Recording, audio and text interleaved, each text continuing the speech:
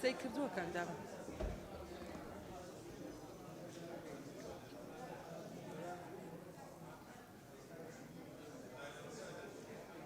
بەڕێزان ئەندامانی پەرلەمان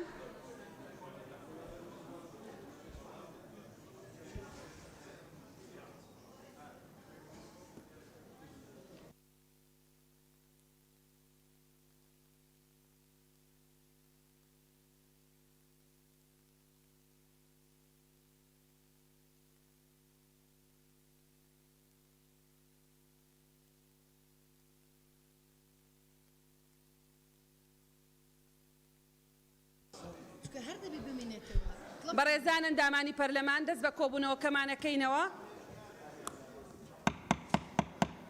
بەڵێ فەرموو شادی خان بەڕێز سەرۆکی پەرلەمان زۆر سپاس شادی نەوزاد من یەکەم خاڵ لە کۆتا خاڵی راپۆرتەکەی لیژنەی تایبەتمەندەوە دەست پێ دەکەم وەک کاک جەمال ئاماژەی پێدا و منیش تکراری دەکەمەوە کە سەرچاوەکانی ئاو سەرچاوەیەک نین تایبەت بن تەنیا ئەو نمونەی کە لەو خاڵە باسکراوە بێگومان تەنیا تایبەت نین بە ئێمە یاخود مڵکداریەکەین تەنیا ناگەڕێتەوە بۆ دەوڵەت بەڕای من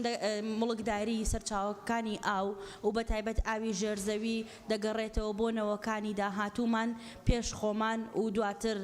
مڵکدارەکەی دەگەڕێتەوە بۆ دەوڵەت بۆ پێشنیازەکەم بکرێتە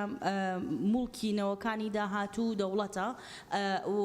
ئەم خاڵە بە هەند وەربگیرێ لەلایەن میوانی بەڕێز وەزیری پلاندانان کە لە پلانیاندا هەبێ لە داهاتوودا کاری لەسەر بکەن من پرسیارەکانم بەمە دەست پێ دەکەم یەکەم بابەتی دانووسانەکان بە تایبەت لەسەر پرسی موچە لەگەڵ بەغداد بەکوێ گەیشتون دوای ئەوە ئەگەر ئێمە ئەزانین یاخود لە ئەگەر هەیە بەوەی کە دانووسانەکان ئەنجامیان نەبێت یاخود بە کاتێکی نزیک ئەنجامیان نەبێت بەڕێز وەزیری دارایی و وەزیری پلاندانان بەدیل هەیە بۆ ئەو کورتی هێنانەی لە مەجای پێدانی موچەدا هەیە ئایا بەدیل هەیە بۆ پڕکردنەوەی ئەو کورت هێنانەی کە هەیە ئەگەر هەیە چییە ڕوونکردنەوەمان بەدەنێ زۆر سپاسدانەکەین سێهم بەڕێز وەزیری دارایی لە حاڵەتی تاوبوون دانووسانەکان و تەرخانکردنی بڕێک پارە و ئایا ئەگەر بەبێ پرسیاری دۆم ئەگەر بەدیل هەیە کەی بەنیازن یاسای بودجە بێتە پەرلەمانی کوردستان و قسەی لەبارەوە بکەین خۆتان دەزانن ئەگەر ئێمە یاسای بودجەمان لە بەردەمانە بێت ئەندامانی پەرلەمان زۆر گرانتر دەتوانن بەدەدا چون بکەن زۆر گرانتر دەتوانن ڕۆڵی خۆیان لە چاودەریدا بگێڕن بۆیە زۆر گرنگە کە یاسای بودجە بێتەوە پەرلەمان و خۆشتان نەزان چەندین ساڵە نەهاتۆتە پەرلەمان بۆ ئێمە خاڵێکی زۆر جەوهەری و زۆر گرنگە بەلای ئێمەوە پرسیارێکی ترم ئایا ڕێکاری وەرگرتنەوەی قەرزەکان وەکو ئەندامانی تر ئاماژەیان پێدا لە کۆمپانیاکان بەکوێ گەیشتووە زانیاریمان لەسەر ئەوەش بدەنێ خراپ نابێت سپاسدانەکەین ئایا لە یاسای چاکسازی چی کراوە بۆ لابردن یاخود ڕێکارەکانی نەهێشتنی دوو موچە و سێ موچە لە لیستی موچەکاندا بەکوێ گەیشتووە و چی لەسەر ئەو خاڵە کراوە بە پێی یاسای چاکسازی کە ئێستاش کەوتۆتە بواری جێبەجێکردنەوە پرسیارێکی ترم ئایا کەی داهاتی هەرێمەگاتە ئەو ڕادەیە یاخود ئەو شوێنەی کە 30 ڕۆژ جارێ ئێمە موچەمان هەبێ و بێ کێشە بینە سەر ئەو کێشە گەورانەی کە زۆر لە کێشەی موچە گەورەترن بەڵام لەبەر ضروریەتی ژیانی ڕۆژانی هاوڵاتی ئێمە کێشەی هەرە گەورەمان وەکو ئەندامانی پەرلەمان لە ئێستا بۆتە موچە و بودجێ هەرێم ئێمە کەی وامان لێ دێ کە ئیتر بیر لەوە نەکەینەوە چەند ڕۆژ جارێ موچە دراوە ئەو فەرمانبەرانی هەرێمی کوردستان کەی شایستەکانی خۆیانیان وەرگرتووە و تا بتوانین کار بکەین لەسەر ئەو سپاس کاک مەلا ناسر فەرموون دەست خۆش شادی خان بۆ قسەکان بەناوی خوای گەورە و میهرەبان بەڕێز سەرۆکی پەرلەمان بە خێراتنی وەزیرە بەڕێزەکانەکەین چەند پرسیارێکمان هەیە لە بەڕێز وەزیری دارایی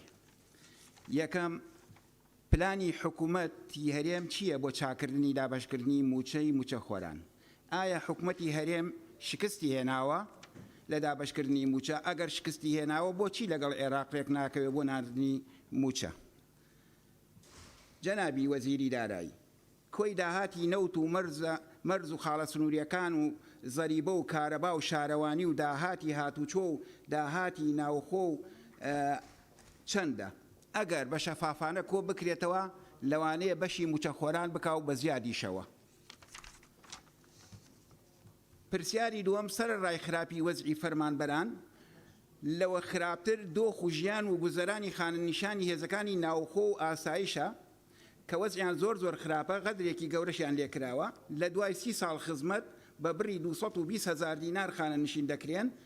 بۆیە پێویستە یاسای خانەنشینی هێزەکانی ناوخۆ و ئاسایش لە داهاتوودا هەموار بکرێتەوە بۆ ئەوەی وەزعی خانەنشینی هێزەکانی ئاسایش و ناوخۆ چاک بکرێت تاوەکو ژمارەیەکی زۆرتریش لە هێزەکانی ئاسایش و ناوخۆ خانەنشین بن. پرسیارێکی تر دەربارەی بیرەنەوتی خۆرمەڵە بڕێکی زۆر لە نەوتی هەرێم پێک دەهێنێ ئایا مانگانە داهاتەکەی چەندە؟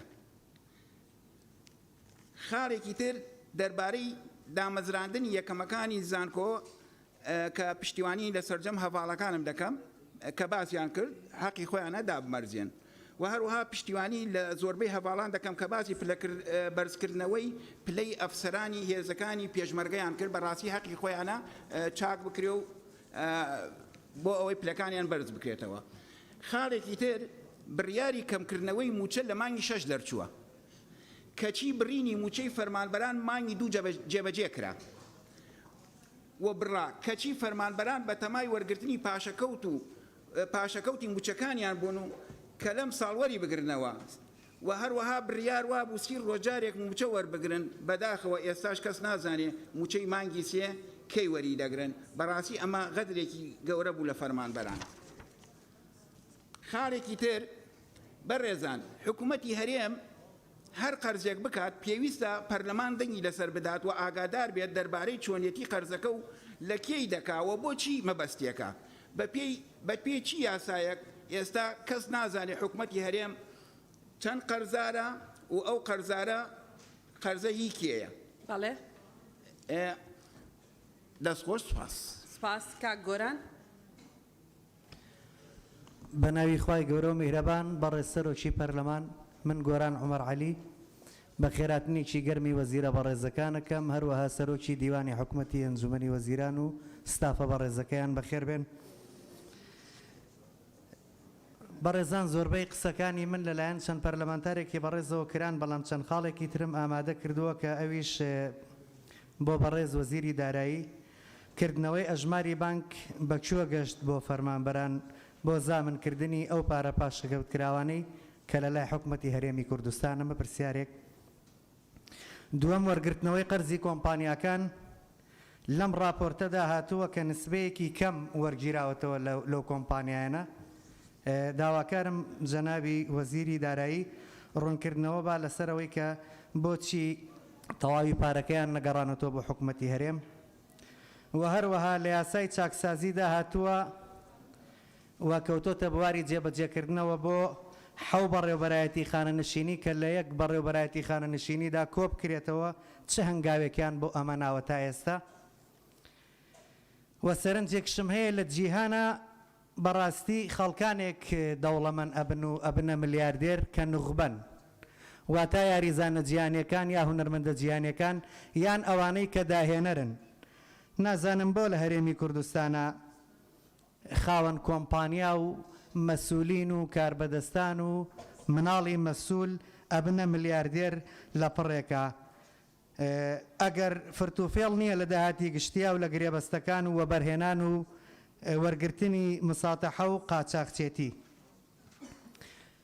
هەروەک وەزانن کە خاوەن کۆمپانیا هەیە هەتا ئێستش زەوی بە هەنگاوە پێوێ بڕای بە مەترە هەر نییە نازانم چۆن بۆتە ملیاردێر لە جیهانە داهێنەرەکانە بنە ملیاردێر. و هەروەها پشگیری خۆم ئاراستەی پشگیری لە وتەکانی بەڕێز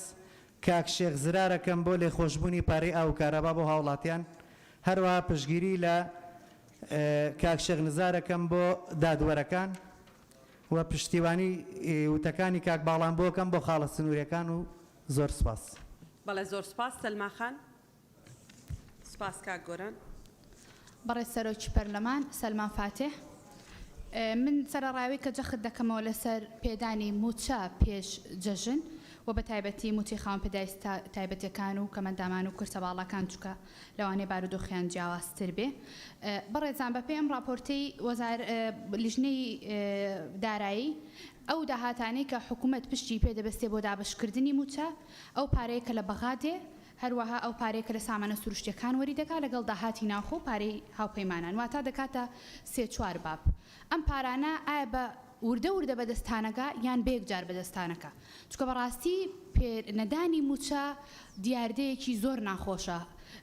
کاک ئاوات ئەمە چەند مانگێکی سەرەتای ئەم ساڵ نییە کە ئێمە ئەوانەی ڕابردوومان بیرچێتەوە ئەوانەی ڕابردووشمان بیر ناچێتەوە زیاد لە چەند ساڵێک کە بێ بە بەردەوامی دواکەوتنی موچە بۆ بە دیاردە ڕاستە جەنابەت لەوانەیە نزیکەی ساڵێک لەوێ بێ بەڵام یعنی من حەزەکەم بزانم حکمت چییە لەوەی موچە بە یەک مانگ تەوزیعەکرێ وەزارەتی ناوخۆ یەک هەفتەی پێچێ تا تەوزیعەکرێ ڕۆژی لیوایەک موچە وەرەگرێ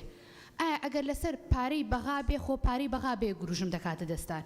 داهاتی ناوخۆ لەوانێت تۆزێک پێویستی بە کۆکردنەوە هەبێ ئێخۆ پارەی وەزارەتی سامانە سروشتیەکان هەر بێ گروژم دەکاتە بەردەستان دابەشکردنی موچە بۆ یەک مانگی دەوێ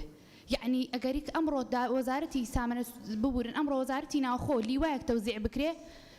لیواکەی ئەولاتر هەفتەی ئەولاتر موچە وەرەگرێ بەڕاستی من دەمێ بزانم وەزارەتی دارایی کە ئاگاداری هەموو داهاتی وەزارەتەکانی ترە ئایا ئاگاداری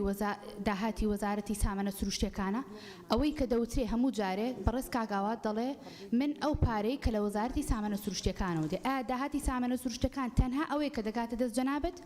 یاخود داهاتی تر هەیە و وەزارەتی دارایی ئاگادار نییە و هەر لەم ڕوانگەیەشەوە من جەخت لەسەر پڕکردنەوەی پۆستی بەڕێز وەزیری سامانە سروشتیەکان دەکەم چونکە پێم وایە فراخبوونی ئەو پۆستە هەندێک کێشەیە بۆیە ئەگەر پڕ بێتەوە بەشێک لە کێشەکان چارەسەر دەکرێت پرسیارێکی ترم لەسەر ئەوەیە کە بەخشین بە ناوی پرۆژەی وەبەرهێنانەوە بۆ ماوەی 10 ساڵە هەیە وەبەرهێنەرە بەڕێزەکان هۆکاری یەکێک بوون لە هۆکارەکانی بژانەوەی ئابووری و ئاودانکردنەوەی کوردستان بەڵام 10 ساڵە دەبێت دەبەخشرێن لە باج و لە داهات ئەمە بۆ کاتی خۆی پێش 10 ساڵ زۆر گونجاو بوو بەڵام ئێستا پێویستەکە ڕەچاوێک یاخود چاوپێخشاندنەوەیەک بە یاسای وەبەرهێنانە بکەین و خەڵکانێکی زۆر هەن بە ناوی وەبەرهێنانەوە لەبەرەوەی یاساکە لە باج دەیبەخشێت کە لوپەل دەهێنن بە ناوی وەبەرهێنانەوە لە کاتێکە ناچێتە زمینی ئەو پرۆژانی بۆ پرۆژەی بۆ وەبەرهێنان بەکار نایە لە کاتێکدا دەبینین باج لەسەر کلێنس و قەڵەم و وەرەقە و تەماتە و خەیار و هەمووی دادەنرێ بەڵام باج لەسەر کۆمپانیا نەوتیەکان نییە باج لەسەر کۆمپانیا وەبەرهێنانەکان نییە کە ئەمەش جێگەینی گەرانێکی زۆرە زۆر سپاس بەڵێ کاکتۆر سەباح نقطە نظامیت هەیە دوایەوە جەنابەت قسە دەکەی کاک جەلال فەرموو کاکتۆر سەباح بەڕێز سەرۆکی پەرلەمان ئێمە لە لوژنەی تەندروستی پێمان باشە کە ئەو بەرگەی دوای ئەوە کە خوێندنەوەی دووەمی ماف و ئەرکی نەخۆش بە پێ مادەی 48 بەرگەی دووەم پەیڕەوی ناوخۆی پەرلەمان داوا دەکەم کە ئەو بەرگەت بێتە تەئەجیلکردن بۆ پاشی جێژن ئەگەر ئەندامانی پەرلەمان ڕازی بن چونکی ئەو یاساکی زۆر گرنگە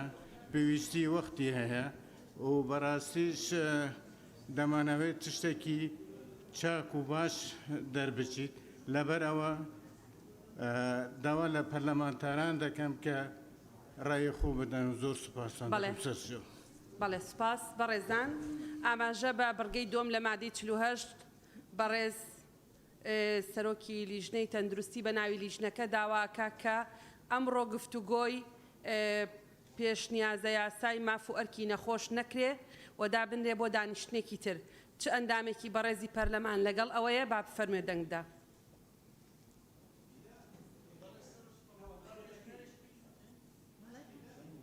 بەڵێ بژمێرە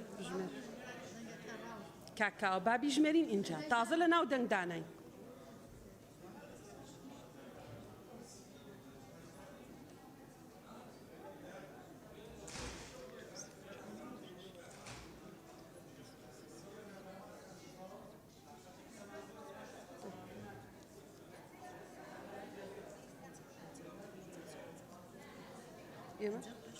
زۆر سپاس بەدەنگی 58 ئەندامی پەرلەمان ئەو بڕگەیە دوا ئەخرێ بۆ دانیشتێکی تر بۆ دانیشتنی داهاتوو بەڵێ بەڕێزان فەرموو کاک جەلال زۆر سپاس بەڕێز سەرۆکی پەرلەمان پڕ بەدڵ بە خێراتیشی گەرمی ستافی بەڵێ فەرموون ستافی ئەنجومەنی وەزیران دەکەم بەخێر بێن سەرسەر و سەرچاوان قسەی دەکەم کەریم کڕمن بابە قسان دەکەم زۆر سوپاس. بەردەوام بە کاک جەلال فەرموو. پشتگیری بەڕاستی هەواڵانی بەڕێزم دەکەن سەبارەت بە فەرمانبەرانی گرێبەست ئینشاڵڵا لە داهاتووێکی نزیک درادا دەمەزرێن و وەزعی دارایی حکوومەتیش زۆر باش دەبتەوە بە ئەوەی دانێم. سەبارەت بە پرسیارێکی تایبەتم بۆ کاکە دکتۆر ئومێد سەواح سەبارەت بە ئەوانەی لە کتاب لە حەدبا لە قەلەم تەواویان کردووە ئایا لە داهاتووی نزیکدا ئومێدێکی خۆشێ ناو دکتۆر ئومێدەکەی ئەوانە شادەکانی اعترافیان پێ بکرێن ئینشاءالله ئومێدیش بۆ گرێبەستەکان فەرمانبەری گرێبەست ئینشاءالله ئەوانیش دادەمەزرێن. سەبارەت بە مەزرعەکان زۆر جار باس کرایە جەنابی وەزیرە بەڕێزەکان باش ئەو مەزرعانە لۆ تاپۆ ناکرێن یعنی بەس تاپۆ بکرێن 3 ملیار و کەسر دۆلار بۆ حکوومەت دێ ئاوەکی بێ حیساب کارەبای بێ حیساب ئەو هەموو پارە زەبەلاح بۆ حکوومەت دێ ئەنی ئەوانە هەر داگیریان کردو داگیریان کردو تازە ڕۆیوە بەداخەوە قسە دەکەم لە زۆر زێر پێیان دەرێن جێ فێرعەونەکان ئەنی ئەوانی مەزرعەکانی ڕێز بۆ هەمویان ئەمیان عەزیزی ئێمن ێ باشە مادەم ئەوانە استقلالی ئەو جێ باشیان کردی ئەو هەموو پارچە زەویە ڕۆی ئەو هەموو ئەو کارەبایە ڕۆژانە بە هەدەر دەڕوان لۆ تاپۆیان لەسەر ناکەن و ئەو پارە زۆرە بۆ حکوومەت دەبتەواری دەک سێ مانجی موچەی فەرمانبەرانی پێدرێ بە ئیسراحەت. ئەوی تر ئەگەر ئەمن ئێستا سەکەچی بە ڕسید ئەندامی پەرلەمانە بروزم 150,000 بی لە ڕووی یاساییەوە چم بەسەردەی ئەگەر ڕسیدی نەبی. باوەڕ بکە برادرمە کۆمپانیای هەیە بۆ وێزگەی کارەبا کە بۆ خزمەت گوزاری گشتیە بۆ هەموو خەڵکە چەکی بێ ڕسیدی وەزارەتی سامانە سروشتەکانیان پێداوە 4-5 ساڵە فەقیرە هاوردەکە پارەکەی نادرێت چەکی بێ ڕسیدی وەزارەتی سامانە سروشتەکان ئێبدیسان دەڵێمەوە معقولە چەکی بێ ڕسید لە وەزارەتی سامانە سروشتەکان دەرچێ 100 قسور ملیار بێ زۆر ئەوی دی بەڕاستی سەبارەت بەو ئەو زۆر باسکە دوو موچە و سێ موچە یعنی هەیە ئەمن ئێستا دەزانم لە پلەی بچی بەرزی وەزارەتەکە لە خوارش بردەستە ینی بەردەستە لەولای هەردوو موچەکەشی ماوە لە وەزارەتێکە لەولای لە وەزارەتی شتریشە دوو موچەکەی لە هەزار وەردەگری باشە دی بایۆمەتریە چۆن نایان گۆ 5 ئەوە هەموو دەردەسی یعنی لە هەزار دوو موچەکە وەردەگری بەڕاستی ئەوە دەبێت لە زووترین کات چارە سەرکەی ئەوی ترم تایبەتە بە ئەوەی بەڕێز خۆشەویست بە وەزیرە بەڕێزەکان هیوادارم زویر نەبن بیستیتم دەنێن 15 ملیۆن نەسریە وەردەگرن ئێستا 121 و 150 بەڕاوە 15 ملیۆن نەسریە ئێوەی بەڕێز وەری دەگرن لە حکوومەتی مانگانە ئەو جانازام ڕاستەیاندا ئەو 15 ملیۆنە لەسەر ئەساسە وەردەگیرێ ئەو نەسریە یعنی هیچ بادەچی یاسایی هەیە و ئەگەر وەردەگیرێت چۆن تەسفیە دەکرێت مانگانە مەساگە بۆ وەردەستی خۆتانیان لە ڕووی یاساییەوە دەرێن هەندێک سەرۆک دەستەکانیش 15 ملیۆن وەردەگرێت کەم بووە زۆر بووە نازانم وەڵای ئەگەر وەڵامێکە بی سوپاستان دەکەم هەر ساغ من زۆر سوپاسکەریم. بەڵێ سپاس بۆ جەنابێت. کاک حکمەت قسە دەکەن جەنابتان؟ بەڵێ. بەرێ سەرۆکی پەرلەمان بەخێر هاتنی میوانە بەرزەکان دەکەین وڵی چەند بابەتێکم هەبوو باز بکەم بەس تەنیا دوو بابەت باز دەکەم لەبەرەوەی برادەران زۆربەیان کردن داخواز دەکەم نازانم ینی وەک پێشنیار کەی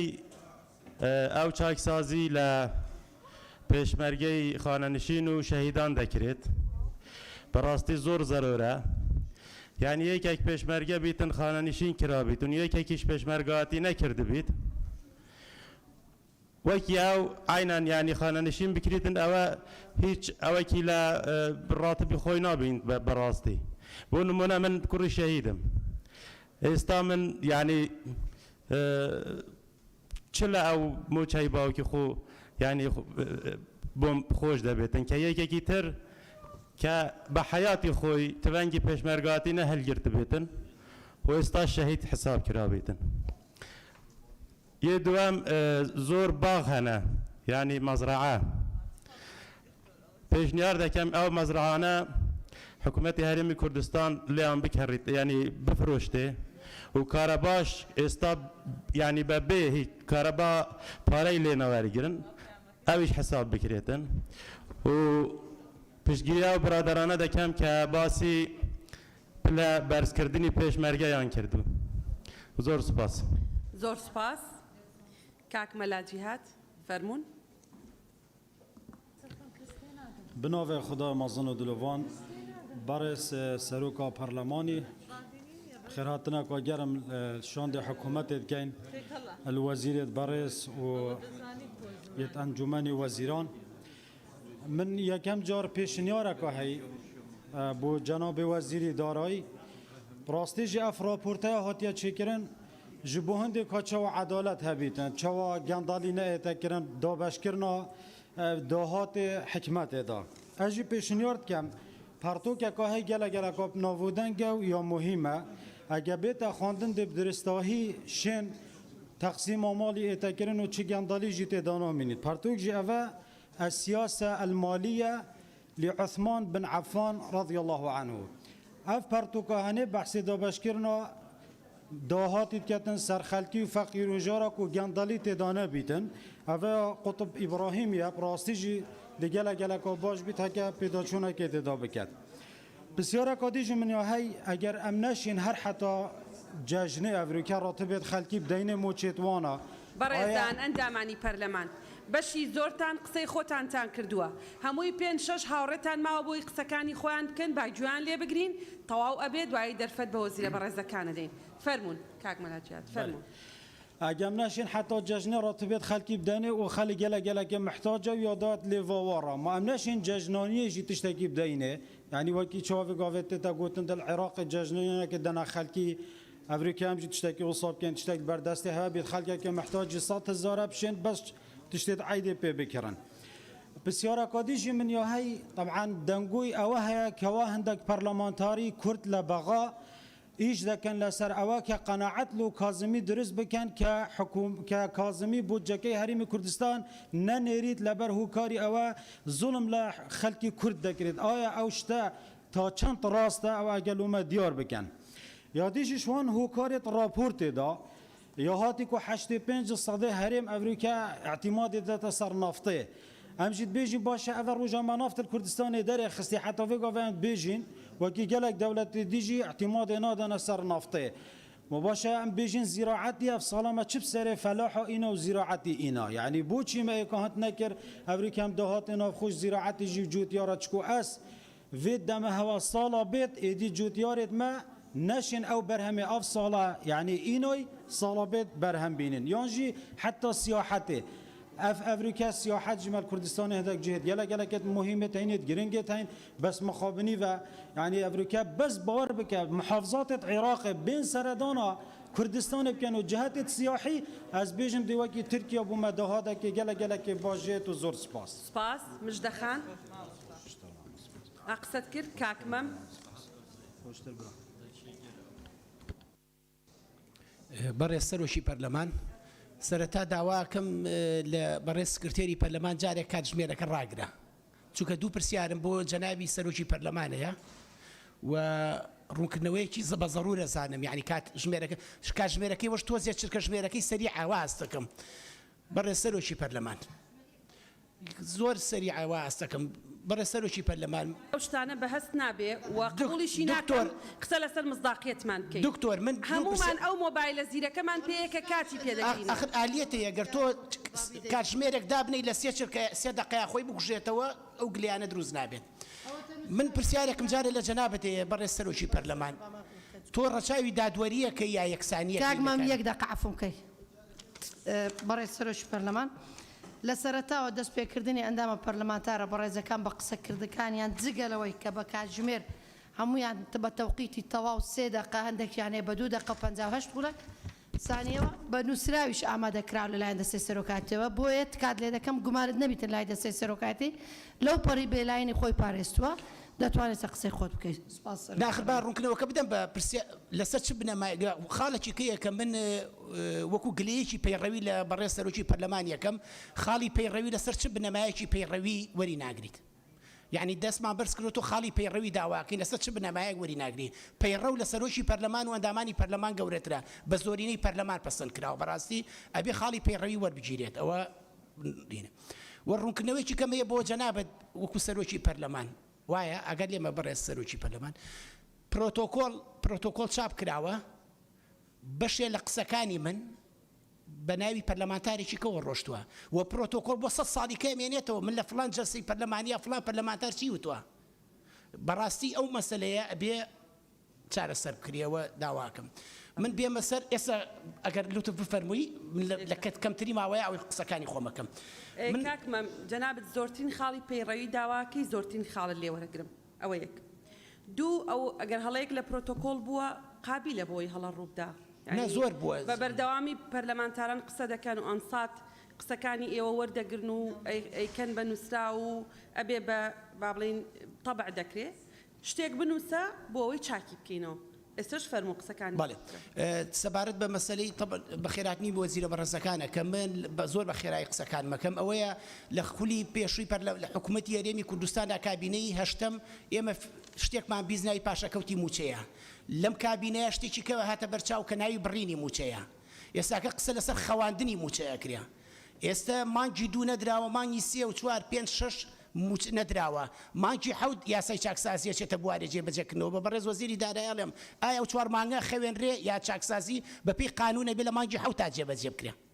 ئەو چوار مانگە چی لێکرێومانە کە ئەوە پرسیەکە مەسەلەی پاشەکەوتی موچە حکوومەتی هەرێمی کوردستان تا ئێستا دەمانگ موچەی نەدا و 34 مانگیش پاشەکەوتی موچەی کردووە ئەم قەرزەیە چییە بێ ئەم حسابە بانقی کە بەپێی یاسای چاکسازیەیە ئەگەر قیمەتی نەمێنێ وەکو بەشەی لە پەرلەمانتارە بەڕێزەکان وتی ئێمە چۆنە مەسەلەیە مامەڵی لەسەر بکەین خاڵێکی کە لە یەکی تایەکی نۆ قەرزەکانی خانوبەرە و هاوسەرگیری و ئەمانە حکوومەت بڕیاریاوە 115 خۆش بێ لە کاتێکدا خەڵکانێکی زۆر فەرمانبەر و موچەخۆرن پارەیان لای حکوومەتە بۆچی ئەمە ناخرێتەوە ژمارە بانکیە لێ خۆشبوون لەمانە بکرێت مەسەلەی تەعینبوونی زانکۆ پەیمانگەکان بە جدیە بێمانە ئەبێ حکوومەت گەنج بکرێتەوە مەسەلەی خانە نشینەکان چارەسەر بکرێ ئایا سەر وەزیری دارایی ئەتوانێت خۆی و ئەنجومەنی وەزیران زامنی 30 ڕۆژ بکەن بۆ پێدانی موچە بەڕاستی لەگەڵ بەغداد ڕێیەکەونەوە 6 جارە چوونەتە بەغداد و ئەو مەسەلەیە چیە کێشەکانتان چییە بەخات داوای هەموو سەرچاوی داهاتە سنووریەکانەکە داهاتی ناوخۆکان نەوتی نیوەی ئەدەنێ هەموو نەوتی ئەدەنێ بەپێی ئەو راپۆرتەی لیژنەی دارایی کە پێشکەشیان کردووە لە مانگی 4 و 5 و 6 تەنیا 47 ملیار دینار بەس داهاتی نەوتە بووە ئەو راپۆرتە 47 ملیار دینار نەوت دابش ڕادەز ناکەن ئەم شیرینیە چێ بە نەوتا ڕۆشتۆ کە دابش ناکرێن نقطەیەکی کە هەیە منەمێت نەختێ زیاتر لەسەری بۆسمەوەی کە ئینە نقطەیەک هەیە کە پەیوەندی بۆ 27 ملیار دینارەوە کە بەڕێز سەرۆکی ئەنجومەنی وەزیران باسی کرد لە 2013ەوە پارە نەهات بودجە 2013 هاتۆتە ناو حکوومەت ناو ئەنجومەنی وەزیران ناو پەرلەمانی کوردستان لە 2013 لە بودجە دینارێک باسی قەرزی حکوومەت نەکراوە کابینەی ڕابردوو کە تەواوی پیاتۆ دیناری قەرزار نەبووە جگە لە پاشەکەوتی موچە نەبێ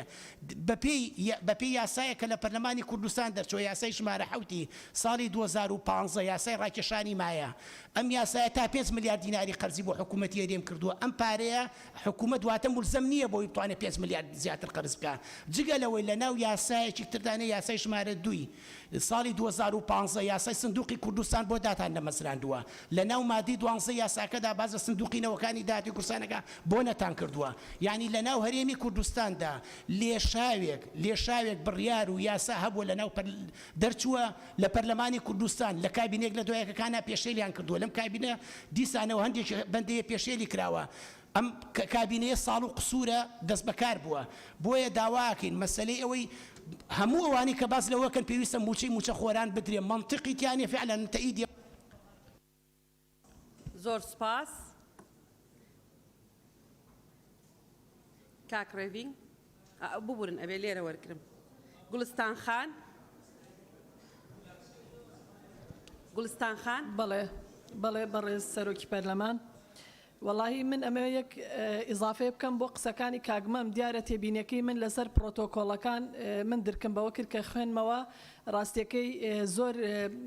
هەڵی تیا چکە ئەمە مێژوویەکە ئەنووسرێتەوە دکتۆرەگیان بەڕێز سەرۆکی پەرلەمان یعنی زۆر بە گرنگی ئەزانم ئەو مێژووە ڕاست بکرێتەوە و داواش لەسەر جەم پەرلەمانتارەکانەکەم بە تایبەتی ئەوانەی دوانمان و ناوێکمان هەیە ناوی باوکمان بڵین من گوڵستان سەعید بۆ ئەوی لەمە دوابیکەین بە عادەت هەمومان ناوی باوکمان بڵین هەر کەسێک بتوانێت ڕاستیەکەی ئەو وتانەی خۆی بە ناوی خۆیەوە بۆ تۆمار بکرێت بەڕێز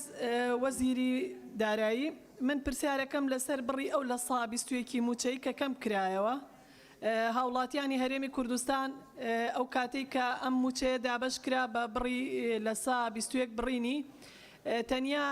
حکوومەتی هەرێمی کوردستان و بە تایبەتی بەڕێز وتەبێژی حکوومەتی هەرێمی کوردستان ئاماژەی بەوەدا کە تەنیا ئەمە بۆ مانیەکە خەڵک بە ئومێدەوە ئەمەی وەرگرت بۆیە هیوادارم ئەو ناومێدیە بە خەڵک نەدەین کە بڕینی موچە دووبارە بێتەوە و هەوڵ بدرێت لە کاتا موچە بە هاوڵاتیان بدرێت. لە کاتی دەرکردنی یاسای چاکسازی بەڕێستان لێرە فەرمووتان کە ئێمە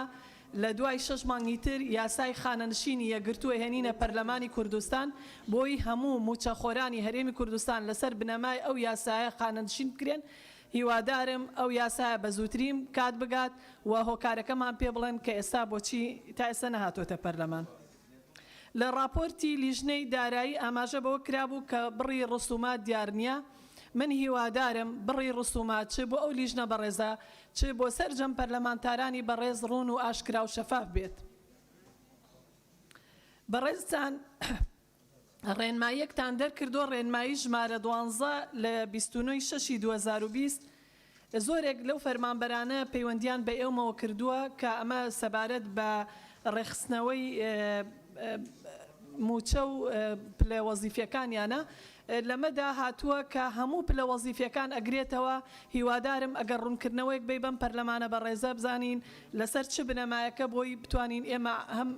چاودێر بین لەسەر ئەو ڕێنمایەوە هەم بتوانین زانیاریکی ئۆتۆمان هەبێت کە خەڵک بۆ ناومێد بۆ لێ. هیوادارم بیر لە دامەزراندنی هەموو دەرچۆکان بکەن و من تەنیا جەخت لەسەر دامەزراندنی یەکەم و دووەم و سێم ناکەمەوە. داواکەم بەڕاستی هەموو دەرچوان مافی ئەویان هەیە هەلی کاریان بۆ بڕەخسێ و بە تایبەتر ئەتوان بڵم لە پلاتفۆرمی هەڵبژاردننی هەموو پارتە سیاسیەکان وعدیەوە دراوە کە 50,000 هەلی کار بڕەخسێ. ئێمە وا ساڵێک زیاتر لە حکوومەتی هەرێمی کوردستان ڕۆیشتووە لەو 50,000 هەلی کارە چەند هەزار هەلی کار ڕەخساوە. کەی فەرمانبەران سوودمەند ئەبن لە پارەی پاشەکەوت بە تایبەتی ئەگەر حکوومەتی هەرێمی کوردستان فشار ئەکات بۆ وەرگرتنەوەی قەرزەکانی خۆی هیوادارم ئەو قەرزە بڕێکی بخرێتە بری ئەوەی کە لە بڕی پاشەکەوت بگەڕێتەوە بۆ فەرمانبەران بۆی ئێمە ئەو بڕە لە جاتەوەی لە 15 لە فەرمانبەر خۆشە بن بیکەن بە لە 140 بۆ نمونە لە بڕی پاشەکەوت کرا ئەو پارەیە مۆزە بیگەڕێتەوە بۆ حکومەت لە 60ەکەی لێوەرگرن لەو بڕواایەدام کە مەهاندانێکی زۆرتر ئەبێ کە فەرمانبەر مولزەم بێ بە پێدانی قەرز و پێشینەکانی. لەگەڵ ئەوە شابەڕاستی ئەوەی کە فائیدەی تەخیری پێشینەکانە هیوادارم لێ خۆشببوونێکی بۆ دەربکەن چکە بەڕاستی فەرمانبەران لەبەردەم وەزعێکی زۆر ناهەموار و لەبەر باری بژێوێکی زۆر قورسدان.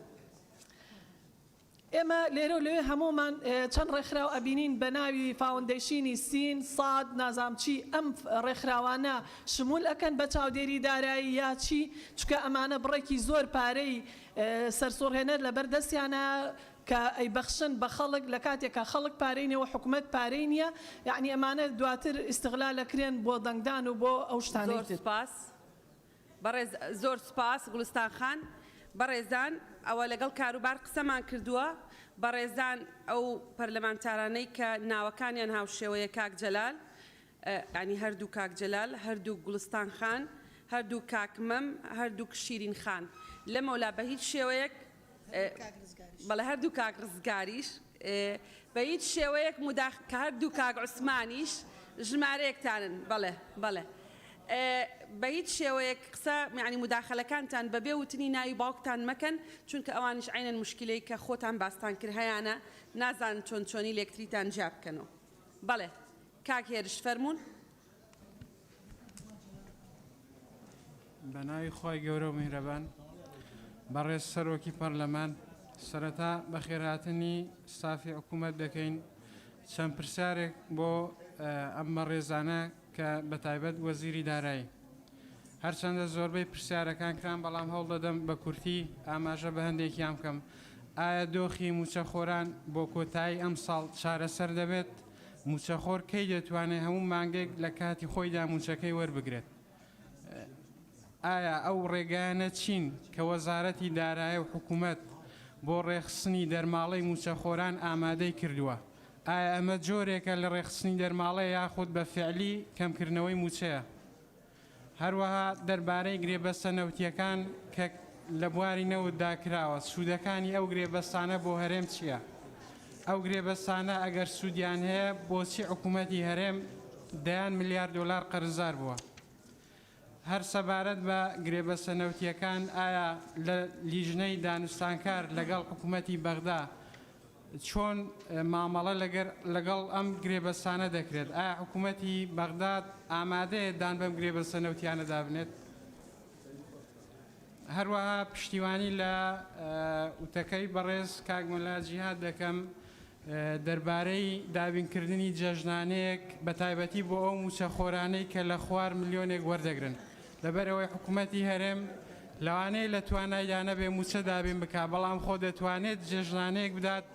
بەو موچەخۆرانەی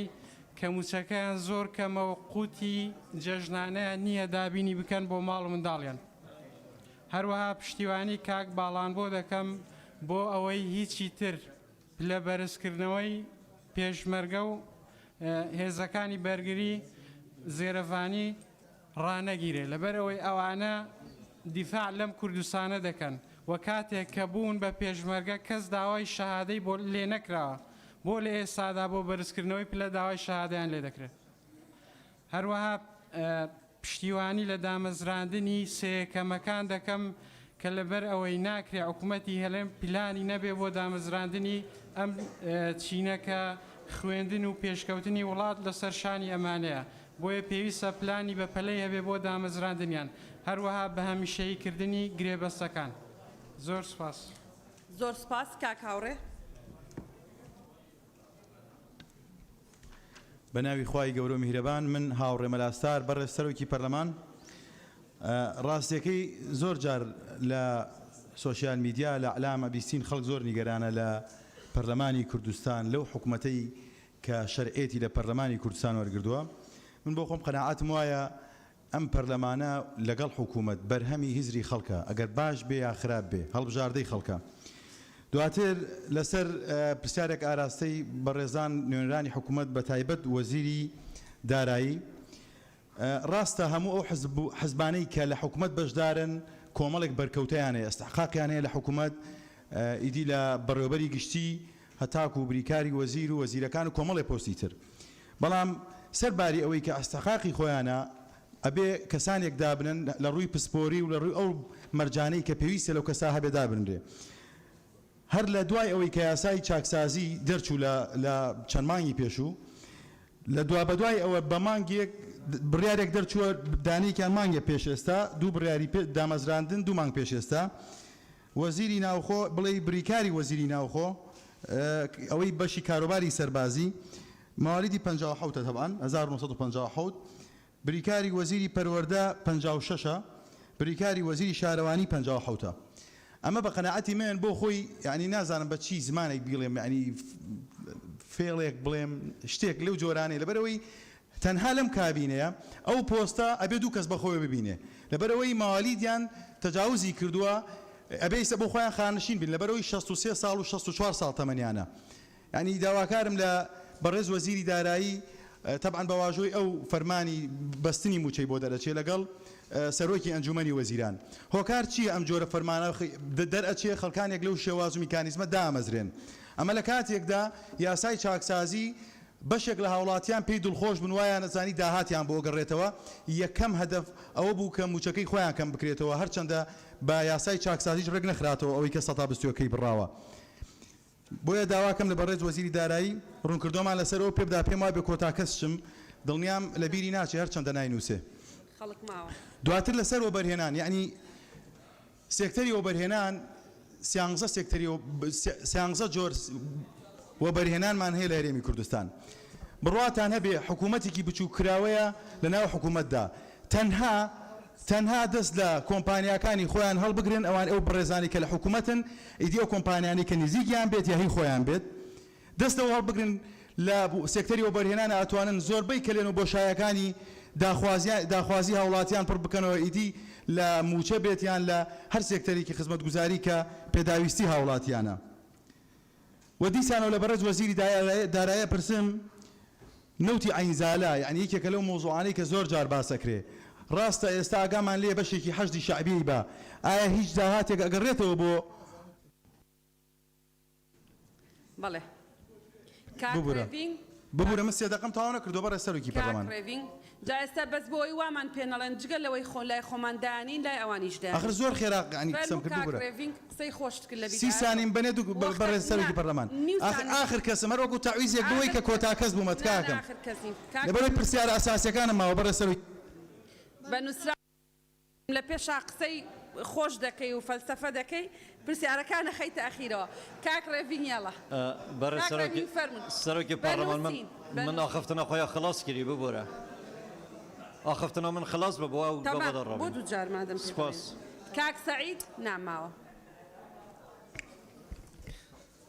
بەڕێز سەرۆکی پەرلەمان بە خێراتنی میوانانی بەڕێز دەکەین کاک سەعید قسە دەکا کاک سەعید قسە دەکا فەرمون کاک سەعید بەپێی راپۆرتی لیژنەی دارایی کە سەرچاوەکەی وەزارەتی داراییە تەرکیب لەسەر داهاتەکانی هەرێمی کوردستان کرایە یەکێک لەو داهاتانەی کە باز دەکرێتن داهاتی خاڵە سنووریەکانە کە ئیشارەت بەوەی دەدا داهاتی 6 مانگ یعنی لە یەکی 2020 تا 36 505 میلیارد دینارە دەبێ ئەگەر دابەشی بکەین بەسەر ئەو چوار مەرزەی کە فەرمین نازەمە داهاتەکەی هەموو مەرزەکانیان بەس مەرزە ئەوەکانن فەرمیەکانن بۆ هەر مانگێک داهاتی یەک مەرز دەکاتە 20 میلیارد دینار طبعا ئەمە ئەگەر بە یان ئەوەتە داتاکە دروست نییە یان ئەوەتە داهاتی سنوورە خاڵە سنووریەکان بە دروستی ناگێتەوە سەر خەزینەی حکوومەتی هەرێمی کوردستان سێ پرسیارم هەیە وەڵا لە بەڕێز وەزیری دارایی ئایا ئەو داتانەی کە درایتە لیژنەی دارایی لەسەر داهاتی خاڵە سنووریەکان داتاکان دروستن یان داهاتەکان وەکو پێویست ناگەڕێنەوە خەزینەی حکوومەت حەقیش بوو داهاتی خاڵە سنووریەکان بەجیات دەستیشان کرابە چونکە دەنگۆیەکی زۆر هەیە کە داهاتی هەموو سنوورەکان ناوێتەوە سەر خەزینەی حکوومەت حەق بوو سنوور بە سنوور ئیشارەت پێدرابایە و پێشنیار دەکەم کە ئیشی ئەو کۆمپانیا ئەهلیانە بەڕاستی ئەو کۆمپانیای کە لە مەرزەکان ئیش دەکەن کەرتی تایبەت حەقا حکوومەتی هەرێمی کوردستان بزات وەزارەتی دارایی ئیشی ئەو کۆمپانیا وەرگێت بەخۆی ئیشەکان ڕایی بکاتن چونکە داهاتێکی خەیاڵی بەس لە یەک کۆمپانیای کوالیتی کۆنتترۆل ئێمە وەکو لیژنەی دەستپاکی کە سەردانی دەواازەکانمان کرد لە یەکێک لە کۆمپانیەکانمان پرسی گوتمان دەکرێت داهاتی یەک ڕۆژمان بدێ لە کوالیتی کۆنتترۆل گوتی ئی 4 ساعتتان دەدەمێ 37 میلیۆن دیلار بۆ 4 ساعت ئەگەر لەو 37 میلیۆنە سەتا دەی بۆ حکوومەتە بۆ وەزارەتی داراییە حەقا ئەو ئیشانە حکوومەتی هەرێم بزات وەزارەتی دارایی وەرگێتەوە زۆر سپاس زۆر سپاس بۆ بەڕێزت سەوسن خان ئاخر کەسە تۆ ناوم خوێندیتەوە بەڕێز باش بەڕێز لێرە نەبووی کاک شاخەوان تۆش لێرە نەبووی یا قسەت کرد باشە با سەوسن خان قسە بکە ئاشنا خان ڕاز دەکەی بەڵێ سەوسن خان بەڕێز سەرۆکی پەرلەمان بەڵێ باش من لە پرسیارێکەوە دەست پێ دەکەم یعنی بەڕاستی با لە خۆمان بپرسین هۆکارە سەرەکیەکانی بێموچەی و قەیرانی دارایی ئایا تەنیا حکوومەتی هەرێمی کوردستانە یاخود حکوومەتی فدرالی عێراقا ئەوە ئێمە وەکو نوێنەرانی خەڵکی کوردستان پێویستە ئەمانە لە بەرچاو بگرین و ئەگەر پرسیارێکیش بکەم کە ئایا تا ئێستا حکوومەتی فدرالی عێراق چەند موچە و شایستەی دارایی هاوڵاتیانی هەرێمی کوردستان قەرزدارە ئایا ئەگەر ئەو موچە و شایستە داراییانە بۆ حکوومەتی هەرێمی کوردستان هاتبا وەزعی موچەی خەڵکی هەرێمی کوردستان وەزعی ئابووری خەڵکی هەرێمی کوردستان چەند قات و چەند بەرابەر چاک دەبوو و ئایا ئەم بەڕێزانەی کە لێرەن بەڕاستی وەزیرە بەڕێزەکان سکرتێر و سەرۆکی دیوان کە لێرەن و وەفدی دانوستانیش ئەندامیان لێرەیە لەو دانوستانانەی کە لەگەڵ حکوومەتی فدرالی عێراق دەکرێت ئایا یعنی تاکەی بەڕاستی کە حکوومەتی فدرال بە هۆکاری جۆرا و جۆر یعنی ناچتە بنباری ئەوەی شایستە داراییەکانی هاوڵاتیانی هەرێمی کوردستان سەرف بکات یعنی تاکەی بەم شێوازە بەردەوام دەبێ و ئایا وەفدی دانوستان کاتی نەهاتووە کە بە پێی خاڵە دەستوریەکان حکوومەتی عێراق مولزەم بکات بە خەرجکردنی ئەو ماف و شایستە دارایانەی و تەنانەت پەنا بباتە بەر کۆمەڵگای نێودەوڵەتی بۆ وەرگرتنی مافەکانی خەڵکی کوردستان و یان فشار و کارتی تر بەکار بهێنێت بۆ وەرگرتنی ئەو ماف و شایستە دارایانە. سەبارەت بە مەسەلەی یاسای چاکسازیش لە ڕاستیدا ئەوەی کە هەمووان دەزانین کەوتوتە بۆری جێبەجێکردنەوە، ئایا پێشبینیەکانی ئێوە چییە بۆ ئەوەی کارەکانی لێژنەی چاکسازی کەی بە کۆتا دێوە ئەو داهاتەی کە دەگەڕێتەوە کە کۆمەڵێک لە پەرلەمانتارە بەڕێزەکانی تریش ئەو پرسیارەیان کرد ئەو داهاتە چەندە چەند پێشبینی بۆ دەکەن و بەو پێیەی کە ئەم پەرلەمان و حکوومەتی هەرێمی کوردستانە لەسەر خوێنی هەزاران شەهید بەرهەم هاتووە، من داوا دەکەم لە لێژنەی باڵای چاکسازی کە ئەولەویەت بدرێت بە پێداچوونەوە و چاکسازی و پاکسازی لە لیستی شەهیدانی کوردستان، لە لیستی زیندانیانی سیاسی بەو پێیەی کە 18,000 زیندانی سیاسی چاوەڕوانی وەرگرتنی منحەی زیندانی سیاسی دەکەن.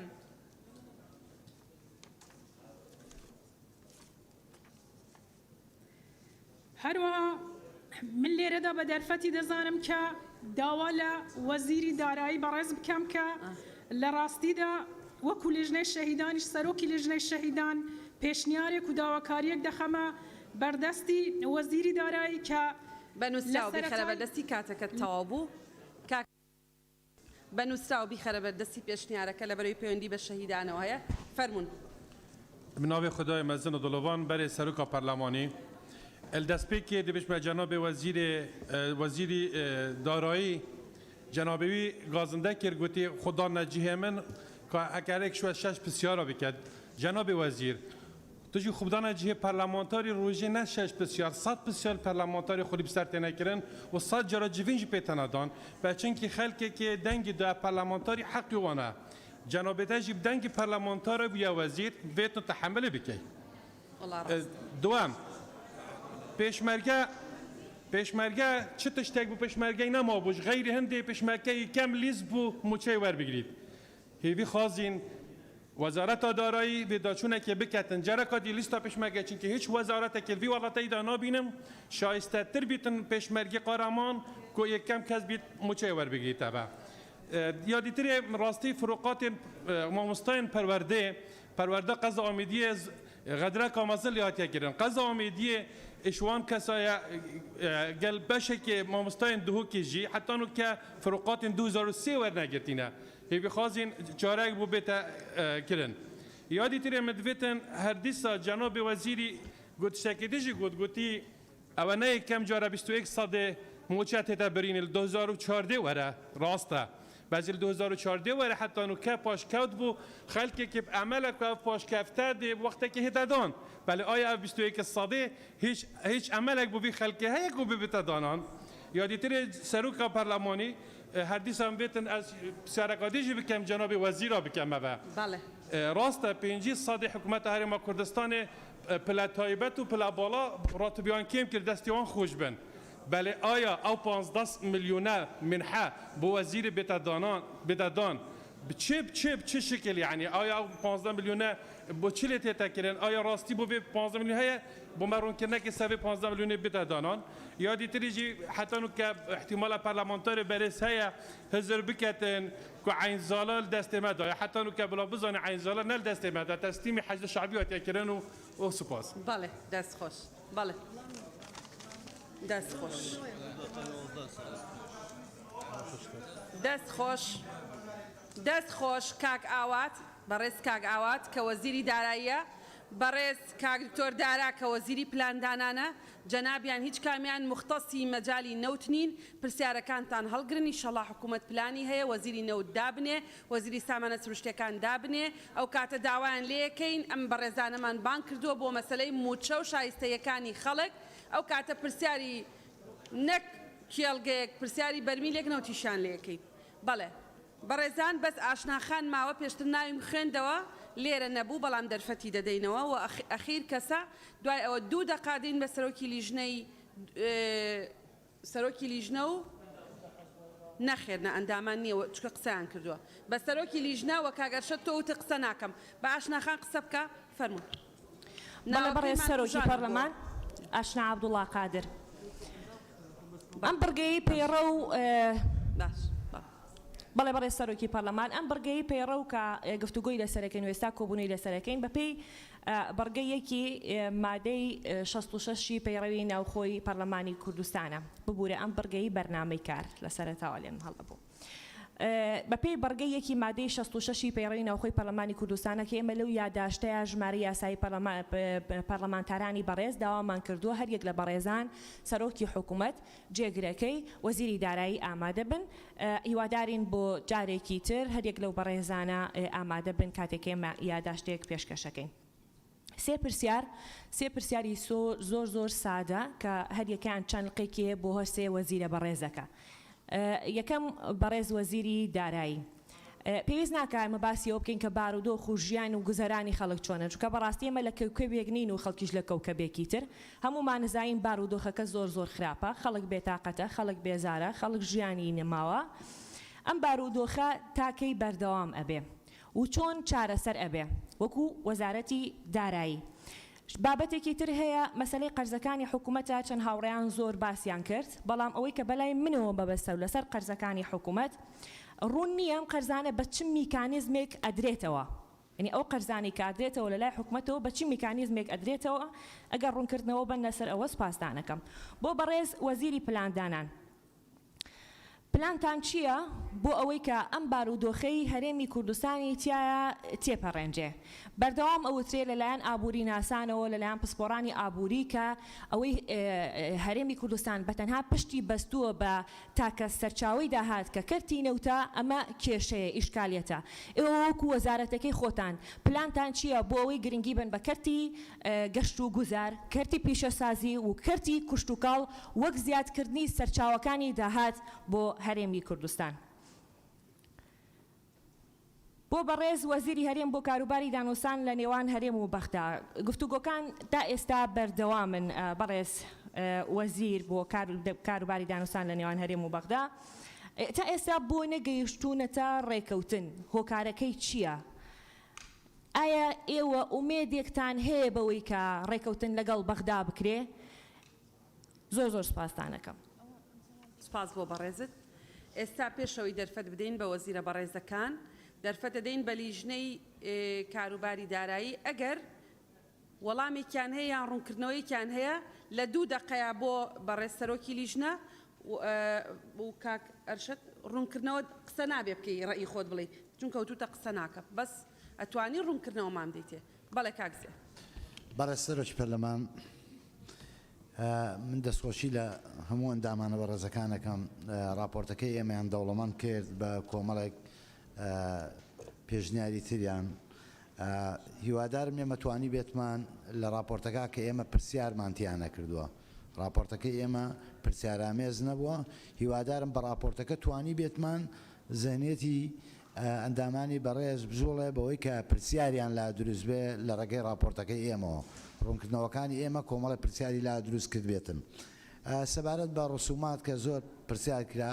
ئێمە پێمان وایە ڕسومات داهاتێکی باش بۆ حکوومەتی هەرێمی کوردستان پایاکە بە سوپاسەوە کە ئێستا جەنابی وەزیر لێرەیە ئێمە ڕۆژانەی کە بە دوای معلوماتەکان ئاگەڕین بە دوای ئەوەی کە داهاتەکان لەکوێوە دێت هاوکاری باش کراین بەڵام بەداخۆ لە مەسلەی ڕسوماتان نەمانتوانی هیچمان دەستکەیە ومێ دەکەین هەم بۆ وەزارەتی دارایی بۆ وەزارەتەکانی کەش باشتر لە داهاتوە بە دەممانەوە بن بۆی معلوماتەکان وەربگرین ومێ دەکەین لە داهاتوە بتوانین باشتر ئێمە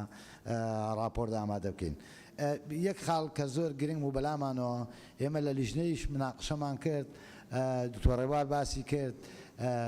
فرەیی لە سەرچاوەی داهات هەمە چەشنەی سەرچاوی داهات زۆر گرنگ بوو ئێمە مناقشەی زۆرمان لەسەر کرد بەڵام لە راپۆرتەکە دیارە بیرمان چووە ئەخیر قسەم کامەوە بیکەم وەکو ئەندامی پەرلەمان داواکەم لە حکوومەتی هەرێمی کوردستان کێ ئەتوانێ کارێ بکات ئیتر دابەشکردنی موچە نەبێتە هەواڵی گرنگ لە کەناڵەکانی میدیا و لای ڕاگەیاندکاران و لای هاوڵاتیانی هەرێمی کوردستان تەمەناکەین ئەو ڕۆژە ببینین کە ئەم بابەتە نەبێتە هەواڵی گرنگ لای هاوڵاتیان کە ئەوە سبێنێ موچە دابەشەکرێەوە هەفتەیەک کە موچە دابەشەکرێ زۆر سپاس. کاگەرشەت ڕوونکردنەوەتان هەیە؟ بەڕێ سەرۆکی پەرلەمان ڕوونکردنەوە بەس لەسەر ئەو تێبینانەیە کە هاوڕێیان لەسەر یەک لەوانە کاکمە بڕهان پێی وابوو کە لە راپۆرتی دارایی وا دیارە کە 47 ملیار لە وەزارەتی سامانە سروشتەکان گەڕاوە بەڕاستی ئەو ڕقەمە لە راپۆرتەکە نییە ئەگەر تەماشەکەی لە بەشی سەرچاوە داراییەکان لە خاڵی سێم نووسراوە ئەو بڕەپارەیە کە لە مانگیەک و دوو سێیان لە 4 و 5 هاتووە بۆ وەزارەتی دارایی لێرەدا لە دکتۆر زێدان کاکمەمگیان قسەکردن و جوابدانەوە ئوسلوبی خۆی هەیە چاوەڕێ دەکەین کە تا کاک ئەرشەد قسەی خۆی تەواوەکە ئەگەر پێویست بوو دەرفەت دەدەین بە جەناب خۆ نابێت لە ناو قسەکانی ئەوە تۆ قسە بکەیت. دکتۆر زێدان پێشنیارێکی جوانی هەبوو کە پێداوچینەوە لەو گرێبەستانەشدا بکرێت کە لەگەر فەرمانگە و دامەزراوەکانی حکوومەتی هەرێمی کوردستان کراوە بەڕای من پێشنیارێکی جوانە کاک باڵام بۆ لەسەر بیرەکان پێشنیارێکی بوو کاک باڵام بۆ بەس بۆ نمونە هاتووە یعنی ئەوە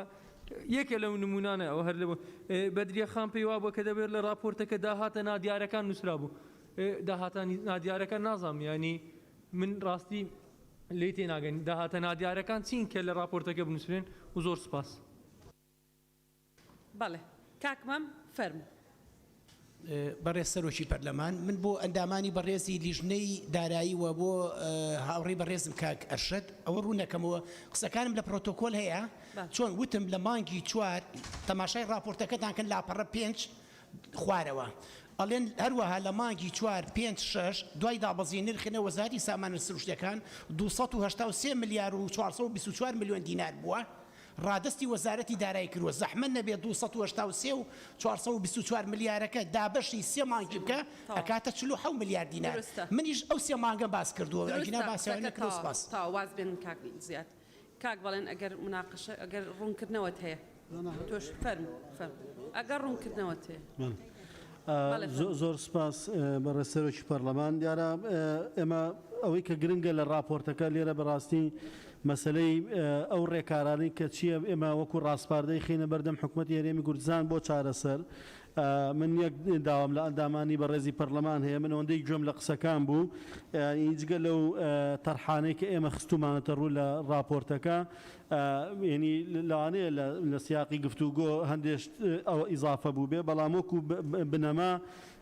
ئێمە هەموویمان دیاری کردووە ئەگەر ئەزانن ئەندامانی بەڕێزی پەرلەمان دوای خوێندنەوەی ئەو ڕاستپاردانەی کە ئێمە کردومان ئەو ڕێگە شوێنانەوەی ئەو چارەسەرانەی کە ئێمە دامانەوە ئیزافەیەکی ترتان هەیە ئەوەی کە باستان کرد هەمووی لە چوارچێەوەی ئەو ڕێگە چارەسەرانە بوو کە ئێمە پێشتر باسمان کردو بەڵام ئەگەر هەستەکەن لە دەرەوەی ڕێگە چارەسەری تر هەیە بە نووسراو بۆمان بنێرن بۆی ئێمە هەم راپۆرتەکەی پێدەوڵەمەند بکەین هەم لەو ڕاستپاردانەی کە ئەیدێنێ دەست حکوومەتی هەرێمی کوردستان دەوڵەمەندتر بێ و ئەوەی سەبارەت بە قسەکەی کاگمەم ئێمە دقیقە بەڵام ئێمە ئەومان کردوتمان ئەو پارەیە بە یەک گوژمە وەرگیراوە ینی دابشکارەکە بۆیە نەمان کردو بەڵام بە یەک گوژمە وەرگیراوە زۆر سپاس. بەڵێ زۆر سپاس بەڕێزان وەزیرە بەڕێزەکان هەر کەس بە گوێرەی ئەو پرسیارانەی و اختصاسی لەو پرسیارانەی کە لێی کراوە فەرمون وەڵام بدەنەوە پێش ئەوە هەندێک پرسیار ئاراستەی بەڕێز سەرۆکی دیوانی ئەنجومەنی وەزیران لەگەڵ بەڕێز سکرتێر کراوە سکرتێری ئەنجومەنی وەزیران بۆی جەنابیان بتوانن قسە بکەن نەبێ جەنابتان بەڕێستان ڕازی بن بەدەنگدان بۆ ئەو بابەتانەی کە ئەیانەوێ وەڵامتان بدەنەوە بفەرمونون ئایا ئێوە ڕەزامەندن بۆ ئەو پرسیارانەی کە ئاراستتان کردوون بەڕێزیان وەڵامتان بدەنەوە دەبێ دەنگ بدەن. بەڵێ بە کۆی دەنگە تقریبان سپاس بەڵێ فەرمونون کەرەمکەن کاک ئاوات کاک دکتۆر دارا کاک خالید.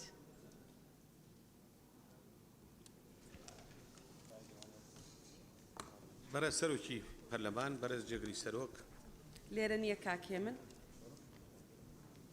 ئەتوانی وەکیلێویش بیت دەتەوا وەکیل. بەڕێزان ئەندامانی پەرلەمان من سەرەتا ڕاستکردنەوەی بکەم لەسەر ئەو مداخلەی من کردم لەسەر مۆزۆی پرسیارکردن لەسەر ئەوە نەبوو کە پرسیار مەکەن بەڵام من ومێدم وابوو لە بیدایەتەوە کە دوای ئەوە راپۆرتەکەی پەرلەمان بخوێنرایەتەوە ڕێگەتان باە بە ئێمە پێم وایە بەشێکی زۆری ئەو پرسیارانە جوابەکەیتان وەرەگرت و ئەمە خاڵی یەکەم. خاڵێکی تر ئەوە بوو کە بەڕاستی ژمارەی پرسیارە تیکرارەکانتان تەمەەن درێژ بن ئەوەنە زۆر بوو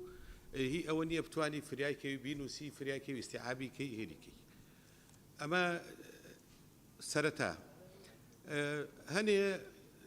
هەنێ خطوتی ئام باسەکەم پێشەوەی بچمە سەر راپۆرتەکەی پەرلەمان لجنەی دارایی پەرلەمان. اینجا دوایی ئەوەنەوەی پرسیارەکان کە ئێمە حەسرمان کردووە لە ژمارەیەکی گەورە دیسان ئەوەنەی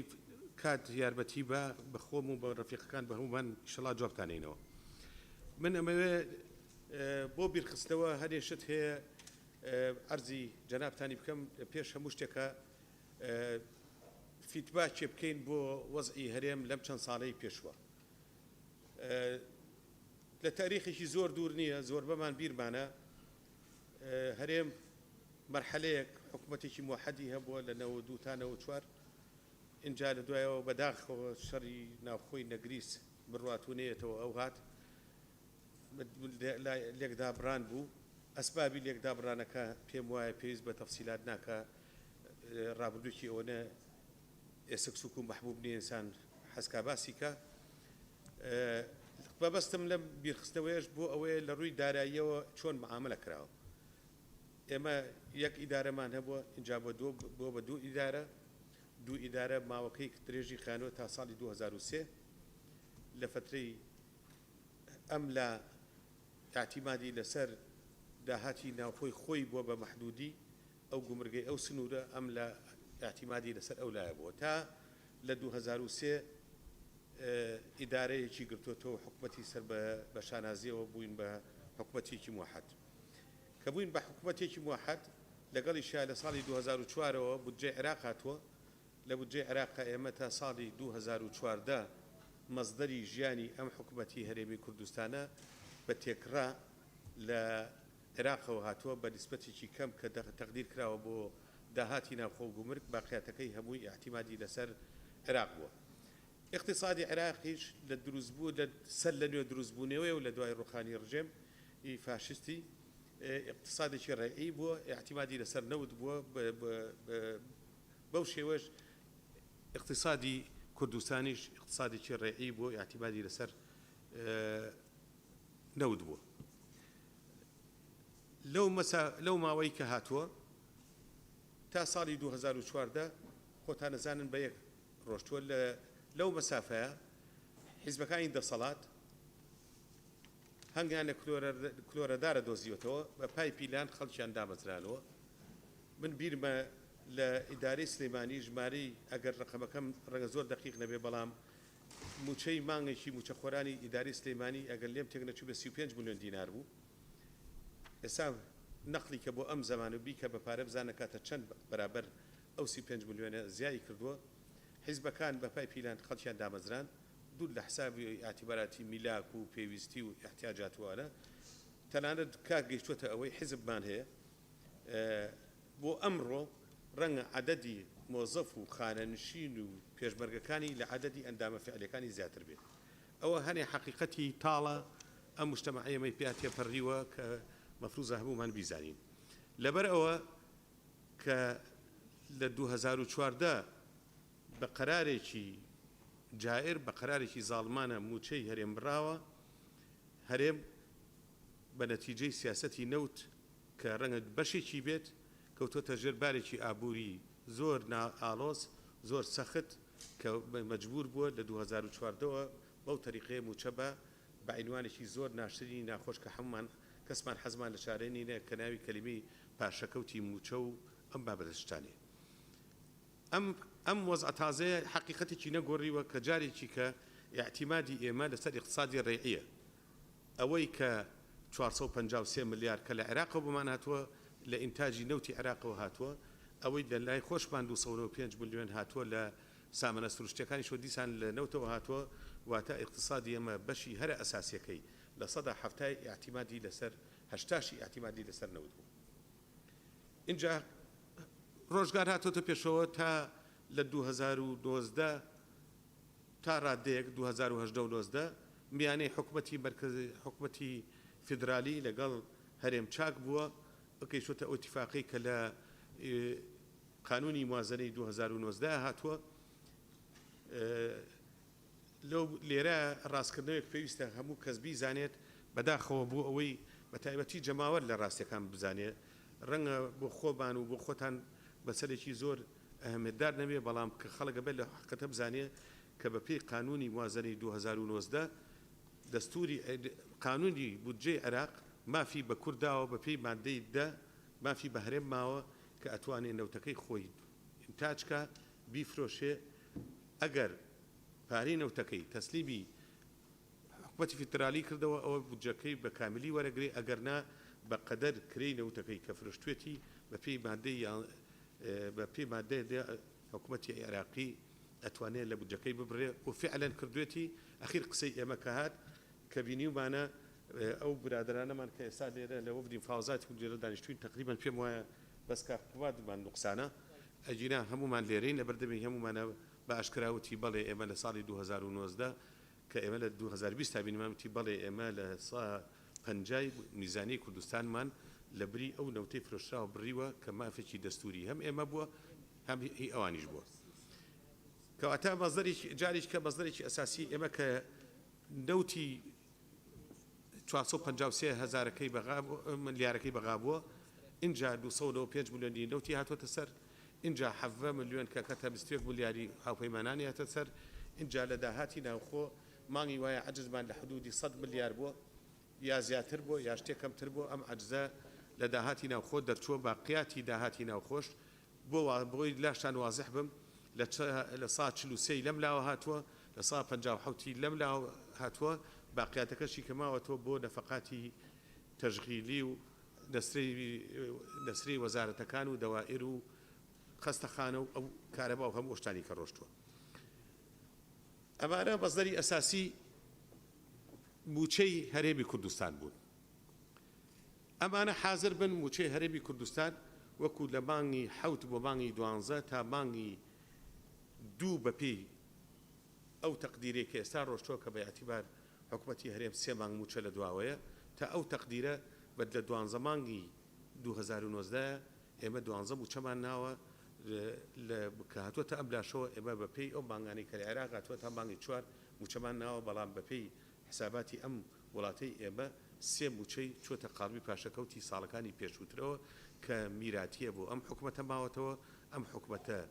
هیچ دەسەڵاتێکی لە دروستکردنی 3 موچەی ئەم دوایە نەبووە یەک حاڵەتی کە هەیە کە لەسەر داهاتەکان باسێکین کە باسی داهاتی نەوتی کوردستانەکەین بۆ هەموو دانیشتوان لێرە فیدباکێکێتەوە خیاڵمان کە ئێمە عقودی نەوتمان وە ئەگەر نەوت وابان نەکردایە ئەم حکومەتە قەناعەتی بۆ هێناوە کە سیاسەتی نەوتی هەرێمی کوردستان سیاسەتێکە شکستی هێناوە بە دەلیلی ئەوەی بەڕێز سەرۆکی ئەنجومەنی وەزیران بەڕێز جێگری سەرۆکی ئەنجومەنی وەزیران ئەو ساش بەشێک لە ئێمە هەر لەگەڵ یەکەم ڕۆژی بە دەست بەکاربوونی حکومەت چوین بۆ بەغا لە دەمی ڕئیسی حکومەتەوە وەفدەکەی ئێمە بە عێراقمان ڕاگەیانوە کە ئێمە ئامادەین کێشەی نەوت لەگەڵ هەرێمە بە هەموو شێوەیەک چارەسەرکەین لە 25 حوتی 2019 هەردوو نایبی ڕئیسی وزەرای عێراق هاتوونەتە ئێرە ئێمە ئیتفاقێکمان لەگەڵا کردوون لەسەر مەوزوعی نەوت لەسەر مەوزوعی بودجەی هەرێم و اتفاقمان لەسەرەوە کردووە هەموو ئەو کێشەیە هەڵپەسێراوانەی لە بینی ئێمە و ئەوانەیە کێشەی مالی و نەوت بەپێی ئەو وەرەقەی کە بەدەسوخەتی دکتۆر سامر غەزبان ئیمزا کراوە ئێمە کێشەکانمان لەو ڕۆوە لەگەڵ عێراقا بڕانوتەوە هاتوین جارێککە بۆ ڕسمی بودجەی عێراق بۆ بودجەی عێراق جاری کە لە مانگی 11 چوینەتەوە بۆ بەغا 3 جار چوین بۆ بەغا لەو مانگە اتفاقێکمان کردووە کە بەداخەوە کەم کەس لە ناو خۆمان بە حیزبەکانیشەوە غێری هەر حەقی خۆتی بەناو ناوی بێنم ئەحمەی حاجڕەشی لە 3 مناسەبەتا باسی کرد کە وەفدی کوردستان سەرکەوتنێکی گەورەی کردووە کێشەی نەوتی لەگەڵ هەرێم لەگەڵ بەغا حەل کرد لەسەر بودجەی کوردستانیش ڕێکەوت کە مانگی 900 ملیۆن بێ ئەمە چووە ناو ئیتفاقی ئەنجومەنی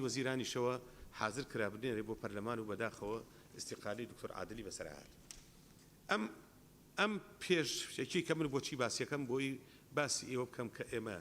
لە حکوومەتی هەرێم بەعزێک لەو ڕفیقانە باسی دابشکردی موچاکە دا ئەم مەزدەرانەی موچە ئەوەی کە بە سابەتی و بە مستەقری هاتوێتە لای ئێمە لەم بە تایبەتی لە با بڵێم لە نیوەی دووەمی ساڵی 2000 بە مستەقری هاتبێ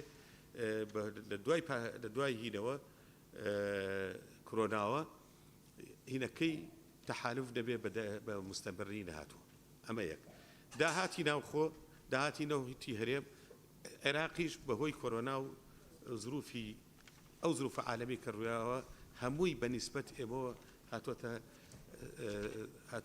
زۆر هاتوۆتە خوارەوە تەنانەت یەکێ لەو ڕەفیقانە باسی کرد کە بە داهاتی وەزارەتی ناوخۆ ئێمە ئەتوانین بژین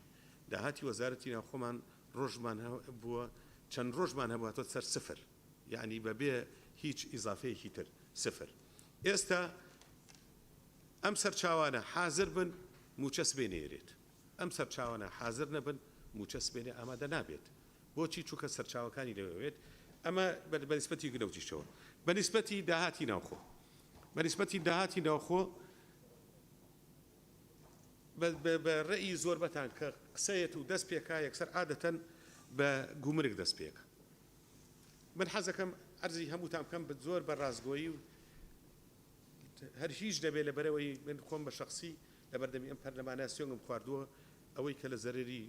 گەل و نیشتیمان بێ من نەیکەم و ناشیکەم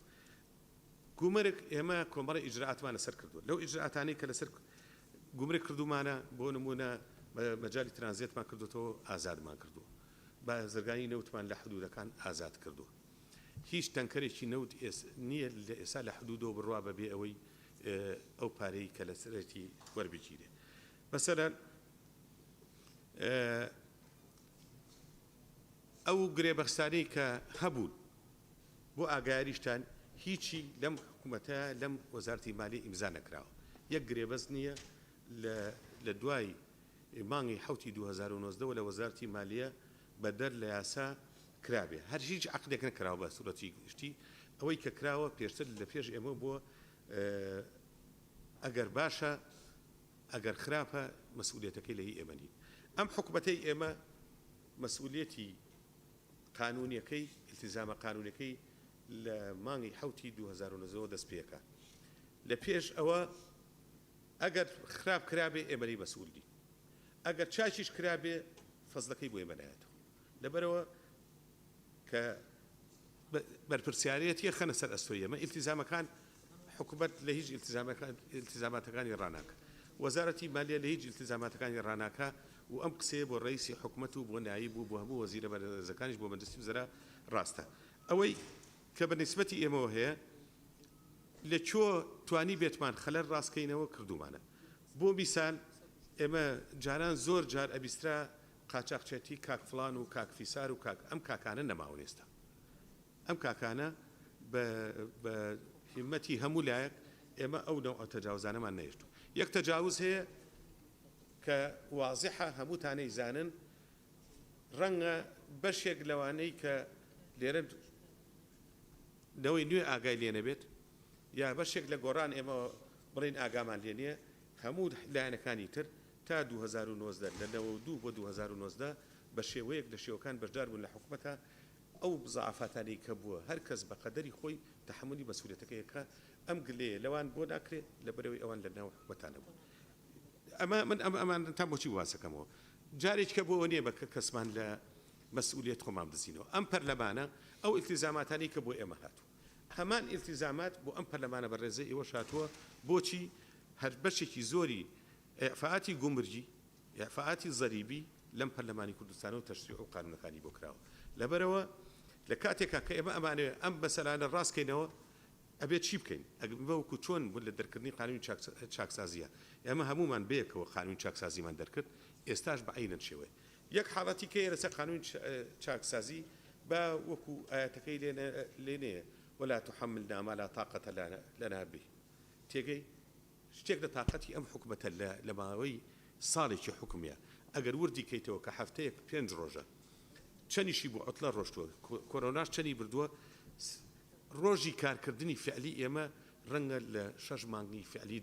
تێنەپەڕەیە یا حەو مانگی فعلی دەرنەچێت لەم حەو مانگە یەکێ لە شانازەکانی ئەم حکوومەتەوە ئێوە ئەوەیە کە ئێمە قانون چاکسازیمان دەرکردو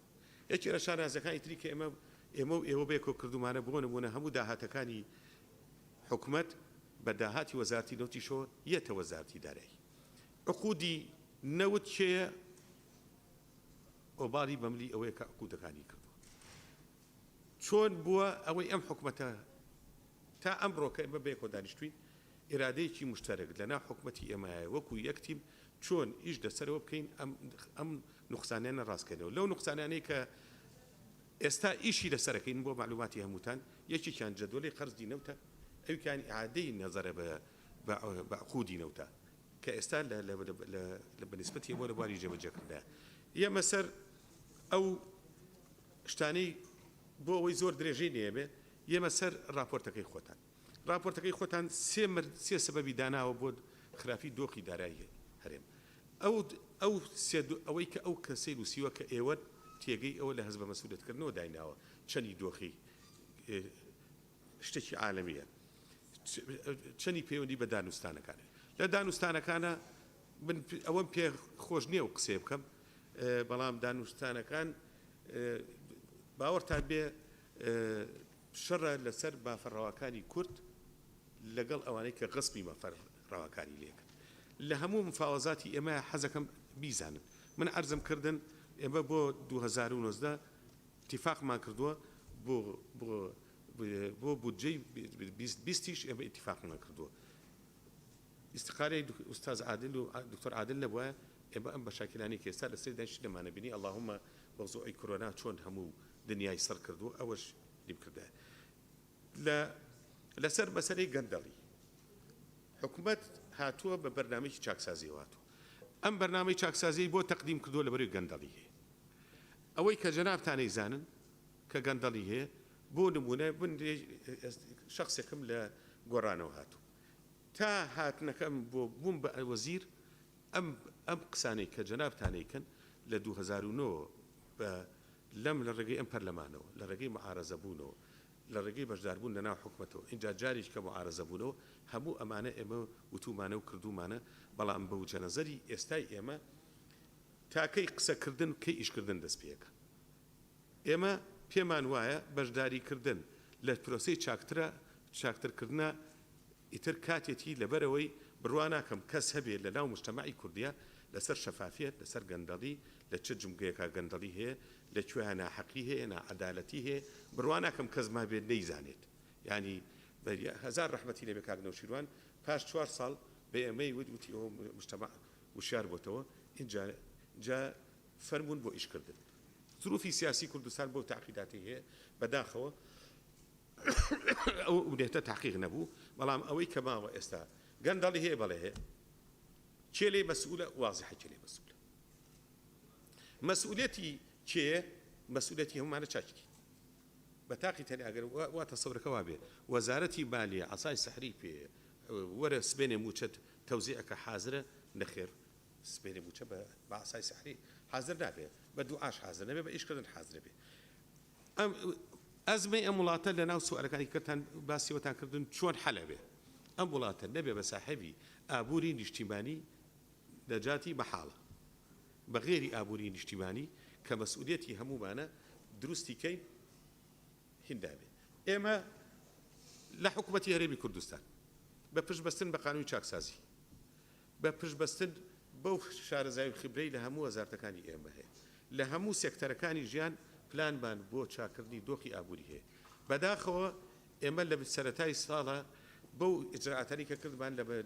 بە تایبەتی لە گومرگ و لە زەریبە توانیمان داهاتی ئەم حکوومەتە ڕقمێکی گەورە بەرزکەینەوە تموحمان وا بوو ببە بە بەدیلی نەوت زۆرشی نەما بێ بە بەدیلی نەوت بەڵام بەداخەوە کۆرۆنا هاتووە هەموو شتێکی تێکە هەر لە ناو راپۆرتەکەی خۆتانە کێشەی ئێمە لەگەڵ عێراق چییە؟ من تەفاسیلی ناو مفاوەزات جایز نییە باسی کەم لەبەرەوە داوای لێبوردنتان لێکەم تا ئێستا بە زۆر بە سڕی ئێمە هێناومانە ناتوانم بتیان پێ بڵم خلاصەی کەلام پێت ئەڵێ تۆ حەقیت قانونی لەگەڵایە دەستوری لەگەڵایە بەڵام من پارەم نییە ینی بڕۆی یەکێک لە بەغاوە داوا کە موچەخۆرانی هەرێم بەرێتە سەرهین سەربەغا هەیسەم جبوری جوابیاوەتەوە پێڵێ حاشا لە ڕووی هەمومان و هەر کورد هەمووی قەشمەری بە عەدەدی مۆزەفی ئێمەیەت ئێمە ملیۆنێک و 270,000 موچەخۆرمان هەیە لە پێی قانونی بودجەی عێراق کورد مافی 682,000 هەیە ئیمکان نییە عێراق ئەمە قبولکە لە هیچ مناسبەتێکیشە لە شعارات یا لە مزایدەکردن زیاتر تێنەبڕێت یا هەمانە پێمانەڵێ هەرێم جیاکاتەوە هەرێم جیا بکەیتەوە تەقسیمی کەی زائیدی کەی هەرێم بکەی بە چوار عەدەدی مۆزەفی ئێمە 682,000 چەنی بەر ئەم لاکەوێ وازیحە چەنی بەرەو لاکەوێ وازیح ینی لەبەرەوە هەنێک خەیاڵ هەیە من حەزەکەم بێنەوە ناو سوورەتەکە لەسەر هەر لە زمنی قسەکانی کە کردتان یەک دەقیقە کاک عەباس با جەنابی وەزیر تەواو بێت ڕاستە لە راپۆرتەکەی وەڵامی پرسیارەکانیشتان ئەیاتەوە فەرموو بەڕێز وەزیر فەرموو بەردەوام بە بەڕێز وەزیری دارایی فەرموو بەردەوام بە بەڕێز وەزیری دارایی بەردەوام بە ئەو تێبینیەی کە کاک ڕزگار لەجێ خۆت کاکە تکاتان لێ کاک ڕزگار کاک ڕزگار کاک ڕزگار کاک ڕزگار ئەو کاکە ناوی چییە کاک ڕزگار کاک ڕزگار کاک عەباس تکاکم کاک ڕزگار کاک ڕزگار تکاکم بەڕێز وەزیر کاک عەباس تکایە کاک ڕزگار کاک عەباس تکایە بەڕێز وەزیری دارایی بەردەوام بە یەک دەقیقە کاکە با بەڕێز وەزیر قسەکانی تەواو کە ئەگەر موقنیع نەبوون دوای پرسیاری تری لێکەن کاک عەباس تکاکەم باش کاک عەباس تکایە بەسە بەڕێز وەزیری دارایی بەردەوام بە ملاحەزەیەکتان نووسیوە ئەوە ملاحەزەیەکی زۆر دقیقە ماشەڵڵا بە هیچ ڕازی نین زۆر گەرم بێڵێن زۆر گەرمە زۆر سارد بێڵێن زۆر ساردە دەی تەرتیبیکەن کۆنتڕۆڵ میان ڕەویکەن کاکە بۆی فەرموو بەڕێز وەزیری دارایی ڕاستیەکەی کێشەکە بەوازحی بە نیسبەتی عێراقەوە کێشەی کەمی سیولەیە جوان خان بێ زەحمەت وەکو ئیدعاکەن علاقەی بە مافی دەستوری و قانونی نیە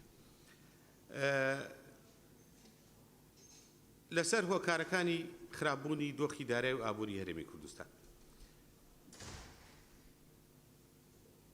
سەبەبەکانی کە تاتان ناوە من بەش بە حاڵی خۆم یعنی وەکو وایە لە سیاغەکەی من لێرە بوو بێتم چونکە ئەیدەن عەقلێتە کە لە مەجلیسی وزەرا بیری لێکرێتەوە شتێکی اختلافی تیانە لەسەر ڕقەمەکانی سەرچاوەکانی داهات جەنابتان لێرە تەسجیلتان کردو من تیکراری ناکەمەوە هەر کەسێکیش پێی خۆشە لەم هەموو بەڕێزەی کە لێرە دانیشتووە بێت بۆ هەر ڕقەمێک لەوانە لە وەزارەتی مالیە ئەتوانێت هەموو تەفاسیلی بخێنە سەر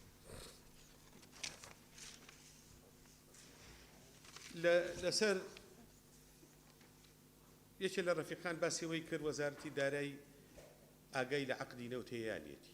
وەزارەتی دارایی وەزیفەی نییە ئاگای لە عەقدی هیچ وەزارەتێکی تر بێت حەقی ئەو نییە حەقی ئەم پەرلەمانە بەڕێزێ متابعەی عقودی ئەم بکە حەقی ئیدعای عامە حەقی دەستپاچیە حەقی چاودێریە ئەو جهتەی کە هەیەی حەقی ئەم سیرکردنی عقودی نەوتی هەیە وەکو چۆن ئێمە مافمان لێ مراجعەی عقودی وەزارەتی سەناعە یا زراعە یا تیجارە بکەین یا ناوخۆ بکەین بەعیدەن دەستور لەسەر ئەوەی داهاتەکەی یەتە لای ئێمە لە دەستبەکاربوونی ئەم حکوومەتەوە وابزانام لە مانگی هەشتا یا نۆیە تێگەی ئەمە بڕیارێک لە ئەنجومەنی وەزیران دەچوە داهاتی هەموو وەزارەتەکان یەتە وەزارەتی دارایی بەڵێ جوابی ئەو پرسیارەی بە نیسبەتی منەوە ئەوەیە ئەو داهاتی کە جاران ئەچوە وەزارەتی سامانە سروشتیەکان لەوە تەوزی ئەکرا بەشێکی نێرا بۆ ئەم وەزارەت بەشێکی نێرا بۆ ئەو وەزارەت بەشێکی ئەچوو بۆ پترۆ دۆلار ئەمانە هی ئێستا هەمووی لە ڕێقەی هەر کە نەوتەکە فرۆشێ ئەوەی کە هی حکومەتی هەرێمە بەو لە ڕێگەی ستی بانکەوە یەتە ئارتی و لە ئارتیوەتی سەر ڕقم حسابی ئێمە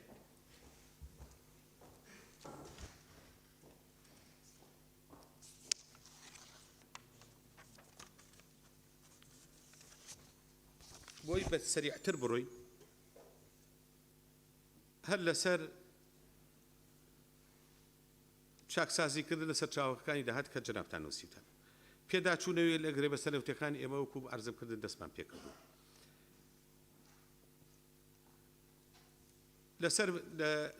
لەسەر پێداچوونەوە باش لەسەر کۆمپانیەکانی نەوت ئێمە دەستمان پێکردووە لە ئەنجومەنی وەزان هەیەتێکمان بۆ وەدانراوە کاک ئامانچ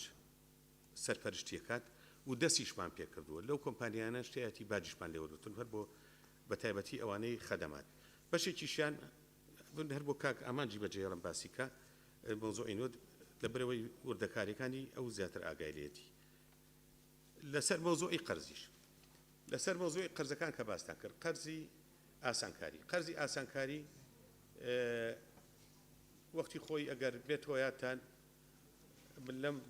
پەرلەمانە بەڕێزە من پێشنیاری ئەوەم کرد وتم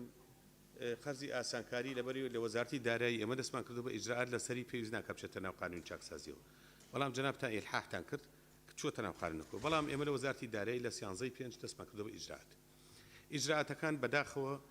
ئەو ئیجراتێکی معقدی قانونی صرفە ئێستا تا مۆزۆی حجزی مڵک و ماڵ ئەڕوا بەڵام ئەمە ئەگەر لە ڕێگەی محکەمەوە بڕوە پرۆسەیەکی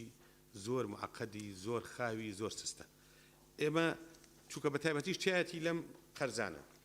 ئەو ڕقەمەی کە بیستوتانە ئەو ڕقەمە ڕەنگە ئێستا احتیمالە 500 بوو بێ بە 600 بێ بە 700 احتیمالە بەڵام ئەوەی کە گرنگ بێ ڕقەمە ئەساسیەکە کە لای هەر دەوڵەمەنە بەداخۆ بازێک لەو دەوڵەمەنانە لە ئەساسەوە کە قەرزەکەی وەرگرتووە بۆ فێڵ وەریگرتووە تێگەی کە بۆ ئەوی وەرنەگرتووە کە قەرز باتەوە ئێستا لەوانە تایەتی هاتووە بەشێکی لە قەرزەکەی یاوەتەوە تووشی زروفی حکومەت بووە بۆ بوونە پرۆژەی کردووە پرۆژەکە پارەی وەرنەگرتووە تووشی زەرەر بووە حجەیەک یعنی نوعا ما حجەیەکی هەیە بۆی پارەکەی ناوەتەوە بەڵام هەیە هەر لێی ناپرسێ خۆی بۆچی ئەمەی کردووە حاشا لە ڕووی ئێوە هیچ لەو ڕەفیقانە باسی دەوڵەمەنی فاحیشەی کرد ڕێکێکە لەوانە و فێڵی لە حکومەت و لە هەموو خەڵک کردووە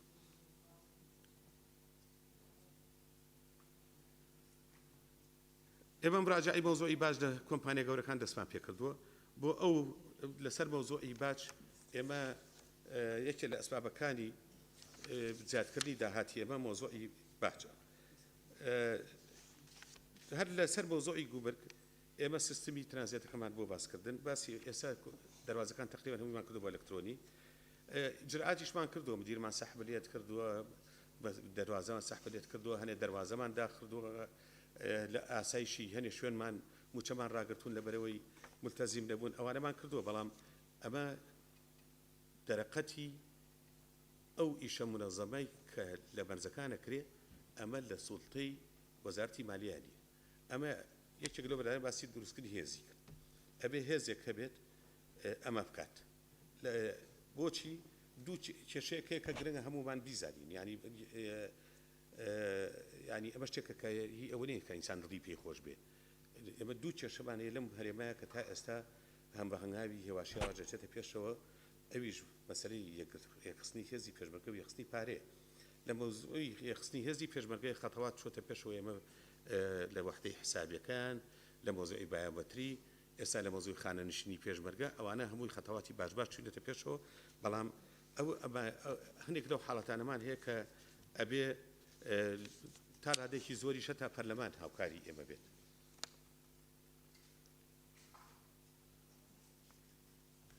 تامان هەر لەبەرەوەی ئەم ئەزمەیە هاتووە ئێمە چەند تعلیماتێکیشمان لەسەر مەوزوعی خەرجەکان دەرکردووە کە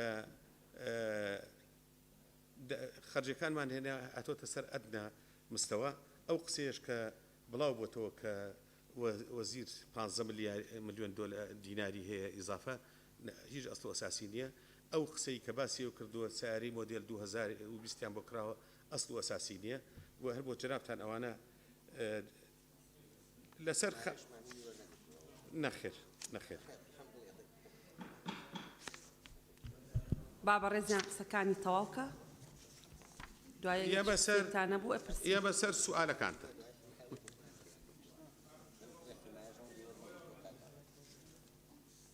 ئێمە سەبرمان لەگەڵتان زۆر درێژ بوو کاک عەبازیەوە سەبرتان درێژ بوو.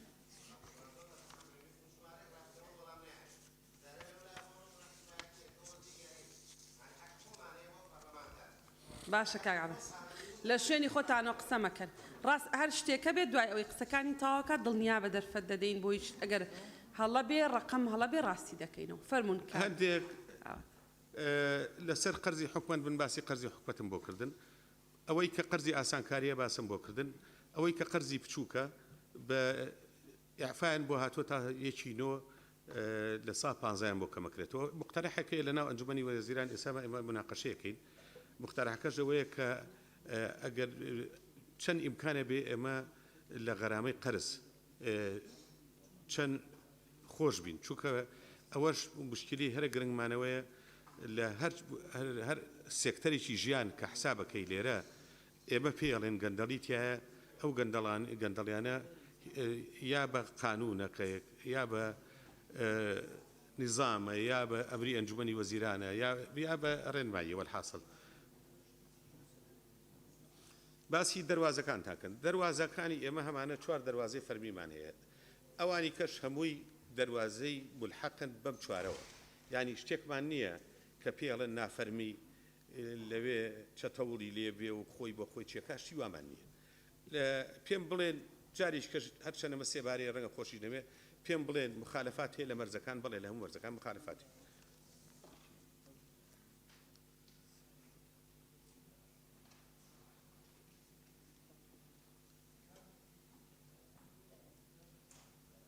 بۆ زیادکردنی داهات وەکو ئەرزمانکردن ئێمە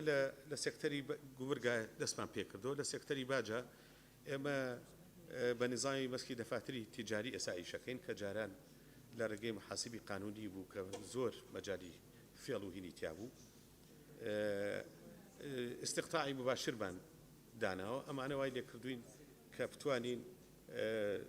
داهاتمان لە بواری باجە زیاب بکەین و هەر تەنانەتە تا بەو گلەی و گازندەی کاشمانە لە گومرگیش بۆ ئاگاداریتان تەنانەت ئێمە هەتا بۆ ئیجرئاتانەی کە کردومانە توانی بەنە داهاتی گومرگیش بەرزکەینەوە لەسەر چاکسازی لە لیستی موچۆ خانە نشینان قانون چاکسازیە ڕێنمایەکانی ئەوەی کە تایبەتە بە پێشمەرگەوە وەزارەتی پێشمەرگە لەگەڵ خانە نشینی ئێمە خەریکن وەکو بۆ باسکردن هەیکەلێکی مشتەرەکمان بۆ خانەنشینی دروست کردووە کە تەوحیدی هەموو خانەنشین بکەین لەگەڵیشە ئینجازێکی گەورە بۆ قانون چاکسازی و بۆ ئێوەشە و بۆ ئێمەشە کە دروستکردنی سنووقی خانەنشینیە کە لەو پێش نەبووە پێش ئەوە بە فترێکی بە مانگێک بە دوو مانگ ئێمە ئیستقطاعی تەقاعودی وامان لێ کردووە کە پارەکەی دەستکاری نەکرێت وەکو سیولە بەکار نەهێنرێت لەسەر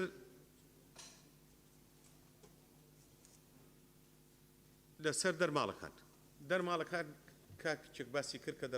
دەرماڵەکان وەزارەتی دارایی دەستکاریەکە بە پێی قانون سەراحەتی وەزیری دارایی نییە دەستکاری هیچ دەرماڵێ بکە ئەوە دەرماڵەکان یا ئیتر یا بە قانونە یا بە تعلیماتە لە ئەنجومەنی وەزیران دەرچووە سەراحەتی وەزارەتی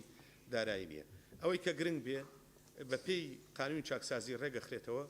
ئەویش ئێستا حازرە لە بەردەمی ئەنجومەنی وەزیرانە چاوەڕوانی بڕیارەکە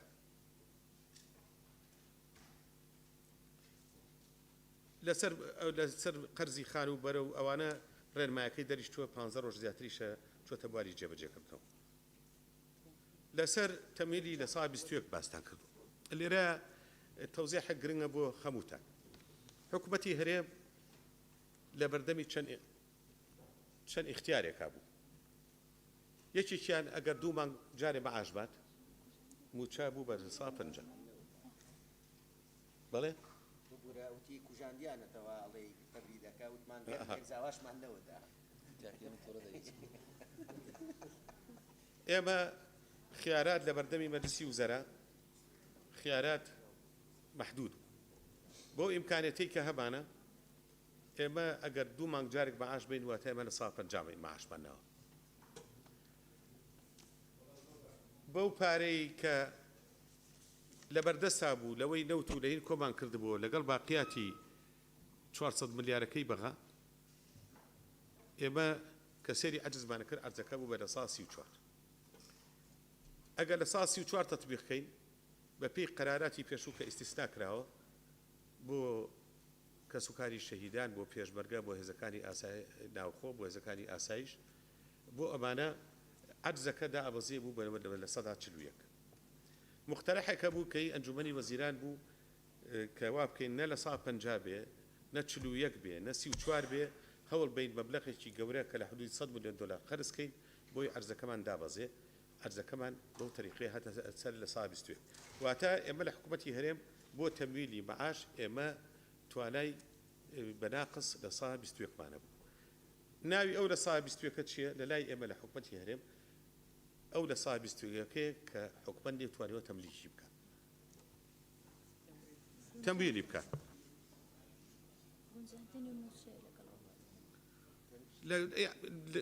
خۆ گونجاننا لەگەڵ واقع تازەی دروست بووە یعنی شتێک نییە کەس پێی خۆش بێت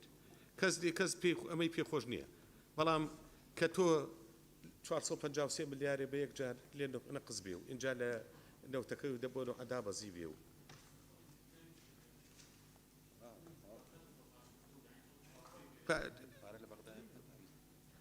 پارە لە بەغابێ هەموو ئەو قاعیدەیە گۆڕێت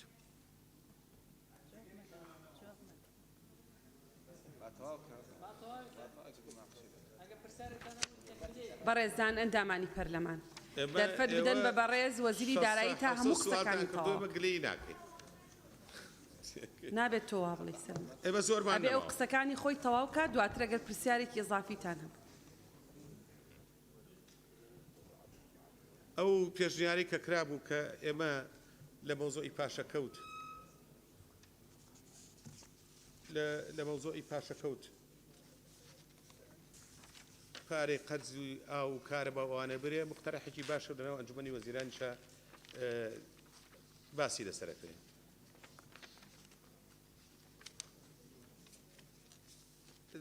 لەسەر گرێبەستی دەواازەکان کە زۆرتان باس کرد گرێبەستی دەواازەکان دوا گرێبەستی لە لای لوژنەیەکی تایبەت لە وەزارەتی مالیە لەگەڵ چەند لایەنێکی تر دراسە کراوە ئەو اقتراحاتانەی کە ئێوە پێتان خۆشە هەموو اقتراحاتانەی سەر کراوە چۆتە ئەنجومەنی وەزیران لە ئەنجومەنی وەزیرانی ئێمە ئێستا هەندێک ڕاوێژکاری ئەجنەبیمان هەیە چۆتە بەردەستی ئەوان پێم وایە لە لای ئەوانیش تەواو بووە احتیمالە ئەم دووشەمەیە تەواو بوو بە یەکجاری لەسەر مۆزوعی گرێبەستەکان بە دەمێکیشە بەڕاستی ینی بە حەقیقەت قسێکتان بۆ هەمووتان بیڵێم ینی ئیشی گرێبەستەکان بە نیسبەتی ئیشێکی ئەوەنە زەحمەت و ناقۆڵا بووە تەسەور ناکەن ئێمە لە مانگی هەشت یا دەی پارە و ئێمە ئیشی لەسەرەکەی جیاوازی لەسەر مەوزوعی نەسریە بەداخەوە ئەو نەوە اختلافاتانە هەبووە اختلافاتەکان ئەتوانم بەشی زۆری بۆ ئیجتیهادی سنوورەکان خۆیان بجێڕمەوە ئەگەر ئەو عیبارەتەی من ڕاست بێ ئێمە لە دەست بەکاربوونمان تا ڕادێکی زۆر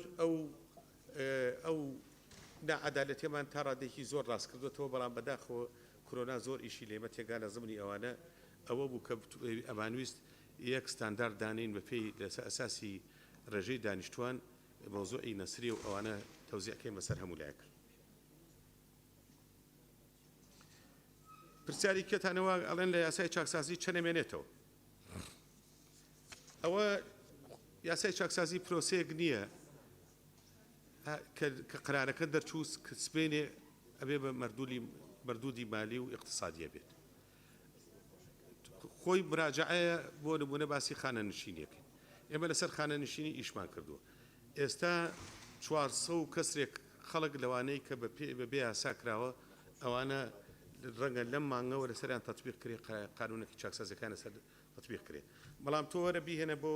شەهیدان بیهێنە بۆ کەم ئەندام بیهێنە بۆ زیندانی سیاسی بیهێنە بۆ پلە تایبەت بیهێنە بۆ موچەخۆر بە شێوەیەکی گشتی بیهێنە بۆ ناو پێشمەرگەتی ئەزانی پرۆسەیەکی چەند قورس و زەحمەتە کە وا بە ئاسانی نەتایجەکانی دەرناچێت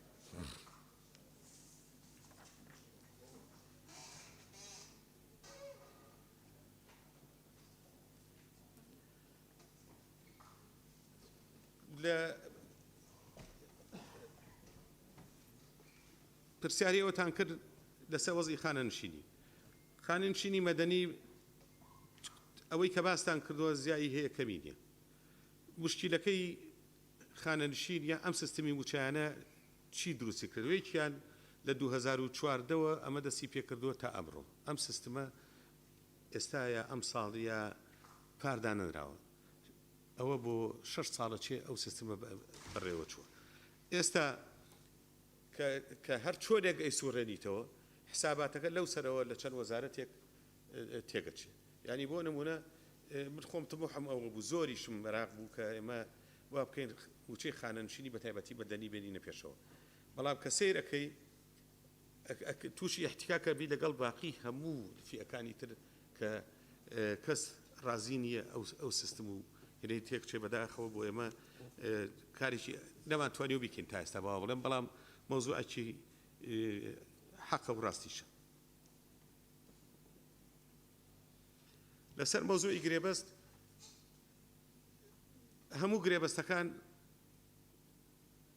گرێبەستیان مەتازەکراتەوە خەڵکێکی کەم ماوە خەڵکەکەمەکە بۆ ئاگاری جەنابتان سەبەبەکەی قەراری دواقەراری ئەمەیە کە قەراری ژمارە 50 کە هیچ داهیاتێک بۆ هیچ وەزارەتێک نەماوە ئێستا هەمووی یەتە وەزارەتی دارایی بەشێک لەو وەزارەتانە کەم گرێبەستانیان کردووە پێشتر لەسەر ئەو بیزانی خاصی خۆیان یا ئەو حسە تایبەتی کە بەخۆیان بۆ لەسەرەوە کردویانە ئەوەش خەریکین لەم چەند لە ئێستا و خەریکی چارەسەرکردنی وردەوەردە بەعزێکیمان لە سەحە و لەوانە چارەسەر کردو هەمووشی پەسەند کراوە هەموویمان چارەسەر کردووە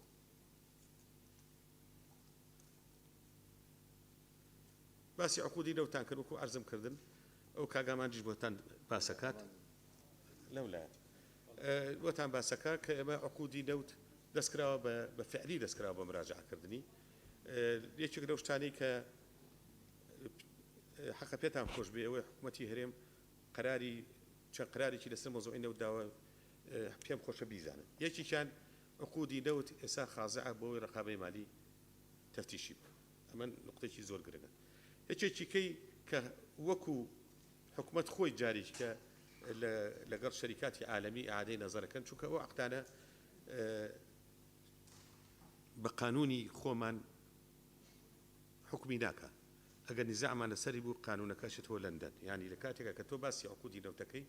ئەگەر زۆر بەوریایی نەبیت تووشی کێشەکانی لە بابەتی ئەو داناغاز و ئەوانە بیت بەڵام خەریکی لەسەری ویشی لەسەرەکەی قسەیەکی کە هەبوو وەکو چۆن چەند ڕەفیقەکە بینیم لێرە عەتفی زۆر لەسەر پێشمەرگەیە وەکو دڵنیام سەبەوەکەی وەکو من پێشمەرگە بوو لەسەر مۆزوعی پێشمەرگە و موچەی پێشمەرگە ئەوەی کە موچەی پێشمەرگە کە لە هەرێم دابەشەکرێ کاکسیروان وازان بۆ سوالی کرد ئەو موچەی کە بۆ پێشمەرگە سەرفەکرێ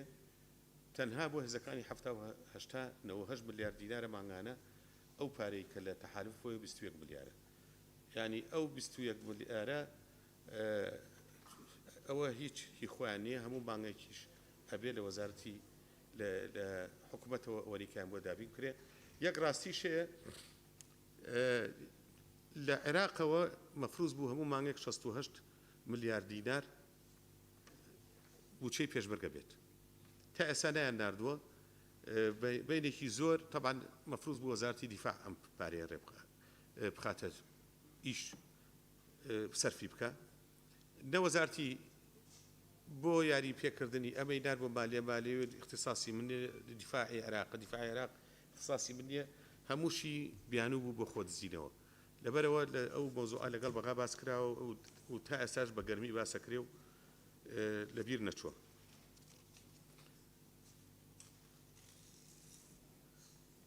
وەکو عەرزم کردن لەگەڵ دروستکردنی سنووقی خانەنشینەکە ئەو دەسا حوتێکە بن بۆم باسکردن کە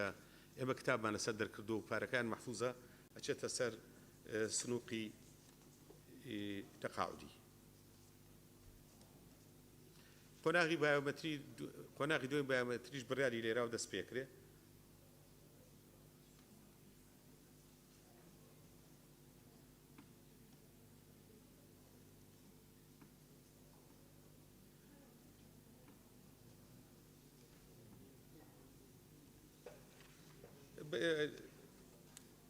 بەڕێزێک باسی تعدیلی شاهدەی کرد تعدیلی شاهدە لە ئەنجومەنی وەزیرانەوە ڕێنمایەکی پێ دەرچووە ئەوەی ئەو ڕێنمایە بیگرێتەوە هەمووی تعدیلی بۆ کراوە بە بەردەوامی ژەکرێ بەڵام لە خارجی ئەو تعلیماتە دوو بڕیاری ئەنجومەنی وەزیرانیشی لەسرە لە وەزارەتی مالیە ناتوانێت هیچ نوع تعدیلێکی لەسەرکە یەک ڕاستکردنەوەیکیش بن لێرە هەر بۆ جەنابتان باسی کەم لەسەر ڕێنمایی زۆر جار کە باسی ڕێنماییە کرێ وەزارەتی دارایی وای کرد وەزارەتی دارایی بەبێ بڕیاری ئەنجومەنی وەزیران ناتوانێت هیچ ڕێنمایەک دەرکات کە بڕیارێک لە ئەنجومەنی وەزیران دەرەچێت یا قانونێک لە پەرلەمانی کوردستانەوە دەرەچێت مسادقا کرێت چێتە بواری جێبەجێکردنەوە لە ئەنجومەنی وەزیرانەوەی بۆ ئێمە اینجا ینی جانوی فەنیەکەی تەطبیقکردنەکە ئەکرێ ئەو ڕێنمایانە ینی هەر بۆ معلومە بۆ هەمووتان ڕاست بێتەوە کە وەزارەتی دارایی ئەو سەلاحیەتەی نییە خۆ بەخۆ تعلیمات دەرکات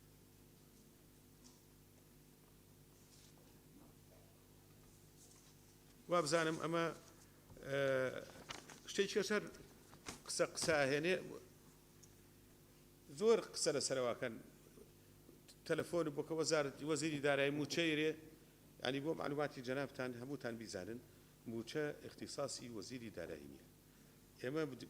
بەرایەتی گشتێکی ژمێرکاریمان هەیە لەنا ئەو بەڕێوەبەرایەتیە بەڕێوەبەرایەتێکمان هەیە ناوی جوڵەی دراوە ئەوەی تاریخی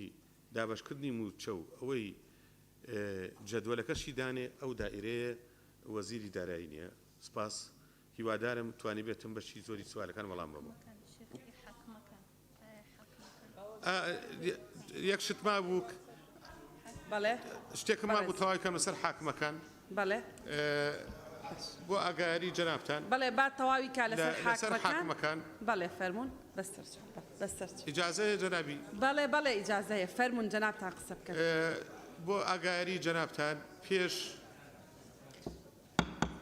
ئەو مۆزوعە مهمە باک گوێمان لێ بێ دواتر ئەگەر شتێکمان جواب نەدراوە داوا دەکەین حاکمە بەڕێزەکان بەڵێ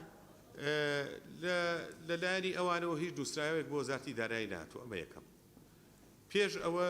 دوو حاکمی بەڕێزی تر داوای شتێکی وایان کرد ئێمە لە وەزارەتی دارایی قبوڵمان نەکرد ئێستاش هەرچی شتێک مطابقی قانون نەبێت لە وەزارەتی دارایی قبوڵ ناکرێت ئەو خانە نشینەش بەو نووسراوەی کە لە دەستپاکی بۆ ئێمە هاتووە بەو نووسراوانەی کە لە یەکێتی دادوەرانەوە بۆ ئێمە هاتووە یاسایی نییە ئومێدەوارم نێتە لای ئێمە چونکە ئێمە ئەو بڕیارە جێبەجێ ناکەین سوپاس بۆ ئێوە ئێمەش بۆمان ناردوون بۆ سەرۆکاتی ئەنجومەنی وەزیران کاک ئاوات بەڵێ بەڕێزان ئەندامانی پەرلەمان بەڵێ ئەکی دەروایە بەڕێزان ڕەنگە بەشێکی لەو پرسیارانە وەزیرێکی بەڕێزی تر وەڵام بداتەوە بەڵێ بەڕێزان ڕۆژان خان بەڕێزان بەڵێ کتابێکی لەسەر نەسڕی وەزیرەکان ینی کە و تێڵشتوانیە کاک دیاری با ئیز نەدەم اینجا قسە بکەم ڕخسەتم لێ وەرگرتی با ئێمە ئیتفاقین لەسەرەوەی کە وەزیرەکان بەڕێزان لە ئەنجومەنی وەزیران هەمویان قسەیان تەواو کرد ئەگەر جوابتان پێ نەگەیشت بوو دڵنیابن دەرفەتان دەدەن جوابمان وەرنەگرتووە با ئێمە دەرفەتیان بدەین ڕەنگە وەڵامەکە لای دکتۆر ئومێد بێ ڕەنگە لای وەزیری پلان بێ سەبرتان هەبێ من نەزانم پرسیارەکانتان ئەگەر بەشێکی وەڵام نەدرابێتەوە وەڵامتانە دەنەوە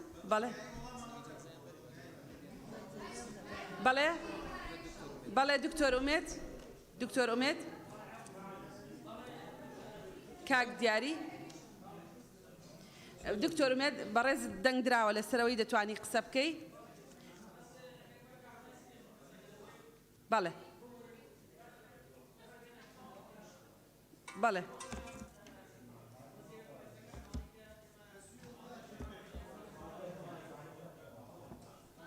صبرتان هەبێ بەڕێز سەرۆکی پەرلەمان بەڵێ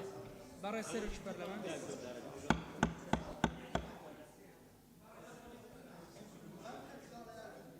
بەڕێزان ئەندامانی پەرلەمان هەر بە گوێرەی ئەو پەیڕەوەی ئێوە باسیەکەن سەرۆکی پەرلەمان دەرفەتی داوە بە بەڕێزێک قسە بکە ئەبێت چاوەڕێکەن هەتا ئەو کەسە قسەکەی خۆی تەواوەکە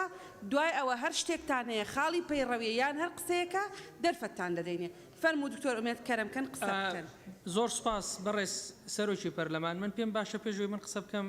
هەردوو برای بەڕێزم وەزیری پلاندانان و وەزیری دانوستاندن لەبەرەوەیان دەرەجیان یعنی وەزیرن لە پێش من و دکتۆر ئامان قسە بکەن وا باشترە ینی ئێمە ئەوەمانزانی بەشێک لەو بابەتانەی جوابەکان لای منی شەیە بەشێکی لای دکتۆر دارایە بەشێکی لای کاک خالیدە بەڵام لە ڕووی تەسەلسولی پرۆتۆکۆلیەوە کاک دارا و کاک خالید پێش من با قسە بکەن ینی نایمە هیچ بەعکسەوە پێمان خۆش ئەوان قسە بکەن بەڵام وا تێگەیشتین بەشێک لەو وەڵامانەی پەرلەمانتاران وەریان نەگرتووە لای بەڕێستەوە هەر بە تەفسیل لای منی شەیە هەندێکی لای منی شەیە تەواو فەرمون کاک دکتۆر دارا کەرەمکەن. زۆر سپاس بەڕێزان خۆشحاڵم لە بەئامادەبوونم لە پەرلەمانی کوردستان حاول دەکەم زۆر بە کورتی هەندێک مۆزوع باسکەم کە متعلقە بە خۆم طبعا زۆر سوال ئاراستەی مەکراوەکو ئەندامی وەفدی دانوستکار بەس ئەوە لەوە برای بەڕێزم کاک خالی شوانی وەزیری هەرێم بۆ کاروباری دانوستاندن لەگە بەغدا بەجێدێڵم ئەوەی کە من دەمێ باسی بکەم لەسەر بودجەی ئیستثماری زۆر باسمان لە مۆزوعی داهات و خەرجیەکان کرد بە خۆتان دەزانن مستحقاتی موظفین هەیە بودجەی تەشغیلی هەیە بودجەی ئیستثماری هەیە بەحکمی ئەوەی بودجەی ئیستثماری لە وەزارەتی پلاندانانە بە کورتی چەند ئیشارەتێکی لەسەر دەم چکە هەندێک باسی مۆزوعی گواستنەوەی بودجەی ئیستثماری لە شارێک لۆشار کرا بەڕێزان ئەمە لەگەڵ دەست بەکاربوونی کابینەی نوێی حکوومەتی هەرێمی کوردستان لە پرۆژەی وەزارەتەکان 1297 پرۆژەمان هەبوو کە پرۆژەکان ڕاوەستا بوون گوژمەی ئەو پرۆژانە نزیکەی 5 تریلیۆن دینار بوو لەسەر گەشەپێدانی پارێزگاکان 1380 پرۆژەمان هەبوو کە پرۆژەکان ڕاوەستا بوون گوژمەی بە گوژمەی 400 میلیارد دینار بوو ئەمە لە کابینەی نوێی حکوومەتی هەرێمی کوردستان لە پرۆژەی وەزارەتەکان 6 پرۆژەمان ینی خستەوە سەرکار و دەست بەکارمان کردەوە لەو پرۆژانەش ڕێگاوبان و سایلۆکان و بەندا و کارەبا ئەولەویەتیان هەبوو طبعا ئەوانەی کە بە استراتیزیان دادەیان ڕێگاوبانەکان بوون لەو پرۆژانش کە لە نزیکەی 2 هەفتە پێش ئێستا سەرۆکی ئەنجومەنی وەزیران لە سلێمانی بەردی بناغی جادەی 100 مەتری سلێمانی دانرا کە هەر لەو پرۆژانە بوو کە لە کابینەی پێشتر بڕیای لەسەر درابوو بەڵام ئیشکال تێدا بوو ئێمە تانیمان لە کابینەی نوێم بیخێنە بواری جێبەجێکردن و بەردی بناغی دانرا ئەو پرۆژانەی کە باسم کرد 6 پرۆژە لە پرۆژەی وەزارەتەکان بوو 150 پرۆژە لە پرۆژەی پارێزگاکان بوو ئەو پرۆژانەش ئەو پرۆژانە بوون کە 175 یان تەواو کرد بوو وەکو مەرحلەی یەکەم و چوینە سەر ئەو پرۆژانەی کە 185 یان تەواو کردیە بە گوژمەی 204 میلیارد دینار ئەو بابرین پرۆژانەمان تەمویر کرد بە نسبەی ئەو ڕێژانەی کە باس کرا حەزەکەم باسی ڕێژەکان کەم وەکی وەڵامی لە بۆ ئەو خوشک برا بە ڕێزانی ئەندام پەرلەمان کە باسییان کرد هەولێر 130 ئەو پرۆژانەی بەبەرکەت بە نزیکەی 64 میلیارد دینار لە باسی پرۆژەی پارێزگاکان دەکەم لە دهۆک 52 میلیارد بوو بە ڕێژەی 125 لە سەدا لە سلێمانی 80 میلیارد بوو بە ڕێژەی 139.2 و لەبەرەوەی هەڵەبجەش وەکو پارێزگا تەعاملمان لە کرد لە کابینی نوێی حکوومەتی هەرێمی کوردستان بڕی 8 میلیارد بە ڕێژەی 103.9مان بۆ تەرخان کرد هەر لە بۆ زانیاری جەنابتان یەکەم پرۆژەی لە بسە بودجەیەوە بەرهێنان کە حکوومەتی هەرێمی کوردستان سەرۆکی حکوومەتی هەرێمی کوردستان بەردی بناغی دانا یەکەم پرۆژە لە پارێزگای دهۆک بوو و هەر وەکو ڕاستکردنەوەک بوو لە بۆی کە پارێزگای دهۆک باسی گواستنەوەی بودجە ئیستثماریان کرد و بودجە ئیستثماری زۆر بە زەحمەت دەتانی بیگوازیەوە لە مەشروعێک لۆ مەشروعێک ئەو دەبێ سەر پارێزگایەک لە پارێزگایەک ئیشەکی تام برێ مستەحیلە لەوەیە هەر وەکو ڕاستکردنەوەک یەکەم پرۆژەی بودجەیەوە بەرهێنان لە شاری دهۆک بووە و دوایین پرۆژەشەوە بوو لە پرۆژەی 100 مەتری جادەی 100 مەتری سلێمانی بوو ئەوە هەر بە کورتی لە سەبودجەی ئیستثماری لەسەوەی کە باس کرا وەزارەتی پلاندانان پلانی چییە لە بۆ ڕوبەڕووبوونەوەی ئەو وەزعانەی کە حکوومەتی هەرێمی کوردستان ئەو قەیرانانەی کە هاتە پێش ئەمە بە پاڵپشتی ئەنجومەنی وەزیران تانیمان استراتیزیەتی پلانی پەرپێدانی کردی تایبەت بکەینە بڕیار و کۆمەڵێک بڕیاری باشی لێ دەرچوو یەک لەوانەی کە لە راپۆرتەکەی دارایش ئاماژەی پێدەکرا هاوبەشی کردی گشتی و تایبەتە کە پێدەن پابلیک پرایڤەت پارتنەرشیپ طبعا خۆتان دەزانن ئەو پرۆژەیە پرۆژەکە کە هەموو ئەو حکوومەتانەی کە تووشی قەیرانی دارایی دەبن یان بودجەی پێویستیان نابیتن لە بۆ جێبەجێکردنی مەشارێع ئیستثماری حکوومەت پەنا لە بۆ هاوبەشی کردی گشتی و تایبەت دەبن پێشتر زۆر بە سادەیی قسە لەسەر پرۆژەی هاوبەشی کەرتی گشتی و کەرتی تایبەت دەکرا ئێمە لە وەزارەتی پلاندانان و ئەنجومەنی وەزیران توانیمان پەیڕەوەکی زۆر ڕێک و پێک ئامادە بکەین ئەوە بوو لە دوو کۆبنەوەی پێشێستا لە ئەنجومەنی وەزیران بڕیای لەسەردا و بووە پەیڕەوە کە هەموو وەزارەتەکان و سێکتەرەکان دەتوانن ئیشی لەسەر بکەن گرنگی ئەو هاوبەشی کەرتی گشتی و تایبەتە چیە هەموو ئەو پرۆژانەی کە حکوومەت ناتانی بودجیان لە بۆ تەرخانکە بودجیان لە بۆ دابین کاتن دەتوانی پەنا باتە کەرتی تایبەت ئەوەش دەکرێت دەبێتە سەبەبی وەی کە بژانەوەی کەرتی تایبەت بکرێتن هەروەها ئەو خزمەت گوزاریانەی کە خەڵک و هاوڵاتی پێویستی پێیتی دابینی بکات و نقطەی سێم کە زۆر مهمە مۆزوعی هەلیکارە یان فرسەی عملە لە بۆ هاوڵاتیان کە بە سەدان پرۆژەی لێ دەردەچیتن لە هەموو سێکتەرەکان کە لە داهاتوێکی نزیک بخۆتان دەیبینن هەل لە ئەو استراتیزیای باسمان کرد کە لە پێش دوایین کۆبوونەوەی ئەنجومەنی وەزیران بڕیای لە سەدرا کۆمەڵێک بڕیاری کەبوو کە وەزارەتی پلاندانان بە هاوکاری لەگە وەزارەتەکانی کە جێبەجێ دەکات مەوزوعی باسی هەڵیکار و بێکاریمان کرد کە وەڵامەکی عام دەبیتن ئەوەیە کە پێداچوونەوە بە یاسای کار بکرێت لە سەردەمایەکی نێودەوڵەتی هەروەها مەوزوعی سنووردارکردنی کرێکاری بیانی کە یەک لەو کێشانەی کە تووشمان بووە کە خەڵکی مە زیاتر بێکارە هاتنی ژمارەیەکی زۆری کرێکاری بیانیە ئەوەی کە بڕیارمان لەسەردا سنووردارکردنی کرێکاری بیانیە هەروەها بەڵێ تەنها لە اختصاسان نەبیتن کە یان خەڵکی مە ڕازی نەبی کە یان ئەو اختصاسەمان نییە ئەوەش ناکرێ هەمە هەتا بەس قسە لەسەوەی بکەین کە لە فلان مەجالی اختصاص خەڵکمان نییە ئەوەی دەکرێتە ئەمر کە هەر شەریکەک یان هەر مزالە کە خەڵکی خۆمان نییە دەبی لەگە هەر خەڵکەکی ئەو مەجالەی خەڵکی خۆمان فێر کاتن و تدریب پێ بکە هەتا بتوانین هەموو ئەو اختصاسانەمان هەبیتن ئەوەی کە باسم کرد پێداچوونەوە بەو ژمارە زۆرەی کرێکاری بیانی پێداچوونەوەکی وردی پێ دەکرێت هەروەها شتێکی کەش فەرز دەکەین مەوزوعی وەرگرتنی باجی دەرامەتە لە کرێکاری بیانی و دەستەبەری کۆمەڵایەتی بە خۆتان دەزانن یەک لەوانەی کە هەموو ئەو خەڵکەی لێرە بووە ئەمە باسی وی ناکەم یەکێک هاتیە ئیشەکی با 300 دلار دەکات خەڵک هێدێ لێرە ئیش دەکات ڕاتبی لەوانەیە 20000 دلار بووە ئەوەی کەمە باز دەکەین ئەگەر بین باجی دەرامەتش وەگرین دەبێتە نقطەکی ئەوە کە ئەوانیش تەژیع نەبن بێنە وڵاتی ڕوپێکردنی کرێکاری بیانی لە کۆمپانیەکان ئەوە هەر بڕیاری پێدرا دارشتنی بەرنامەی بیمەی بێکاری بیمەی بێکاری یەک لەو مشکلانەیە کە هاوڵاتیان تووشی دەبن تەوانەوەی باسی دەکەم هەموو بابرین ئیشی سڵبی وەزارەتی کارە بەڵام لە بۆی بڕیاری ئەنجومەنی وەزیران وەزارەتی پلاندانان هاوکار دەبیتە لە داڕشتنەوەی پلانەکان باسی وەی دەکەین مۆزوعێکی زۆر مهم کە یەک لەو مۆزوعانەیە کە مۆزوعی داڕشتنی بەرنامەی خانشینی کەرتی تایبەتە بە خۆتان باش دەزان خەڵکی مە هەموو زیاتر تموحی هەیە ئەوەی کە باس کرا دامەزراندنی سێکەمەکانی یان خەڵکەکی زۆر هەمووی دەیەوێت دابمەزرێتن دەبی ئەوش بزانین حقیقەتی کە حکوومەتی هەرێمی کوردستان ئەو ئیسیعابی نابی لە داهاتوودا بتوانی هەموو خەڵک لە حکوومەت دابمەزرێتن بەڵام کەرتەکەیە کە کەرتێکی زۆر فراوانە پێدرێن کەرتی تایبەت بەڵام لەبەروەی ڕێک نەخرایە حقوق و ئیمتیازاتی ئەو خەڵکی کە لە کەرتی تایبەت دادەمەزرێن ڕێک نەخرایە وای کردیە خەڵک زیاتر ڕووی لە بۆ کەرتی گشتی بیتن و کەرتی تایبەت ئێمال بکرێت ئەوەی ئەمە دەمانوێت ئیشی لەسەر بکەین داڕشتنەوەی بەرنامەی خانشینی کەرتی تایبەتە کە پێمان وایە حەلەکی زۆر باش دەبیتن هاوڵاتی ئەگەر لە کەرتی گەشتیان لە کەرتی تایبەت ئیش بکە حقوق و ئیمتیازاتی وەکو یەک بیتن لە موچە و لە لێبڕینی تەقاعودی کە لە مستەقبەلیش کە خانشین دەبیتن کە لە مستەقبەلیش خانشین دەبیتن وەکو هاوڵاتێک کە لە کەرتی گشتیە لەوانەیە زۆر جار ئیمتیازات لە کەرتی گشتی زۆر کەرتی تایبەت زۆر باشتر لە کەرتی گشتی بەڵام لەبەرەوەی خەڵک دەرێ مستەقبەلی نییە کەرتی تایبەت هەموو ڕوو لە کەرتی گشتی دەکاتن هەل لە بڕیارەکان دامەزاندنی سیستمێکی باقی نوێ ئەوەش بە هاوکاری لەگە وەزارەتی دارایی بڕیارەکەمان وایە کە پلانەکەمان وایە کە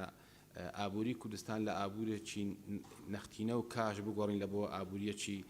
بانقی ئەلکترۆنی کە پێم وایە ئەگەر بتوانین ئەوەی جێبەجێ بکەین و پاڵپشتیش تەواوی ئەنجومەنی وەزیرانیشمان هەیە کە بەرەو ئیتیجاها بچین مەوزوعی ئابووری بانقی ئەلکترۆنی کە دەستکەوتێکی زۆر باش دەبیتن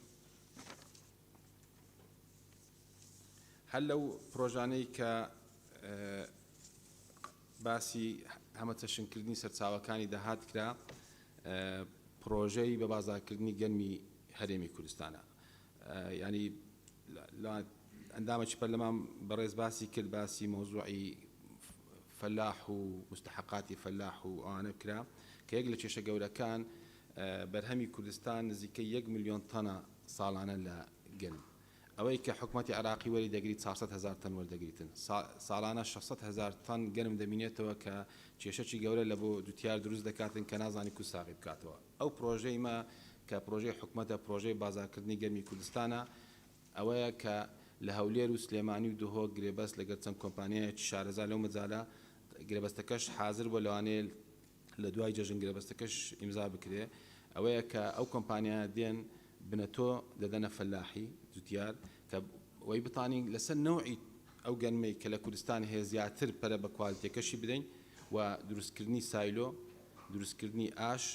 و هەروەها بەڵێ کە ئەو بنەتۆیە کە دەنە فەلاحەکەش گرێبەست لەگەر دوتیارەکە دەکرێتن ینی بنەتۆیەکەی داتێک گرێبەستشی لەگەر دەکات کە ئەو گەنمە ساڵەچکە ئەو کۆمپانیایە لە هەولێر سلێمانی دۆگلەی وەردەگریتن کە ئەوەی باسم کرد سایلۆ ئاشی دروست دەبیتن هەموو ئارد و مشتەقاتی ئارد دروست دەکاتن بە هەموو ئەوانەی کە پێویستن لە بەرامبەردا حکوومەت هاوکاری دەکاتن بە یاسای وەبەرهێنان بە هەموو امتیازات حقوق امتیازات لە یاسای وەبەرهێنان زائیدەن لە بۆ تەشجیعکردنی بەرهەمی ناوخۆ هەموو ئەوانەی کە پێی دەرێن مشتەقاتی گەنم بە ئاردی سفر و ساوار وانە حکوومەت ڕێپێنادا لە دەرەوە بێتن هەتا بتانین تەشجیعی بەرهەمی ناوخۆ بکەین کە پێم وایە ئەوە یەک لەو شتانەیە کە دەبیتە تەشجیعکردنی هەم پرۆژەی کشتتوکاڵی هەم پیشەسازی کە یەکێک لە سەرچاوەکانی ینی هەمە تەشنکردنی داهات دەبی لە هەرێمی کوردستان ئەوەی کە پرۆژە چیکەمان هەیە بە خۆتان دەزانن زۆربەی زەویە کشتتوکاڵیەکان زۆر تاکیل لە مەوزوعی کشتتوکاڵی و پیشەسازی و بازرگانی دەکەین چکەوە داواکاری زۆربەتان بوو زۆربەی زەویە کشتتوکاڵیەکان لە هەرێمی کوردستان کێشەی ئاودێریان هەیە ینی ئاوف ینی فەلاح ئاوی ناگاتێ بە ئاسانی بەخۆشتان دەزانن ئەوەی کە ئەو داتایی لە بەردەستمان هەیە ئەتیمادی جوتیار لە هەرێمی کوردستان 150 لەسەر ئەو ئاوەیە کە پێرن ئاوی باران 140 لە میاهی جەوفی یان ئاوی ژێرزەویە 100 استفادە لە ئاوی ڕووبارەکان دەکەین کە بە وڵاتی بەهرەمی مەتێدەپەڕی و دەڕواتن استفادەی لێ ناکرێت طبعا ئەوە یەک لە بابرین غەڵەتەکانی سیاسەتی ئاودێری بووە لە هەرێمی کوردستان کە ئەمە بڕیارماندا ڕاستی کەینەوە بە ئەوەش ئەو پرۆژانەش بە پرۆژەی هاوبەشی کەرتی گشتی و کەرتی تایبەت دەکەین کە حکومەت دەعم دەکا کەرتی تایبەت دێ لە ڕووبارەکان ئاودێری ڕادەچێشی لە بە ئەو زەویە کشتتوکاڵانی کە پێویستیان بە ئاوە کە ئەوەش دەبیتە وەچەرخانێکی نوێ لە بژانەوەی کەرتی کشتتوکال لە هەرێمی کوردستان نقطەی کە هەر لەسەر مەوزوعی کشتتوکال و سەرچاوەکانی ئاو مەوزوعی بەنداوە حکوومەتی عراقی پێشتر لە کابینەکەی پێشتر بڕیاری دابوو 3 بەنداوی استراتیجی لە هەرێمی کوردستان بکە ئەویش لە بەنداوەکانی دێرەلۆگ و باگرمان و لە دهۆک لەگەر دەلەگەل لە سلێمانی بوو ئەوە بوو پاش ئیستقالی حکومەت تقریبا ئەو پرۆسێسە ڕاوەستا بەڵام وازام لە هەفتەی داهاتوو بەڕێزکا خالی شوانی وەزیری کشتتوکاڵ سەردانی بەغدا دەکەن هەتا بتان ئەو 3 بەنداوە استراتیجیە زیاتر بەگەڕ بخەنەوە چونکە زۆر استراتیجی و زەڕورن ئەوەی کە ئەمە احتیمادمان وایە کە ئەو 3 لە بەغدا بکرێ بە خۆشمان 6 بەنداوی کە لە هەرێمی کوردستان دەکەین ئەویش بەنداوی منداوە و سارتک و لە تەقتەق و پاسێ و خێوەتە و پەردەسووریش لە سلێمانی ئەو 6 بەنداوە لە ڕێگەی دیسان هاوبەشی کەرتی گشتی و کەرتی تایبەت دەکەین کە ئەگە گرنگی تەمەشا گرنگی ئەو بەنداوانە بکەین لە کاتی تەوابوونی 1000 مێگاوات کارەبامان پێدەبەخشیتن تەولید دەکاتن 453,000 دۆنم زەوی ئاودێری لە بۆ زەویەکان دەکاتن هەروەها هەزاران هەلیکار دابین دەکاوەش بە دروستکردنی ئەو جەماعی سیاحی و تیجاری و سەکەنی هەروەها پرۆژەی بەخێوکردنی ماسی کە هەمویان دەبنە فرصت ینی زیاتر فرسەی عملی هەلیکار دابین بکەن لە بۆ هاوڵاتیانی کوردستان نقطەی کە هەر لەسەر متعلقە بە بودجەی وەبەرهێنان هێلی ئاسنینی کوردستانە ئەوەی کە زۆر باسی لێکرایە خۆشبەختانە لە هەفتەی ڕابردوو بەڕێز سەرۆکی ئەنجومەنی وەزیران ڕەزامەندیدا بە تەرخانکردنی 3 ملیار دینار بە مەبەستی دەستپێکردنی بە جەدوای اقتصادی یان فیزیبیلیتی ستەدی لە بۆ پرۆژەی ئاسنینی کوردستان کە پێم وایە ئەو پرۆژەی ئاسنی هێلی کوردستان هەم لەگەر عێراق هەم لەگەر وڵاتانی دەوروبەر بێکەوە دەبەسترێتەوە کە ئەوەش دەکرێتەوە چرخانێکی ئابووری گەورە کە بژانەوەیکی ئابووری دەبیتن هەم لە تیجاری هەم لە سیاحی هەم لە مواصلات لەگەر وڵاتانی دەوروبەر دەمان بەستەوە کۆمەڵێک هەل درێژە پێدانی پرۆسەی چاکسازی حکوومەتی هەرێمی کوردستان کۆمەڵێک بڕیارماندا و کۆمەڵێک لیژنەمان دروست کرد کە یەک لەو لیژنانە لیژنەی تاپۆ بوو خۆتان دەزانن لەو گوندانەی کە باس کرایانی ئەو گوندە سەکەنیانەی کە باز دەکرێتن 105 ئەو خانیانەی کە خەڵک کڕیتی تاپۆ کرایە 167,000 وحدەی سەکەنی لەو گوندانە تاپۆ نەکرایە تا ئێستا ئەوەی کەمە بڕیارماندا لە لیژنەی تاپۆ هەموو ئەو خانوانە تاپۆ بکرێن یعنی خانی هەیە لە مجەمەعی سەکەنی 10,000 کرایە فرۆشرایە بەس ئەو مەکتەب عقارەیان ئەو شەریکەی کە خانەکەی کڕی و فرۆشتیە ئەو ئیسفادەی کردی حکومت نە لە ڕسمی تاپۆ نە لە زەریبە هیچ مستەفید نەبووە ئەوەی کەمە بڕیارمان دەتوان ئەو پرۆژانە ئی ساڵی 2005 و 6 بڕیارمان دە کە هەموو ئەو پرۆژانە هەموو ئەو خانوانە تاپۆ بکرێ و دەستی پێکرد کە ئەوەش هەم دەبیتە داهات هەم هاوڵاتیش زمانی حەق خۆی دەکات خەڵک 10 ساڵە خانی کڕێت تا ئێستا تەملیکی نەکردی لەوانەیە پارەی زۆریشی پێدابیتن نقطەی دووەم لە لیژنەی تاپۆکردنی ئەو کارتانە بوو بە خۆتان زان هاوڵاتێکی زۆر پێشتر لە تعویزکردنی ئاردی زراعی کە ئاردی سەکەنی وەگرتیە بەکارد بۆ ئەو کارتانە تاپۆ نەکرابوو هەل لە بڕیارماندا بە تاپۆکردنی هەموو ئەو کارتانە کە هەم لە بۆ هاوڵاتیان دەستکەوتێکی باشە هەم لە بۆ حکوومەتیش دەبیتە سەرچاوەیەکی داهات کەوەی باسمان کرد زۆر هەر ئەو کارتانش دیسان لەوانی کارتێت 50,000 کرایە فرۆشرایە بەڵام حکوومەتیش مستەفید نەبووە لە ڕسومی تاپۆ و زەریبە و شتیوە کە ئەوەش دەبیتە سەرچاوێکی داهات هەروەها تاپۆکردنی تەجاوزی ناوشارەکان لە خۆتان زان خەڵکێکی زۆر لە بەرنەبوونی یان لە بە وەزعانە تەجاوزی ناوشارەکان هەبووە ئەوەش بڕیاری لیژنەی تاپۆوە بکە ئەو تەجاوزانەی کە ناو شارەکان بووە تاپۆ بکرێتن لیژنەی باچ هەیە لە بۆی کاکتۆر ئامانز بەخۆی سەرپەرشتی ئەو لیژنەی دەکرد حەزم لێ جەنابیان دوایە بەخۆی ئیشارەتی پێ بداتن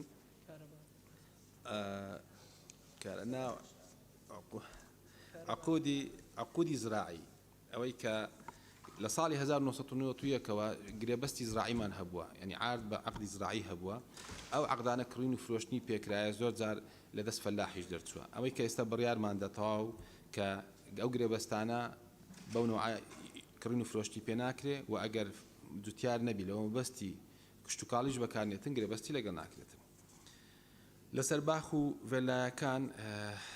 کاک جەلال ئیشارەتی پێدا و یەک دوو خوشک و برای بەڕێزی کەش ئەندام پەرلەمان سیاسەتی حکوومەت ئەوەیە کە لەگە تەملیکردنی ئەو خانوو ڤیلایانینە ئەوەش بەوەی کە خۆتان دەزانن خەڵکەکی زۆر هەیە لەوانەیە هەموو ئومنیەت و هیوایەوە 100 مەتر عاردی هەبیتن خانێکی لەسەر دروستکە ناکرێ ئەمە خەڵکێک بێ 200 دومی عاد لەس تەملیک کەین و بیکاتە مەشاریعی زراعی و عفوان ینی ڤیلە و باخی لەسەر دروستکە بەڵام ئەوە مەشروع قانونێکمان حاضر کردێ لەوانەیە بە زووترین کات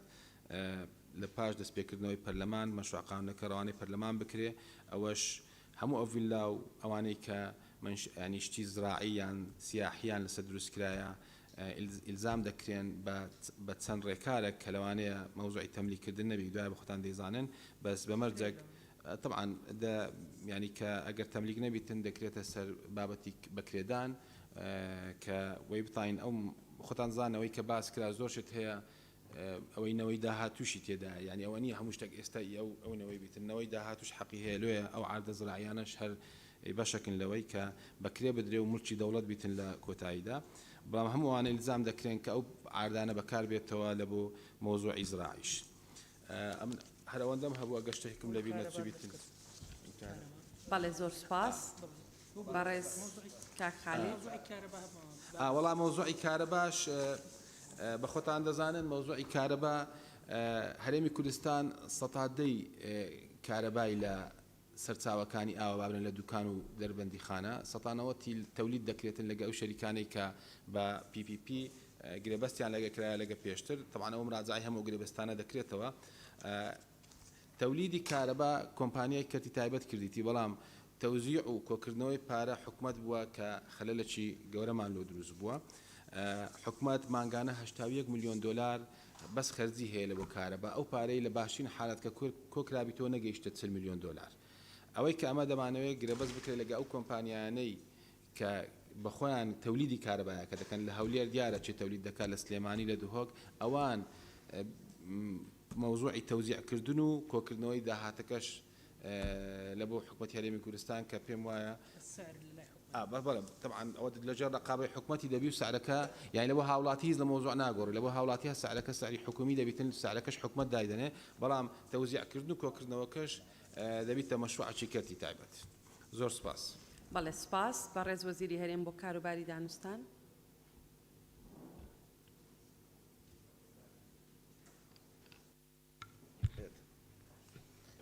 زۆر سپاس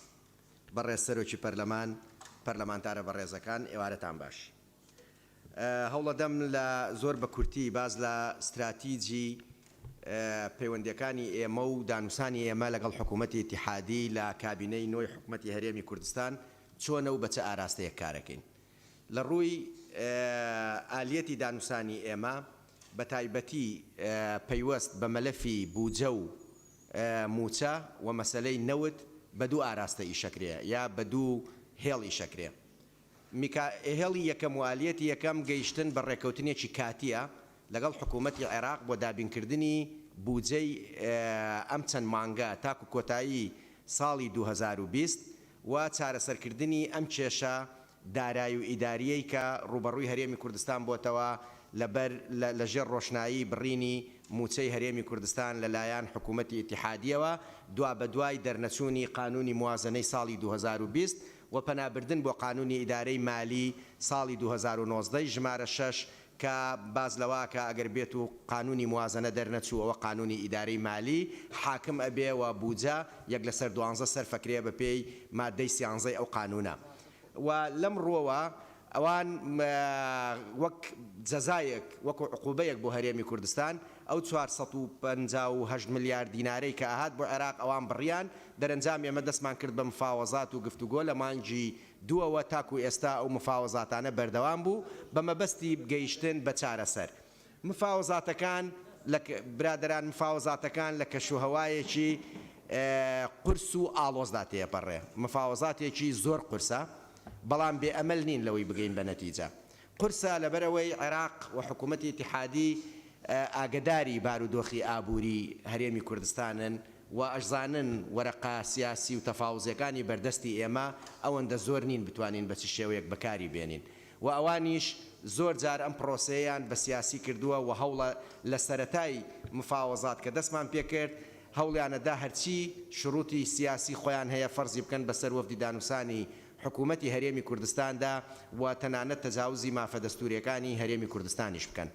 لەمەدا ئەکرێ بڵێن وەفدی مفاوەزی کورد خۆڕاگر بوو و ئامادە نەبوو بچێتە بنباری دەستبەربوون لە دەستبەردان لە مافە دەستوریەکانی خۆمان. بە نەتیجە چەندین هاتوچۆ و ڕۆیشتن و کۆبوونەوە لە سەردەمی حکوومەتەکەی بەڕێز عادل عەبدولمەهدی بۆ حکوومەتەکەی بەڕێز کازمی چەندین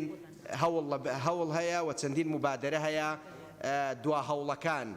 ئەمە وەکو هەواڵێکی نوێ دەتوانم بە ئێوەی بڵێم کاتێکە لە ئیستراحەت لە شوێنی وەڕۆ دانیشتین دوا پێشنیار لەلایەن حکوومەتی ئیتیحادیەوە گەیشتوتەوە ئێمە و ئێمەش ئێستا وڵامەکانمان ئامادە کرد و گەڕانمانەوە بۆ حکوومەتی ئیتیحادی. ئەمە هیوایەکە بەخشێ کە نزیک بووینەتەوە لە ڕێکەوتن و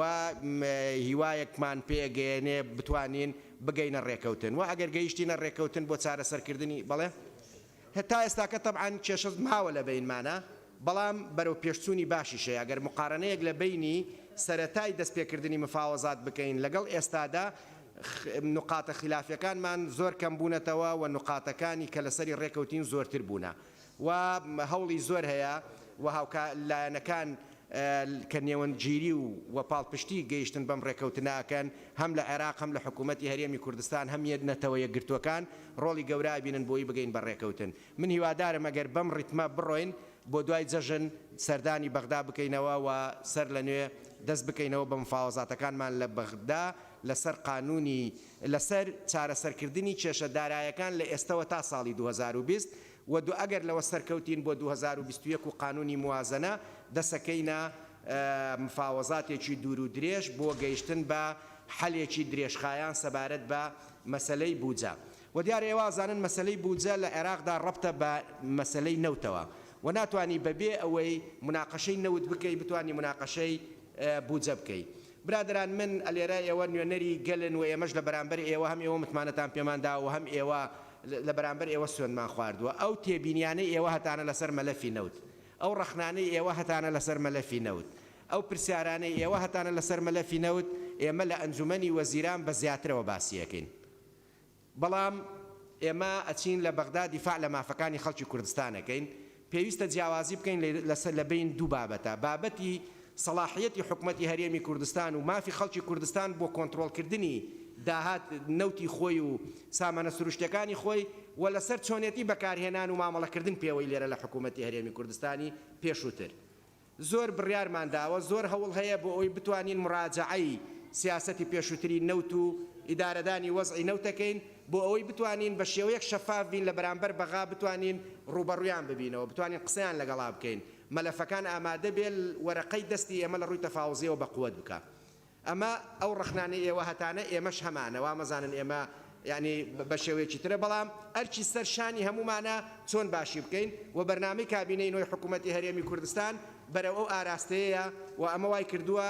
هیوایەک هەبێ لەسەر مەلەفی نەوتیش کابێتە یەکێک لە مەلەفەکان بۆ نهایەتی ساڵی 2020 ئەگەر ڕێک 21 ئەگەر بتوانین ڕێک بکەوین ئەم بابەتەش بە یەکجاری یەکلایی بکرێتەوە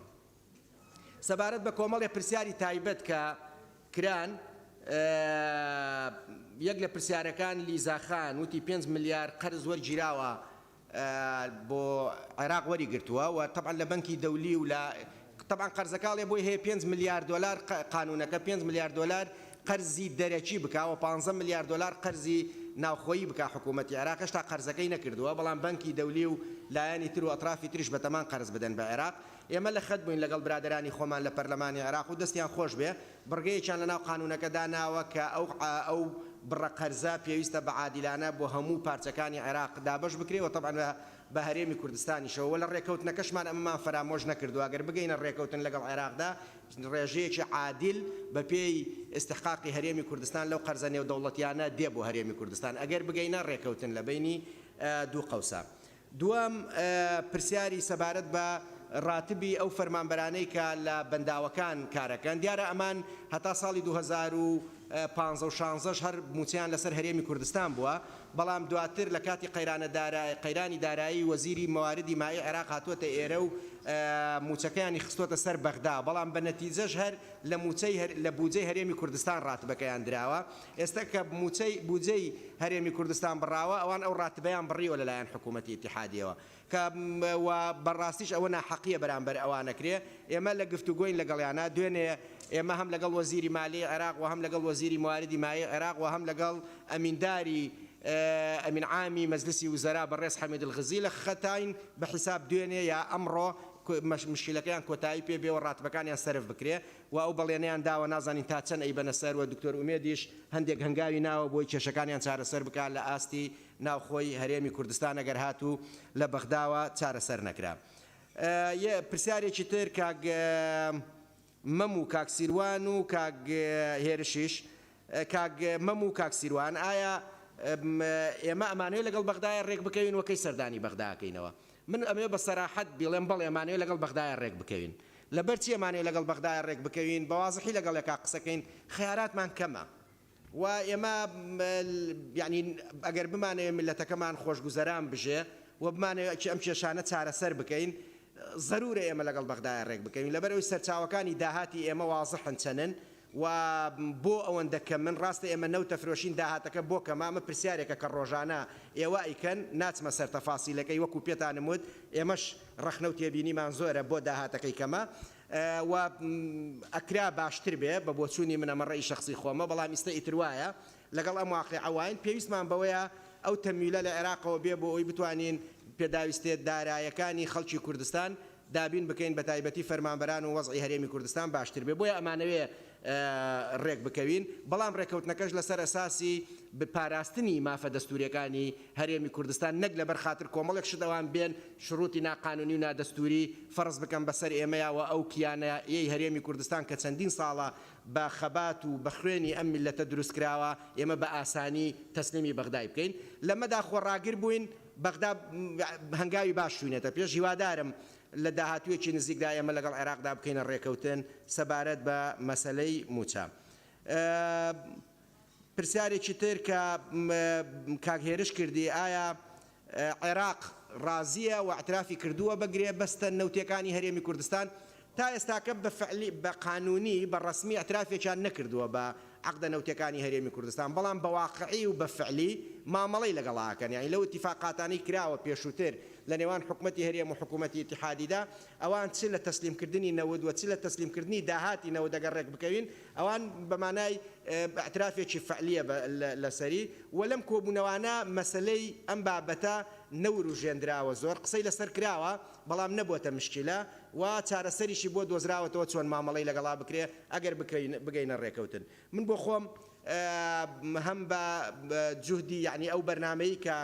کابینەی نوێی حکوومەتی هەرێمی کوردستان دایناوە بۆ مامەڵەکردن لەگەڵ بەغدا کە بریتە لە ئینفتاح لەگەڵ بەغدا و گەیشتن بە چارەسەر و بەغدا شوێنی چارەسەرکردنی کێشەکانمانە و ئەگەر ببینن سیاستمان گۆڕیوە لە سیاسەتی سراعەوە بۆ سیاسەتی هاوکاریکردن و تەفاهم و تەجانوس و وەفدەکەشمان بەباشی ئیدارەی مەلەفی مفاوەزاتی داوە من بۆ خۆم ئەمەلێکم هەیە هەندێک بەوادری ئیجابی هەیە بتوانین بگەینە چارەسەر و بگەینە ئەم مشکلەیە بگەینە چارەسەرێک بۆ ئەم مشکلەیە بۆ ئەوەی تەفەڕۆخکەین بەڕاستی بۆ مشکلەکانی تر دوێنێ کۆبوونەوەمان هەبوو لەسەر ناوچە جێناکۆکەکان و چ معاناتێک هەیە لەوێ و زۆر لە ئێوە گلەی ئەوەتان کرد مەسلەی ناوچە جێناکۆکەکان و مەسلەی ناوچە کوردستانەکان بخەینە ئەولەویەت و پێش بوو جەوموچە ینی ئەگەر ئەمە تەواوکەین ئێمە بە ئاسانی تر ئەتوانین تەفەڕۆخکەین بۆ ئەو کێشانەش کێشەکانمان کەمە بێتەوە بۆ هیوایی بگەینە ئەم چارەسەرە و تۆزێک بارودۆخی ئابووری هەرێمی کوردستان لە مۆزعی ئێستاکە هەیە باشتر بێ زۆر سپاس زۆر سپاس بەڕێز کاک دکتۆر ئومێد کاک دکتۆر ئامان کامتان دەتانێت قسە بکەن بەڵێ کاک دکتۆر ئامانج بەڵێ بە ئیجازە جەنابی سەرۆک دوو سێ شت هەبوو بە سەریعی من لەوە چی هەنێ لە قسەکانی من نەمتوانی بێ باش بیگەێنم یەکیان من نەموتووە قاچەقچێتی نەماوە و ئەگەر براجعەیەکی قسەکانی من بکەم باسیەوەکەم ئەڵێم هەنێک ئەو شتە منەظەمەکە کە هەیە لە هەموو لەو لایەنانەی کە بە منەظەمی ئیشەکەن ئەوە ماوە ئەوە مزعفاتی حساسیەتەکانێک کە هێشتا ماوە هێشتا متمانە بە تاوەتی نەگەڕاوەتەوە ئەوە مزعفاتی ئەوانێ ئەمە خاڵێکی تر لەسەر داهاتی نەوت من ڕاستێکەمەوە داهاتی نەوت بە ئەوەی کێ بۆ وەزارەتی دارایی ئەوەیە کە بۆ موچەیە بۆ وەزارەتی دارایی باقیاتەکەی کەی 140 ملیۆنی ئەچێ بۆ قەرز ئەوە ڕووناکاتەوە وەزارەتی دارایی هەر لە گەڵ فرۆشتنی نەوتەکە ئەو ئەچێت سەرەوە ڕقم حساباتانەی کە ئیلتیزاماتەکانیان هەیە ئەمە من مەوزوعێکی تر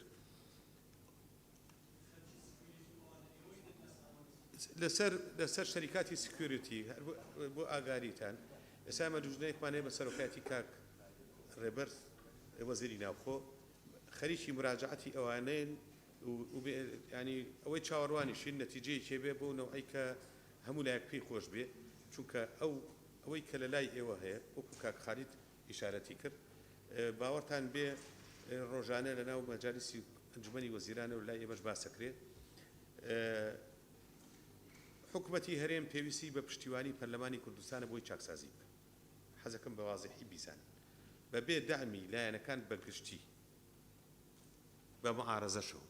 چاکسازی ئەبێ بزانن شانسی نابێت ظروفی مەوزوعی ئێستا یارمەتی دەرە بۆی چاکسازی بکرێت نیەت هەیە چاکسازی بکرێت ئێرادەیەکی دەستە جەمعی لەناو مەجلیسی وزەرا هەیە بۆ چاکسازی هەنی ئەوەی کە من لێی دڵنیام و لە خەتەواتەکانی کە ئەکرێ لە کۆبوونەوەکانی کە ئەکرێ لەناو ئەنجومەنی وەزیرانە ئێمە کردیوانە ئێمە مەوزوعێکی خلافیمان نییە لەسەر مەوزوعی چاکسازی لەناو ئەنجومەنی وەزیرانە یعنی ئەتوانم بڵێم تەتابقێکی تەواو هەیە لەناو جەنەزەری ئێمە ئیلتیزامێکی تەواوی هەیە بە بەرنامەی حکوومەت بۆ چاکسازی ئەوەی کە ماوەتەوە بەڕاستی پشتیوانی ئێوەیە لەوە شایارمەتیمان بن ئەگەر خوا نەکردە نوقسانیەک غەڵەتێک شتێکمان نەبوو بیکەن بە هەڵا قسەی لەسەرکەن ڕەخنە بگرن قەت لەو بابەتەوە چاوپۆشی بکەن بەڵام حاشا لە ڕووی ئێوە مزایدەشمان بەسەرا مەکەن ئەویان بە تایبەتی لەم زروفەیە کە وەزعی نەفسی خەڵک خراپە باری ئابووری خراپە زروفی سیاسی خراپە تێگەی بەڕاستی هەمومان ئەبێ بەیەکەوە مەسئولیەتەکە مەسئولیەتێکی تەزامنی بێت بۆ ئەوەی چاکسازی ئەوەی کە ومێدێکی بە چاکسازی هەیە بکرێت تەجروبەی 10 ساڵمان هەیە ئێمە معارەزە بوون تاقیمان کردەوە بە هەمومانێکەوە تاقیمان کردەوە ئێستا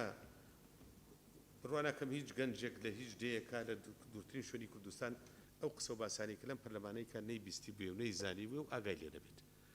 ئێستا تێژگەیشتین بە معارەزە بوون تاکیوە توانین بڕوین تێژگەیشتوین بەیەکەوە ئیشکەین ئەم خەتەواتانی کە تا ئێستا هاتووە من بەسەریعی بۆتان دووبارەکەم مەسەن ئەگەر ئێمە لە سای ئەو بەرنامەی حکوومەتی هەرێمەوە نەبوو کرانەوە بەرامبەر بە بەغانەوە ئەگەر بەسا لە سای ئەو پرۆژە چاکسازیەوە نەبووە گەڕانەوەی داهات بۆ وەزارەتی مالیە معنایەکی نابوو ئەگەر ئەو چاکسازیە نەبووە بەسەر ئێمە ترانزیتمان ئازاد کردووە بازرگانمان ئازاد کردووە لە سنوورەکان بەو ڕادەی کە ئێستا سەرکەوتون نابوو لە مەجای ئەو مەجالانەی کە ئێستا لیجانی بۆ دروست کراوە سەر هەموو لیجانەکانی چاکسازی کە دروست کراوە هەمووشی چۆتە بواری جێبەجێکردنەوە هەنێ ئیشی معقدمان هەیە کە عیلاقی بە 1970 و یەکەی ژمێریارەکان هەیە و جاهیکەری تەنزیمەکان هەیە ئەوانە کە بەسایری فەنی زۆر وردن تا ئەم دقەیە خۆشبەختانە ئیرادەیەک لە لای 1970 هەیە بۆ نزیکبوونەوە بۆ یەکگرتن لەسەر خانەنشینی هەر ئەوە ماوە قرارەکەی بۆ دەمچکەین و دەستکەین بە ئیشکردن ئەوانە هەموو ئەو ئیشە باشانە بەبێ ئیشی باشن نەفەسی درێژێوێ چاکسازی بە بڕیاری کوتوپڕ و بە سویچێک داگیرسێنی بیکوژێتەوە تاو نابێ غەڵەتی ژەکەین بۆ معلوماتان ئێمە لەم مجتەماعەوە هاتووین کەسمان لە کەوکەی بێکیترەوە لە هاتووین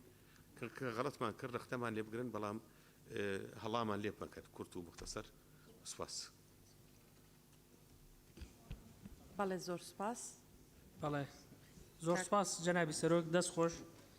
خۆشحاڵی نیمڕۆ لە خزمەتتانین من هەر دەمەوێ بە حکمی ئیشەکەم و ئەو لیجانانەی کە لە ناویم هەر لەسەر هەر سێ بابەتەکەی کە ئێمڕۆ بۆی هاتوین قسەی لەسەرکەم لەوەی بەغداوە دەست پێ یەکەم طبیعی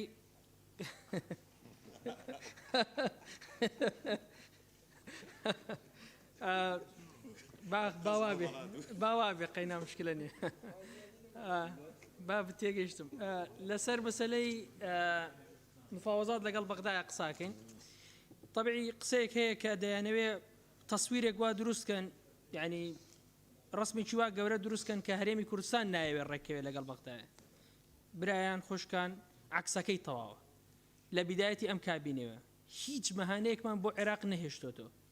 هیچ مەهانەیەکمان بۆ عێراق نێشتۆ بەڵام عێراق نایەتە پێشەوە یعنی ئێستا یەک بۆتان باسەکەم کە چی کراوە لەگەڵ عێراقا هەموو شتێک هەر داوای هەرچی شتێکیان کردبێت بتوانە فەرموو طبعا لە چوارچێوەی دەستورە بەڵام کە دین لە چوارچێوەی ئیتیفاقێکە ڕایانگرین ئیلتیزامیان پێ بکەین بەڵام پەشیمانەکەن بۆیە دەبێت لەم چوارچێوەیە تێبگەین کە حکوومەتی هەرێمی کوردستان هەموو مرونەتێکی دەربڕیوە لە چوارچێوەی دەستور و هیچ مەهانەیەکشی بۆ بەغدا نەهێشتێتەوە کە ڕێک نەکەوێت لەگەڵێ ئەم کابینەیە لە 16 حەوت دەست بەکار بۆ بەڕێزان لە 15 حەوت دەست بەکار بووینە 16 حەوت سەرۆکی حکوومەت جێگری سەرۆکی حکوومەت وەفدێکی گەورە چوون بۆ بەغدا 16 حەوتی 2019 قسەمان کرد لەگەیان وتمان کاکە ئێمە کابینەیەکی تازەین نەفەسی ئێمە ڕوئیای ئێمە ئەوەیە کە بەغدا عمقی استراتیجی ئێمەیە لێبانەوەی لەگەڵتانە ڕێککەوین فەرمون با ڕێککەوین لە 25 حەوتی 2019 ئەمان ئەم تاریخانە حەزەکەم لەبەر چاوتان بێ 25 حەوتی 2019 ئێمە وەک حکوومەتی هەرێم پرۆپۆزەڵی خۆمان تەقدیمی عێراق کردووە ئەو کاتە هەردوو جێگری سەرۆکوەزیرانی پێشووی عێراق عادل عەبدولمەجید هاتنە ئێرە ثامر غەضبان و دکتۆر فواد حوسێن پرۆپۆزەڵی خۆمان تەقدیم کردووە یەکی چەند تایبەت بە ناوچە کوردستانەکانی دەرەوەی ئیدارەی هەرێم کە چۆن چارەسەریکەین ئەوە تریشیان تایبەت بە مەسائلی مالی و نەوتی چۆن چارەسەری بکەین لە هەردوو پرۆپۆزەڵەکە ڕوئیای هەرێمی کوردستانمەوە ئیستعدادی هەرێمی کوردستانمان دەربڕیوە کەم بابەتانە چارەسەر بکەین لە 25 حوتەوە ئێمە دوو لیژنەشمان دروست کردووە نوێنەری خۆمان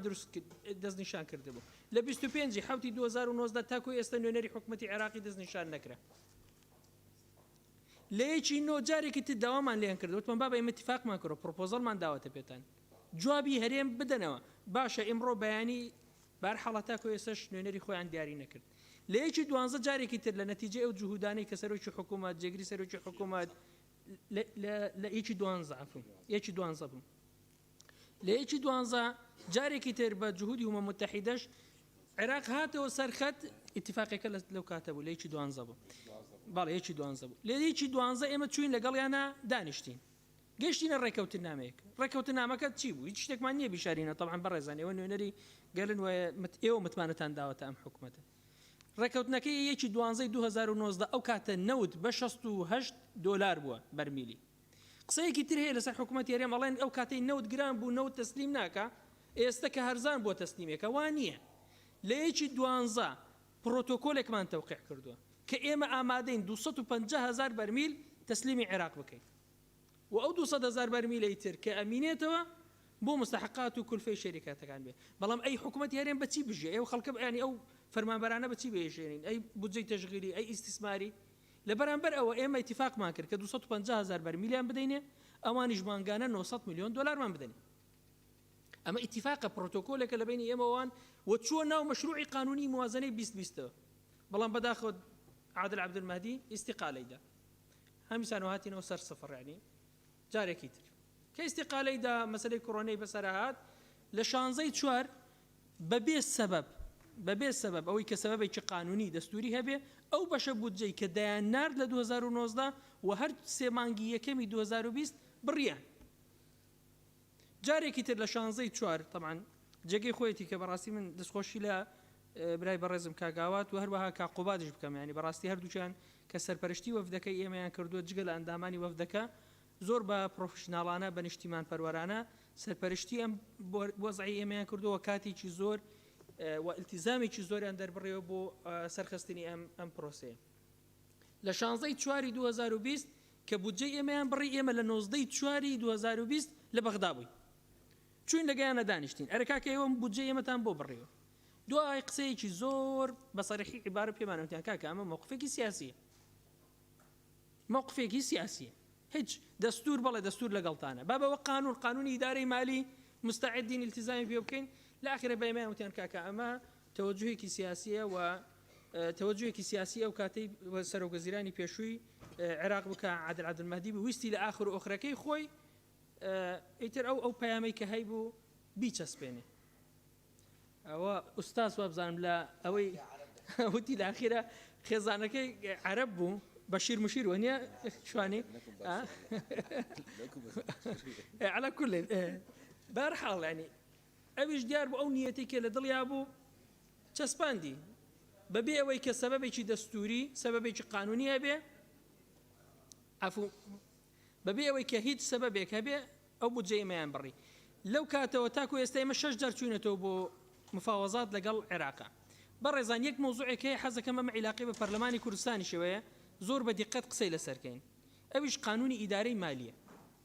قانونی ئیدارەی مالی گەورەترین زەربەیە لە مافە دەستوریەکانی هەرێمی کوردستان بە پێی قانونی ئیدارەی مالی بێ بەڕێزان کە بەسەر نوێنەرانی ئێمەیە تێپەڕیوە لە بەغدا بەداخەوە بەسەر وەزیرەکانی کورد لە بەغدا بەسەر ئەندام پەرلەمانەکانی کورد لە بەغدا تێپەڕیوە بە پێی قانونی ئیدارەی مالی بێ ڕقم 6 ساڵی 2019 کە دەرچووە هەرێمی کوردستان مافی دانانی بودجەی نییە وەک محافظەیەک تەعامل لەگەڵ هەرێمی کوردستان ناکرێت تکاتان لێکەم پێکەوە بە ئێمە هەنگاومان ناوە بۆ تەعاندان لەم قانونە پێویستمان بە پشتگیری ئێوەیە پەرلەمانی کوردستان چونکە لە ناو قانونەکەیە دەڵێ پەرلەمانی کوردستان حەقی ئەوەی نییە کە بودجە دابنات بۆ هەرێمی کوردستان ئەبێ پەرلەمانی کوردستان بودجەکەی ئیعدادکە لەگە حکوومەت بینێرن بۆ وەزارەتی مالی ئیتیحادی وەزارەتی مالی ئیتیحادی لەگە تەختی تا مسادقەیەکەن ئەبێتە بەشێک لە بودجەی ئیتیحادی کەواتە بەم شێوەیە بێ ئەمە گەورەترین مافی دەستوری لە پەرلەمانی کوردستان سندراوەتەوە هەروەها کۆمەڵێک خوڕوقاتی دەستوری تریتیایە بۆ یەکێک لەو بابەتانە کە دەبێت زۆر بە وریایی و بە پەلە ئیشی لەسەرکەین قانونی ئیدارەی مالیە لە نەتیجە مەوزوعێک هاتە پێشەوە کە سەرۆکوەزیرانی تازەی عێراق دەست بەکار بوو ئەو شەوەی کە حکوومەت سوێندی خوارد ئێمە لە بەغدا بووین وەفدەکەمان پێشەوە لەوێ بوون جارێکی تر هەرماینەوە بۆی نیەتی خۆمان دەربڕین بۆی ئێمە کە جددین لە گەیشتن بە حل لەگەڵ حکوومەتی عێراقیە لەگەڵ حکوومەتی عێراقی قسەمان لەسەر ئەم بابەتانە کردو بەڕێزان یعنی بەشێکی گەشتونێتە تەفاهم بەشێکی ماوە لەسەر مەسلەی نەوت ئینتاجی هەرێمی کوردستان ئەو کاتە طبعا ئینتاجی هەرێمی کوردستان سە دکتۆر ئامانج بۆتان باسەکە و زیاتر لە من شارەزاترە ئەو کاتە تەثبیت کرا بە 467,000 بەرمیل 30,000 بەرمیلی بۆ ئیستهلاکی محلی دانرا 430,000 بەرمیل مایەوە 437 مایەوە لەو 430 ئەوەندەیە 193,000 بەرمیلی بۆ کولفە و مستحقات بۆ 5 کولفە دانرا کولفەی استخراجە حصەی ئەرباحی شەریکاتە کولفەی نەقلکردنە دیوی تورکیایە و هەروەها فرۆشتنەکەیەتی ئەم 5 کولفەیە لەگەڵ وەزارەتی نەوتی عێراقیە ڕێککەوتین کە مەزەندە دەکرێت بە 193,000 بەرمیل کەواتە خۆی 467 30,000 بۆ ئیستهلاکی محلیە 437 یەمینێ 193 بۆ کولفە و مستحقاتی شەریکات و کولفەی نەقل و فرۆشتنەکەیەتی 244,000 بەرمیل ئەمینێتەوە لەگەڵ عێراقا بە سەراحەت قسەمان کردووە بەڕێزان وتومانە نەوتەکەتانەوێ فەرمەوە نەوتەکەتانە دێنی پارەی نەوتەکەتانەوێ پارەی نەوتەکەتانە دێنی یعنی ئەردوو عەرزەکەمان عرض کردو بەسەر عێراقا کامەی اختیارەکە نێمە هیچ مانعێکمان نییە ئەو حەساسیە و عوقدەی کە پێشتر ئەگەر هەبوو بێت ئێمە نیمانە نەوتەکەتانەوێ فەرمونەوەتە بەڵام ئەم نەوتە کە دەردەهێنرێت یەک شتێکی تریش هەیە بەڕێزان عێراق لی تێگەیشتۆ تازە ئەوش ئەوەیە کە بنیەی تەحتی صناعی نەوتی لە هەرێمی کوردستان هی قطاعی خاسە وەک هی عێراق نییە عێراق خۆی شەریکەی ئینتاجی هەیە خۆی شەریکەی حەفری هەیە خۆی شەریکەی تەسویقی هەیە کەواتە مڵکدارەتی قطاعی نەوتی لە عێراق بۆ دەوڵەتە گەڕێتەوە بەڵام بنیەی تەحتی صناعی نەوتی ئێمە دەگەڕێتەوە بۆ قطاعی خاص بۆیە لەگەڵ عێراقا ئەم دوو ئۆپشنەمان خستۆتە بەردەستیان لە ئاخیرە ئەوان خۆیان وتیان کاکە ئێمە ئیراداتی نەوتیمان دەوێت ئەمە ئێمە ئێستش دووبارەیەکەینەوە چه نەوتەکە یان ئیراداتی نەوت ئێمە هیچ مانعێکمان نییە بۆیە بەڵگەمان هەیە دەڵێن هیچ مەهانەیەکمان بۆ عێراق نێشتۆتەوە بە بەڵگەوە قسە لەسەر ئەو بابەتە دەکەین بەڵێ ئەمە تەفاسیلن لەگەڵیانە باسمان کردووە و ئێستش دووبارەیەکەینەوە لەلایەنە مالیەکەی ئێمە هێشتا لە گفتوگۆین بە پێی قانونی ئیدارەی مالی لە مادەی 27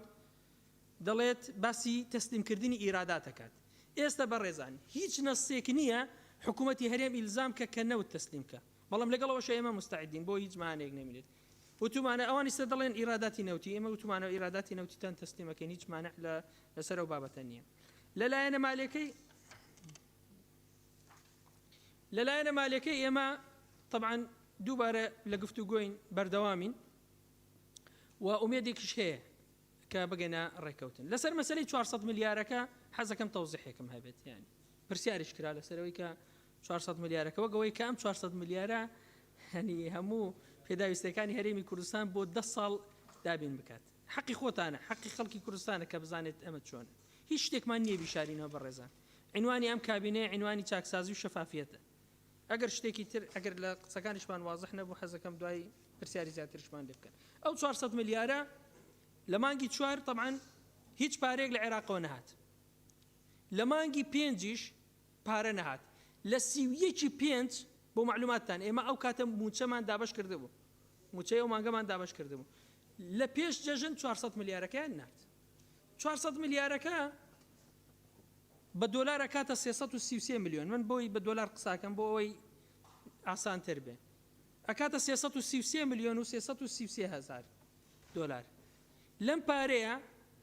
نزیکەی 10 میلیۆن دۆلاری ڕاستەوخۆ عێراق قەتعێکە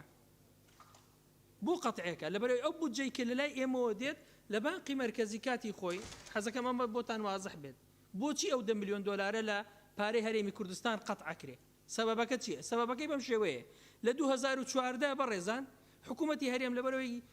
بودجەی نەما احتیاطی بانقە ئەهلیەکان لە هەرێمی کوردستان لە بانقی مرکزی هەرێم بووە احتیاطی ئەم بانقانە هەرێمی کوردستان حکوومەت بەکاری هێناوە ئەو احتیاطی بەکاری هێناوە بەبێ ئەوەی ئیزن لە خاوەن ماڵەکە ژوەر بگرێت ئەمە سەراحەتە بەڵام ناچاری بووە بۆ ئەوی موچەی پێ بدرێت بۆی ئەمە قەرزێکە لەسەر حکوومەتی هەرێمی کوردستان ئەم قەرزەی کە کراوە ئەم احتیاطی کە بەکارهێنراوە لە 2016 حکوومەتی هەرێمی کوردستان اتفاقی کردوتەوە لەگەڵ ئەم بانقانە لە ڕێگەی بانقی مرکزیەوە کە مانگانە بڕێک پارە بدرێتەوە بەو بانقانەی کە احتیاطەکانیان بەکارهێنراوە بۆیە ئەو پارەی کە عێراق دەینارد 381 میلیۆن دلار بوو ڕاستەوخۆ بانقی مرکزی خۆی 10 میلیۆنی لێ ئەبڕی ئەیدایەوە بۆ بانقانە بۆی قەرزەکانیان بدرێتەوە ئەمە بۆی بەسەراحەت قسە بکەین هەموو شتێک لە بەرچاودان ڕوون بێت کەواتە 400 ملیارەکە 333 میلیۆنەکە دلار 10 میلیۆن دلاری ڕاستەوخۆ لێ قەتعکرێت بۆ دانەوەی قەرزی بانقە ئەهلیەکان کە احتیاطەکەیان بەکارهێنراوە ئەمە نقطەیەک ئەمینێتەوە چەند 323 میلیۆن دلار لەم 323 میلیۆن دلارە ئێمە بۆ موچەی مانگی ئەوەی کە لە مانگی 4 تەوزیعمان کرد 138 میلیۆن دلارمان قەرز کردبوو بەڕێزان 138 میلیۆن دلارەکەشمان لێدایەوە 185 میلیۆن دلاری مایە ئەو 185 میلیۆنش بۆ موچەی ئەم مانگەی کە دامان بەکارمان هێنایەوە ئەمە چیرۆکی 400 ملیارەکەیە حەزم کرد تەوزیحی لەسەر بدەم بەڵێ ئەوە ئێستا تەوزیح بۆ بۆتان وازح بوو یعنی کە تەوزیحمان کرد بابینە سەر بەڵێ ئێستا بەڵێ ئێستا باسێکن دەڕاست بەڵێ لە کاتی قەیرانەکان بەڕێزان ئەگەر بێنە سەر واقعی مالی بۆ ئەوەی بەرچاوتان ڕوون بێ ئێمە لە مانگی 4 سێ سەرچاوی داهاتمان هەبوو بەڕێزان لە مانگی 4 کە مەسلەی کۆرۆنا و دابەزینی نرخی نەوت کە هاتە پێشەوە هەر سێ سەرچاوەکەمان نزیک بۆ لە سفر عێراق 381 میلیۆن دلاری بوومانە نرد کە 151 داهاتی ئێمە بوو بڕی ئەمە وشکی کرد 244 میلیۆن دلاری داهاتی ناوخۆمان هەبوو بەهۆی کۆرۆنا و ڕاگررتنی وەزعی تیجاری ئەمەش نزیک بووە لە سفر وەزعی نەوت کە ئێمە بەس بۆ وەزارەتی مالیە 300 میلیۆن دلارمان تەرخان دەکرد ئەوش لە مانگی 4 هاتەوە نزیکی سفر ئێمە لە مانگی 4 تەنها بۆ موچە پێویستمان بە 755 میلیۆن دلار بوو لە مانگی 4 تەنها نزیکەی 90 میلیۆن دلارمان بەدەستەوە بوو 100 میلیۆن دلارمان بەدەستەوە بوو یعنی ئێمە عەجزێکمان بۆ پیا بوو نزیکەی 90 لە 100 عەجزمان بۆ پیا بوو بەس بۆ دابینکردنی موچە ئەی ئەو موچەی کە درا لە پێش جەژن چۆن پیاکرا ئەمەش تەفاسیلە حەزەکەم بیزانن یعنی چۆن پیاکرا تۆ لە مانگی 4 هەر سێ سەرچاوی داهاتەکەت وشک بوو هاتە سەر سفر موچەیەکشماندا چۆن دامان حەزەکەم باسی بکەم لێرە بۆی بەرچاوتان ڕۆ بەڕێ سەرۆکی حکوومەت مستحیلی کرد بۆ ئەوەی کە موچەیەک پێش جەژن بدرێ یەکەم هەنگاو هەستا لەگەڵ شەریکاتی نەوت کەوتە مفاوەزاتێک بۆ ئەوەی بەشێک لە مستحقاتی خۆیان تەجیل بکەن و بەشێکی کەم لە مستحقاتەکانیان پێ بدرێ لە نەتیجەی ئەم مفاوەزاتی سەرۆکی حکوومەت لەگەڵ شەریکاتە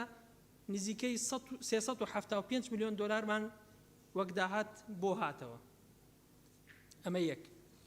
دوو هەستا جارێکی تر مفاوەزاتی کرد لەگەڵ شەریکاتی نەوت بۆ ئەوەی قەرز بکە 150 میلیۆن دلاری ترشمان قەرز کرد لە ڕێگەی داهاتی ناوخۆ لەگەڵ ڕێگەی تەحالفۆ هەر چۆنێ بێ کۆی گشتی لەگەڵ ئەو 138 میلیۆن دلاری کە لە مستەسمرینی ناوخۆی قەرزمان کرد بووە 755 میلیۆن دلار و سەرۆکی حکوومەت ئەو وعدەی دابووی پێش جەژن هەر چۆنێک بێ کە هەر سێ سەرچاوەکەی سفر بوو بەڵام توانی 755 میلیۆن دلار پەیدا بکەین بەم سەرچاوانەی کە باسم کرد بۆ ئەوەی موچەی پێش جەژن بدەینەوە ئەمە موچەی پێش جەژن بوو کە لە مانگی 4 و 5 تەوزیع کرا موچەی مانگەکەی دوای ئەوە بۆ برن بەڵێ وا باسێکم بەڵێ با بۆمان باسێکم بڵێن چۆن هاتووە موچەی ئەم مانگەش ئەوەی کە تەوزیع کرا بۆ برن ئەگەر حەزەکەن باسێکم ئەگەر نا حەزەکەین فەرموو بەردەوام بە کاکتۆر وەک گوتم ئێمە وەک حکوومەتی هەرێمی کوردستان هیچ شتێکمان نییە لێ بیشارینەوە عنوانی ئێمە چاکسازی و شەفافیەتە موچەی ئەم مانگەی کە پێشوو ئەوە برایەن هاوڕێیان لە ئەنجومەنی وەزیران هەموو تەفاسیلەکانی دەزانن لە نەتیجەی ئەو وەزعی کە هاتە پێشەوە ئێمە تەنها 500 میلیۆن دلارمان پێ تەئمین نەکرا بۆ ئەو موچەیە کە عەجزەکەی ئەی کرد 134 بۆ موچە ئێمە بۆ موچە 755 میلیۆنمان پێویستە تەنها 500 میلیۆنمان پێدابی نەکرا ئەو 500 میلیۆنەش لە چۆ پێمانێنە 185 هی 400 میلیارەکە بوو کە بام بووە و بەشێکی داهاتی نەوت بوو و بەشێکی داهاتی ناوخۆ بوو 500 ملیۆنمان پێ تەمین نەکرا لە دوای کۆبوونەوەیکی یەکجار زۆر و چەند ئۆپشنێک ئێمە چوینە کۆبوونەوەی ئەنجومەنی وەزیران لە کۆبوونەوەی ئەنجومەنی وەزیران باس لەوە کرا کە 134 ئیستیقطاعکردن مەبلەغێکی زۆرە بۆیە پێشنیاری ئەوە کرا کە دەبێت 100 ملیۆنی تریش قەرز بکرێ ئەم 500 بکرێ بە 600 و ئەوە پەسەند کرا بۆ ئەوەی ڕێژە تەمویلکردنەکە ببێت بە 79 لە 100 ئەو موچەیەش بەو شێوەیە 100 ملیۆنی تریش تەمویل کرا یعنی بڵێن دابین کرا لەلایەن سەرۆکی حکوومەتەوە بۆ ئەوەی تەمویلی موچەکان ببێتە 79 بە قسەکانم تەواوکەم قوربان بەڵێ سەرۆکی حکوومەت لەگەڵ حکوومەتە بەڵام سەرۆکی حکوومەت تەکلیف کرا لە کۆبوونەوەکان لە کۆبوونەوەی ئەنجومەنی وەزیران هەموو ئەنجومەنی وەزیران سەرۆکی حکوومەتیان تەکلیف کرد کە ئەبێ 100 ملیۆنی تر قەرز بکە بۆ ئەوەی کە ئەو موچەیانە لە 500 ملیۆنەوە ببێت بە 600 ئەمە تەکلیفی ئەنجومەنی وەزیران بۆ بورن بەس با قسەکان هەتاوەکو بەڕێز دکتۆر ئومێد قسەکانی تەواو نەکا لە شوێنی خۆتانەوە قسەمە بەڵێ ئەمە مەسەلەی موچە با بێمە سەر مەسەلەی چاکسازی ئەوانەی کە کراون بەڕێزان چاکسازی تەنها لە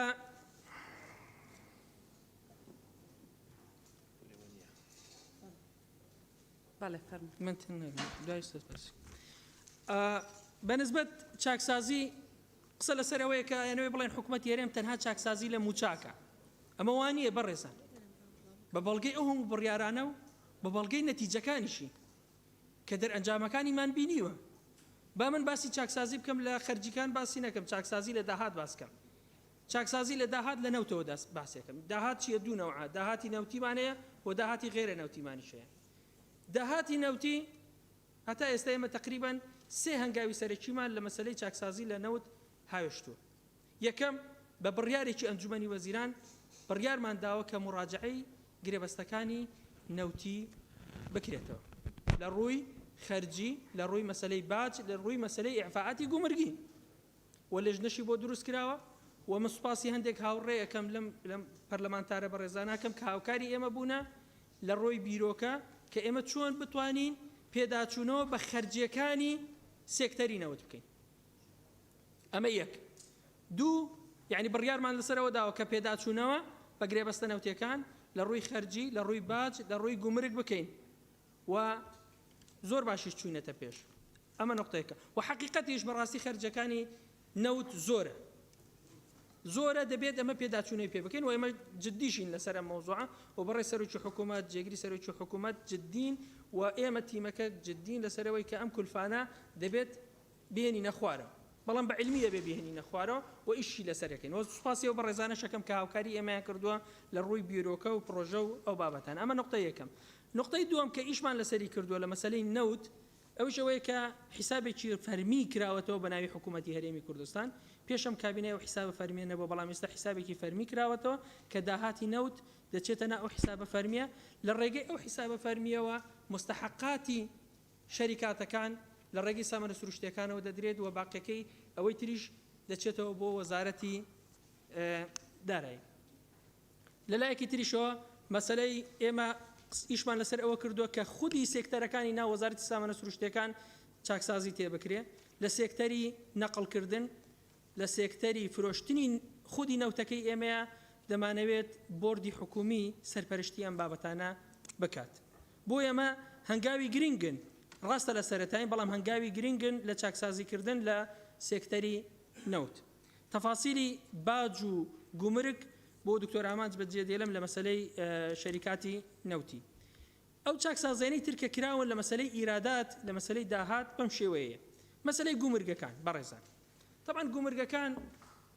ئێمە باشە دەزانین خەلەلەکانی لە چۆن ئێوەش دەزانن راپۆرتان هەبووە ناردوتانە بۆ ئێمە راپۆرتەکانی ئێوە زۆر تەسیری هەبووە کە یارمەتیدەری ئێمە بووە لە هەندێک شوێنیش ڕێنیشاندەری ئێمە بووە کە چۆن بتوانین مەسەلەی گومرگەکان خاڵە سنوورەکان چۆن ڕێک بخەینەوە لە مانگی دوو کۆبوونەوەیەکمان کرد لە ناو حکوومەت و بڕیارماندا لەسەر مەسەلەی گومرگەکان بە سێ هەنگاو مەسەلەی خاڵە سنوورەکان کۆنتڕۆڵ بکەینەوە یەکەم مەسەلەی ئەوەی کە باسیەکەن قاچاقچێتی و زەبتی حدود بۆ ئەمە لیژنەیەکمان دروست کرد بە ڕیاسەتی کاک ڕێبەر وەزیری ناوخۆ بۆ ئەوەی ئەم دیاردەیە دەبێت بنبڕ کرێ دوو فەریق دروست کراون بە ڕێزان فەریقێکی عسکەری دروست کراوە ئەو بە ڕێزانی کە باسی قووەتی و ئەوانە نەکرد حکوومەت بیری لەوە کردوەوە تیمێکی عسکەری دروست کراوە فەریقێکی عسکەری دروست کراوە لەگەڵ فەریقێکی ئیداری دروست کراوە لە خاڵە سنووریەکان ئێمە مشکلەیەکی ئەساسیمان هەیە بە ڕێزان ئەوش ئەوەیە 5 وەزارەت لە خاڵە سنووریەکان ئیشەکەن بەڵام هیچ بەستەرەوەیەکیان نییە بەیەکەوە ئەم 5 وەزارەتە هیچ بەستەرەوەیەکیان نییە بەیەکەوە بۆیە فکرمان لەوە کردوتەوە کە هەیئەی مەنافزی حدودی دابنین کە هەر 5 وەزارەتەکە بەیەکەوە ببەستێتەوە وا بزانم ئەگەر ئەمە بکەین جۆرێک لەو پەرشوبڵاوی کە لە ناو مەرزەکانە هەیە ئەمە چارەسەر دەکات نیزامەکەی حازرە ماوەتۆ لە کۆبوونی ئەنجومەنی وەزیران لەسەری پەسەند بکرێت و ئیشی جدیش لەسەر ئەو بابەتە کراوە ئەمە یەک دوو مەسەلەی ئیعفاءاتی گومرگیە ئیعفاءاتی گومرگی بە ڕێزان بە قانون ئیعفاءاتی گومرگی کراوە دوو قانون هەیە لەگەڵ 3 بڕیار وا ئەکا کە بەشێکی زۆری داهاتی ئێمەی گومرگی ئیعفا بکرێت کە بۆ خۆم بەڕاستی ئێمە جێگەی تێڕامانە بەڕاستی جێگەی ملاحەزەیە ئەم قانونانە ئەبێت یارمەتیمان بدەن تعدیلی بکەین بە ڕێزان قانونەکان چین قانونی استثمارە قانونی استثمارە زۆر پرۆژەی استثماری هەیە بە ڕێزان 95 تەواوەکە 5 ئەهێلێتەوە ئەو 5 بۆچی ئەهێلێتەوە بۆ ئەوەی 20 ساڵ و 30 ساڵ بەس ئیعفاءاتی گومرگی پێداخل بکەن ئەمە نابێ بەس مشکلەکە لە خەلەلەکە لە قانونەکەیە فەرمون یارمەتیمان بدەن مەشروعێکی قانونمان حازر کردووە دەینێرینە ئەنجومەنی دەینێرینە پەرلەمان یارمەتیمان بدەن لە مەسەلەی ئیعفاءاتی گومرگی ئەم بابەتە چارەسەرکەین ئەمە یەک دوو قانونێکی تر هەیە پێڵە قانونی استثماری صناعی بە ڕێزان ئەم قانونە بە زووترین کات بە ڕێزان ئیعفاءاتێکی یەکجار زۆر لە وەزارەتی تیجارە و صناعە دەدرێت بە هەندێک کەس کە مستحقینین فەرمون بەیەکەوە با بین ئەم قانونە تعدیلکەینەوە دەینین ئەوە دوو سێ قەرارێکی ئەنجومەنی وەزیران هەیە عەقدەکانی نەوت بە ڕێزان حەزەکەم بۆی بە شەفافی قسە بکەین عەقدەکانی نەوت کە عەقدەکان کراوە ئەم کۆمپانیانە ئیعفا کراون لە زەریبە و لە گومرگ بەڵێ پێچەوانی قانونەکەی ئێمە لە ئەنجومەنی وەزیران بڕیارمان داوە لەگەڵ ئەم کۆمپانیانە بکەوینە گفتوگۆ چونکە عەقد کراوە لەگەڵ کۆمپانیای نێودەوڵەتین ئیعفا کراون قەرارێکی ئەنجومەنی وەزیران 607 لە 2015 جارێکی تر تەکیدی لەم بابەتە کردوتەوە ئێمە بڕیارێکمان داوە لە مانگی 4 کە ئەبێت مفاوەزات و کاکتۆر ئامانجمان تەکلیف کردو حەزەکەم خۆی ینی باسی ئەو بابەتەکە کە دووبارە مفاوەزات لەگەڵ ئەم کۆمپانیانە بکرێتەوە پێداچوونەوە بەو بڕگەیە بکرێت لە عەقدەکان کە ئیعفا کراون لە هێنان بەڕێزان بەس خۆیان ئیعفا نەکراون هەموو ئەو کۆمپانیانەی لەگەڵ ئەو کۆمپانیا نێودەوڵەتیانەی شەکەن ئەوانیش ئیعفا کراون ئەمە غەڵەتە بەڕاستی بۆیە ئێمە لە حکوومەتی هەرێمی کوردستان بڕیارمان داوە و ئەم بڕیارە چۆتە بواری جێبەجێکردنەوە لێژنەی ئێمە ئێستا کاکتۆر ئامانج و وەزارەتی سامانە سروشتەکان شەریکە بە شەریکە ئێستا گفتوگویان لەگەڵیان ناکردووە و هەنگاوی باشش چوونەتە پێش ئەمە مەسەلەی ئیعفاءاتی گومرگیە بڕیارێکی ترمان هەیە علاقی بە بڕیاری ژمارە 13 و بڕیاری 380 کە لە عێراقەوە هاتووە کە عێراق هەرچی شتێک داخل بکە ئێمە دەبێت ئیعفای بکەین بەڕاستی ئەمانەش یعنی جێگەی ئەوەیە کە ئێمە ڕای بگرین ئەم 5 مەوزوعە دوو قانون و 3 بڕیارە ئەگەر ئەم 5 کۆنتڕۆڵ بکەین بە تەسەوەڕی من بەشێکی زۆری ئیعفاءاتی گومرگی ئەوەی کە هەیە دەیهێنی نەخوارەوە ئەمە بابەتی دووەمەکە بۆ مەسەلەی سنوورەکانە سێم بابەت کە ئیشی لەسەر کراوە مەسەلەی گرێبەستەکانە بەڕێزە مەسەلەی ئەم گرێبەستانە قسەی زۆر لەسەر کراوە ئەم گرێبەستانە بەم شێوەیە حکوومەتی هەرێمی کوردستان خۆی لە 92 کە حکوومەت دروست بووە هەتا تقریبا ساڵی 2016 2017 وابزانام 2018 خۆی خەدەماتەکانی تەقدیم کردو دوای تەوەجوهێک هەبووە کە ئەم خەدەماتانەی کە لە گومرگەکان تەقدیمەکرێ بدرێت بە کەرتی تایبەت گرێبەست کراوە بۆ ئەوەی کۆمپانیای کەرتی تایبەت بێت ئەم خەدەماتانە تەقدیم کە لە مقابل ئەو ڕسمێک وەربگرترێ بەشێکی بۆ کۆمپانیا بێ بەشێکی بۆ حکوومەت بێ ئێمە حکوومەتی هەرێمی کوردستان خۆمان ملاحەزەمان هەیە لەسەر ئەو گرێبەستانە ئەو گرێبەستانە تا ئێستا گرێبەست عەدەدیان گەیشتووەتە سەرەوەی 21 گرێبەست ئەوەی کە لە لای ئێمە هەیە لە ئەنجومەنی وەزیران 21 لە لای ئێمە هەیە 21 گرێبەستە لە لای ئێمە هەیە لە مانگی 3 لیژنەیەکمان بۆیان دروست کردووە بەڕێزە لیژنەکە ئیشەکانی خۆی تەواو کردووە لەگە سەرۆکی حکوومەت جێگری سەرۆکی حکوومەت وەزیری مالیە دانیشتینە وەزیری تەختیتمان لەگەیە و کاکتۆر ئامانجمان لەگەیە دانیشتین لەسەر مەبدەعەکان قسەمان کردووە دوای کۆبوونەوەی ئەنجومەنی وەزیرانیش دواتر نەتایجەکانتان بۆ دەنێرین لەبەرەوەی لە پەرلەمان و کتابێکمان بۆ هاتووە دەڵێن دەرئەنجامی ئەم لیژنانەمان بۆ بنێرن هەمووتان بۆ ئەنێرین لەناو کۆبوونەوەی ئەنجومەنی وەزیران هیچ کەسێک دژی ئەوەن یعنی کەسم نەبینی دەعمی ئەوە بک بڵێ ئەم گرێبەستانە دەبێەوە خۆی بمینێتەوە هیچ کەسێک نییە و ئیرادەیەکی زۆر زۆر جددیش هەیە کە ئەم گرێبەستانە بە شێوازێک لە مەسلحەتی گشتیە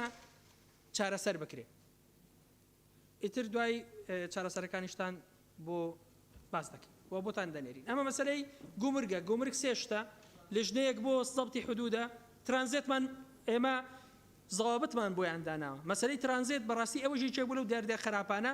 زەوابەتمان بۆی داناوە زۆر شت بە ناوی ترانزیتەوە هاتە ناو هەرێمی کوردستان ئێمە ئەمرێکمان دەرکردۆ لە ئەنجومەنی وەزیران چۆتە ناو وەزارەتی مالیە چۆتە گومرگەکان کە ترانزیت ئەبێ بێت ئەبێ بڕاتە دەرەوە ئەگەر نەڕاتە دەرەوە غرامەی لێ ئەسەنین ئەمەشمان تەنظیم کردووە حەزەکەم یعنی بەرچاوتان ڕوون بێ لەسەر مەسەلەی زەریبە لێژنەیەکی زۆر باش ئیشی کرد لێژنەکە ئیشی تەواو بووە دەرئەنجامەکانیشی پەسەند کرا لەسەر چوار شت ئیشیان کردووە باج لە کۆمپانیەکانی نەوت باج لە شەریکاتی بەڵێ بەڵێ ویستە دێمە سەری وتم با لە داهاتەوە باسی بکەم بۆی نەڵێن هەر خەرجی چاکسازیان لە خەرجی کردووە باج لە کۆمپانیەکانی نەوت باج لە شەریکاتی ئیتیساڵات باج لە شەریکاتی ئیسیسمار و ئەوانەی کە هەیە باز لە شەریکاتی ئەنتەرنێت پرۆپۆزەڵێکی زۆر زۆر باش بوو سوپاسی دکتۆر ئامانجەکەین دەستخۆشی لێکەین لەگە تیمەکەی لەگە وەزارەتی مالیە زۆر بڕیاری باشیاندا بڕیارەکانیش لە ئەنجومەنی وەزیران پەسەند کرا و دکتۆر ئامانج بۆتان باسەکە ئەمە دووەمە گومرگ باسم کرد زەریبەشم باس کرد دێمە سەر ڕسومات لەناو راپۆرتەکەی خۆتانیش باسی ڕسوماتتان کردو بەڕێزان ئێمە کە هاتین بۆ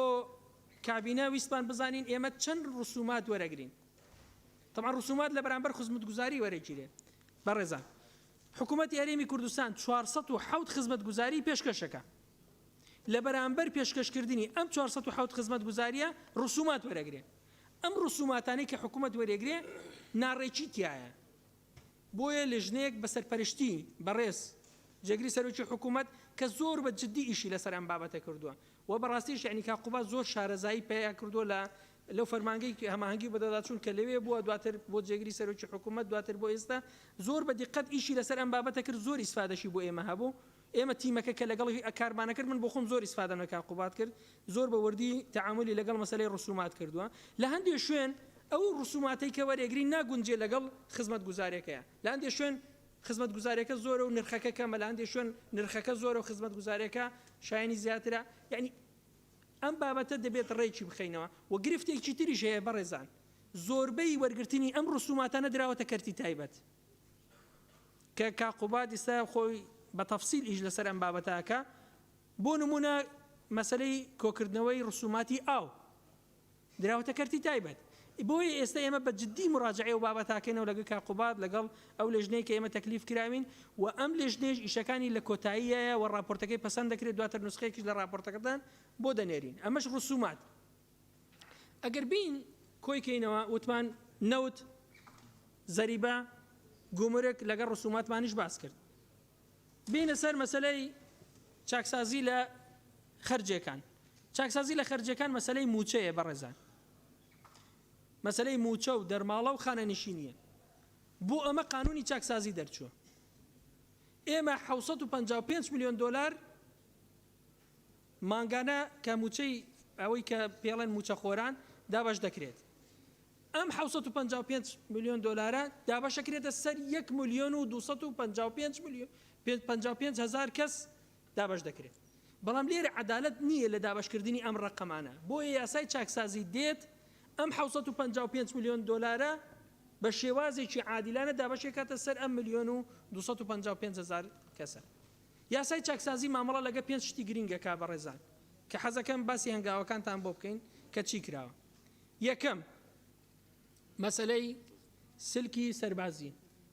باش کورتی گەمە باش سلکی سەربازی بەڕێزان مانگانە ئەوەی کە موچەی لەو 755 زیاتر لە 100 میلیۆنی بۆ سلکی سەربازیە ئێمە ڕێخستنەوەی یەکەکانی 7 و 8 یەکێکە لەو هەنگاوە زۆر گرنگانەی حکوومەتی هەرێمی کوردستانە. لە کۆبوونەوەی ئەخیری بۆردی باڵای پێشمەرگە بڕیار درراوە لەسەر ئێستا حەقی خۆتانە بڵێن 70 چی لێ هات منیسە پێتانەڵێم لە ئاخر کۆبوونەوەی بۆردی باڵای پێشمەرگە بڕیار لەسەر ئەوە درراوە کە ئەبێت هەیکەلیەت و میلاکاتی وەزارەتی پێشمەرگە و 70 ئەبێت یەک هەیکەلیەت بێت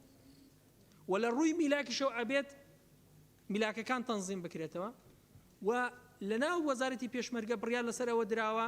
زۆر سێکتەر هەیە کە دەبێت بگوازرێتەوە بۆ وەزارەتەکانی تر مەسەلەن بۆ نمونە خانەنشینی پێشمەرگە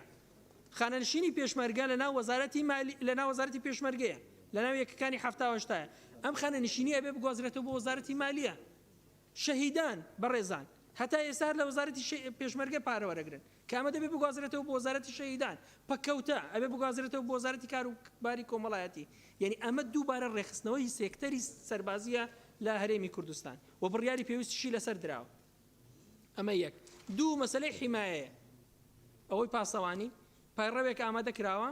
بڕیار وایە لە دوای جەژن پەیڕەوی ڕێخستنەوەی پاسەوانیش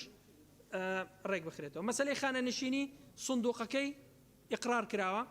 نظامی داخلەکەشی ئقرار کراوە تەسیسی سندوقەکەش ئقرار کراوە و هەیکەلیەتی مدیریە عامەی تەقاعودیش دووبارە هەیکەلێتەکەشی پەسەند کراوە بۆ ئەوی ببێتە ئەو شوێنەی کە هەموو تەقاعودی هەرێمی کوردستان لەوێ کۆ ببێتەوە ئەمەشی چەکە لەو بابەتانە ڕێخستنەوەی پلەبەندی موظفین وەزارەتی مالیە دەستی پێکردووە و زۆر بابەتی تریش یاسای چاکسازی دەستی پێکردو ئەمە بابەتێکە کە چاکسازیە لە مەسەلەی موچە چاکسازی لە بودجەی تەشغیلی ئێمە ئیشمان لەسەری کردو بەڕێزان نزیکەی 200 میلیۆن دلار لە کاتی پێشەم قەیرانە بۆ بودجەی تەشغیلی وەزارەتەکان بووە بەڵام سیستەمێکی ئەلکترۆنی نەبووە بۆ ئەوەی کە بودجەی تەشغیلی ڕێک بخاتەوە جاران داواکاری وەزارەتەکان دەهاتە دیوان دواتر دەچۆ وەزارەت بەڵام ئێستا ئێمە ڕاستەوخۆ وەزارەتەکان لەگەڵ وەزارەتی مالیەمان ڕەبت کردووە بە سیستەمێکی ئەلکترۆنی کەوا ئەکات کە بودجەی تەشغیلی باشتر ڕێکتر و سەریعتر سەرف بکرێت ئەم سیستەمە ئەلکترۆنیە کۆمەڵێک محەدیداتی تایە ڕێگە بە بەهەدەردان و گەندەڵی ئەنجا نادات بۆی ئەمەژی چەکە لە دەستکەوتەکانی ڕێخستنەوەی بودجەی تەشغیلی بودجەی ئیسیسماریش ئیشی لەسەر کراوە بەڕێزان وەک کاک دکتۆر دارا باسی کرد بۆردێکی باڵا دروست کراوە بۆ مەسلەی بودجەی ئیسیسماری ئومێد دەکەم لەگەڵ تۆزێک باشتربوونەوەی دۆخی دارایی ئێمە بتوانین هێواش دەست بە پرۆژەکان بکەین ئەمە بەشێک بوو لە ئەو هەنگاوانە یەکێکی تریش لە کارەکانی حکوومەتی هەرێم کە کردوێتی بابەتی ئەوەیە کە چاکسازیکردن لە هەیکەلێت و میلاکاتە بەڕێزان عەشوائیەتێک هەیە لە دامەزراندن وەگەوەی کە کاگاوات باسی کرد بەڵێ ئەمە حەقیقەتە کە عەشوائیەت هەبووە لە دامەزراندن نمونەیەکتانە دەمێ بەڕێزان 33,000 خزمەتگوزار هەیە بەڵام 11,000 موهاندسمان هەیە ئەگەر تۆ بیت ئەمانە ڕێک خەیتەوە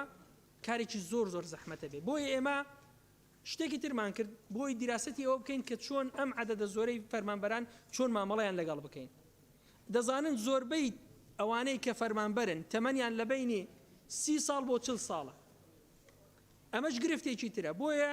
بڕیارێکی ترمان داوە لە ئەنجومەنی وەزیران کە دووبارە هەیکەلێت و میلاکاتی حکوومەتی هەرێمی کوردستان ڕێک بخێنەوە کە مەسەلەی لێژنەی 33 تقریبا ئەمە کۆی گشتی چاکسازیەکانە دوو پرسیاری محەدەد ئەگەر بکرێت جوابی دەمە مەسەلەی تەرقیاتی عەسکەریە بەڕێزان تەرقیاتی عەسکەری کە قسەی لەسەر کرا طبعا ئەم بابەتە من حەزەکەم ئەگەر بکرێت بە تەفسیل قسەیەکتان بۆ بکەم لەسەر مەسەلەی پرسیاری زۆربەتان پرسیارتان کردو لەسەر ئەو مەسەلەی تەرقیات ئەگەر جوابمان داتەوە فەرمون ئێمە کە هاتین بۆ کابینەی نۆ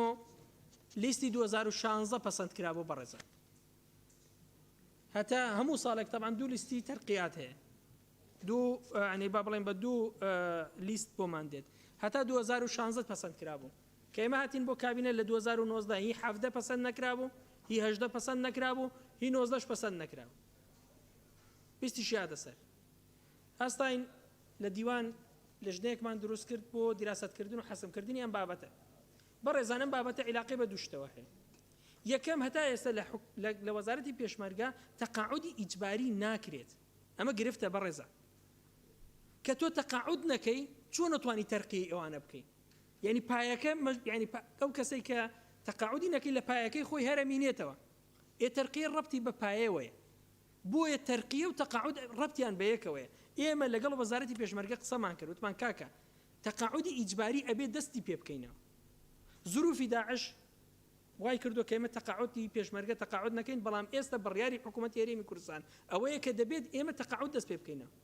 ناکرێت تۆ تەرقیەی بکەی بەڵام پایەکەی لە لای کەسێکی تر بێت بۆیە دەبێت ئەم دوو پرۆسەیە بەیەکەوە بڕە لەگە وەزارەتی پێشمەرگە بەڵام مشکلەی وەزارەتی پێشمەرگەشمان قسەمانش کردو لەگەیانە ئەوان لیستی تەرقیاتیان بۆمان ناردووە بەڵام لیستی خانەنشینیان بۆمان نەناردووە هەتا ئێستا بۆ معلوماتتان بابا هەیە چۆنی یاسای هەیە بەس بەڵێ هەیە بەڵێ یاسا هەیە بەس تەقاعودی ئیجباری نەکراوە پێیان ماوەتوە لیستی تەقاعودمانش بۆ بنێرن بۆی بتوانین تەرقیەش بکەین ئەمە نقطەی یەکەم نقطەی دووەم ئەو لیستەی کە نێردراوە بەڕێزان من خۆم بەڕاستی شخصیان هیچ شتێک تەوقیع ناکەم ئەگەر نایاسایی ئەو لیستەی کە نێردراوە بە قسەکردن لەگە وەزارەتی پێشمەرگەشە من قسەم لەسەرەوە کرد کە حاڵەتی نایاساییتیایە بۆیە لەلایەن ئەنجومەنی وەزیرانەوە ئێمە ڕەفسمان کرد وتمان فەرمونون ئەم لیستەمان بۆ پاکەوەکەن لیستەکەمان بۆ پاکەوە بکەن لیستی تەقاعودمانیش بۆ بنێرن بۆ ئەوەی پێکەوە ئەم بابەتە یەکلایکەینەوە ئەمە نقطەی دووەم نقطەی سێم هەر پلەیەک لە ڕائید بەسەرەوە بێ بەڕێزان هەر پلەیەک لە ڕائید بەسەرەوە بێ لە سلکی عسکەری پێویستی بە پایایە ئەم تەرقیاتانی کە بۆ ئێمە نێردراوە تەرقیەی کردووە بەڵام پایەی نییە من چۆن بتوانم تەرقیەی بکەم بەڵام پایەی نەبێت بۆیە زۆربەی هەرە زۆری ئەو لیستەی کە تەرقیات نێردراوە قانونی نییە لە ڕائید بەسەرەوە ئەبێ پایەی هەبێ ئێ بەڕێزان پایەی نییە والله منیش نایکەم یعنی ئەوە بەسەراحەت یعنی باپتان ئەمە نقطە یەکەم دووەم لە یەکەکانی هەفتە و هەشتا حکوومەت نایکە حکوومەت نایکە قصدم یعنی کاڵێ من یعنی حکوومەت ناقینا بەسەراحەت مەسەلەکەوە نییە ئێستا زۆر جار بە منەڵێ دیوان نایکە نا بەسەراحەت یعنی قسەکە ڕوبەڕووی من نەکرێتەوە شتێکی قانونی نەبێ من نایکە یعنی حکوومەت نایکە پێیانمان وتۆ لیستەکەمان بۆ پاکەوەکەن بابە ئەبێ پایەی هەبێ ناکرێ ئێمە بەسی وایان کرد جەنەڕاڵەکانی ئێمە زۆر لە دەوڵەتی زۆر گەورەتر زیاترە بۆیە ناکرێ ئەم بابەتەین کرێ ئەبێ تەقاعود بیجواری دەست پێ بکەینەوە پایە هەبێ اینجا تەرقیاکە ئەمە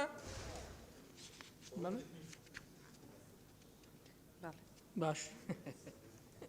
بەرحاڵ ئەمە بابەتێکە کە حەزم کرد باسیکەم بەڵێ مەسەلەی زانکۆکانی حەدبا و قەڵەم کاکچەلەن مەسەلەی ئەو زانکۆیانە طبعا ئیشکالێتی چیان هەبووە لەگە وەزارەتی خوێندنی باڵایە بەڕێزە ئەم زانکۆیانە لە ناوچە کوردستانەکانی دەرەوەی ئیدارەی هەرێمن ئەم زانکۆیانە وەزارەتی خوێندنی باڵا بە دوو معیار تەعاملی لەگەیانە کردووە اعترافی بە هەندێک لە وەجبەکانیان کردووە اعترافی بە وەجبەکانی تر نەکردووە ئێمە داوای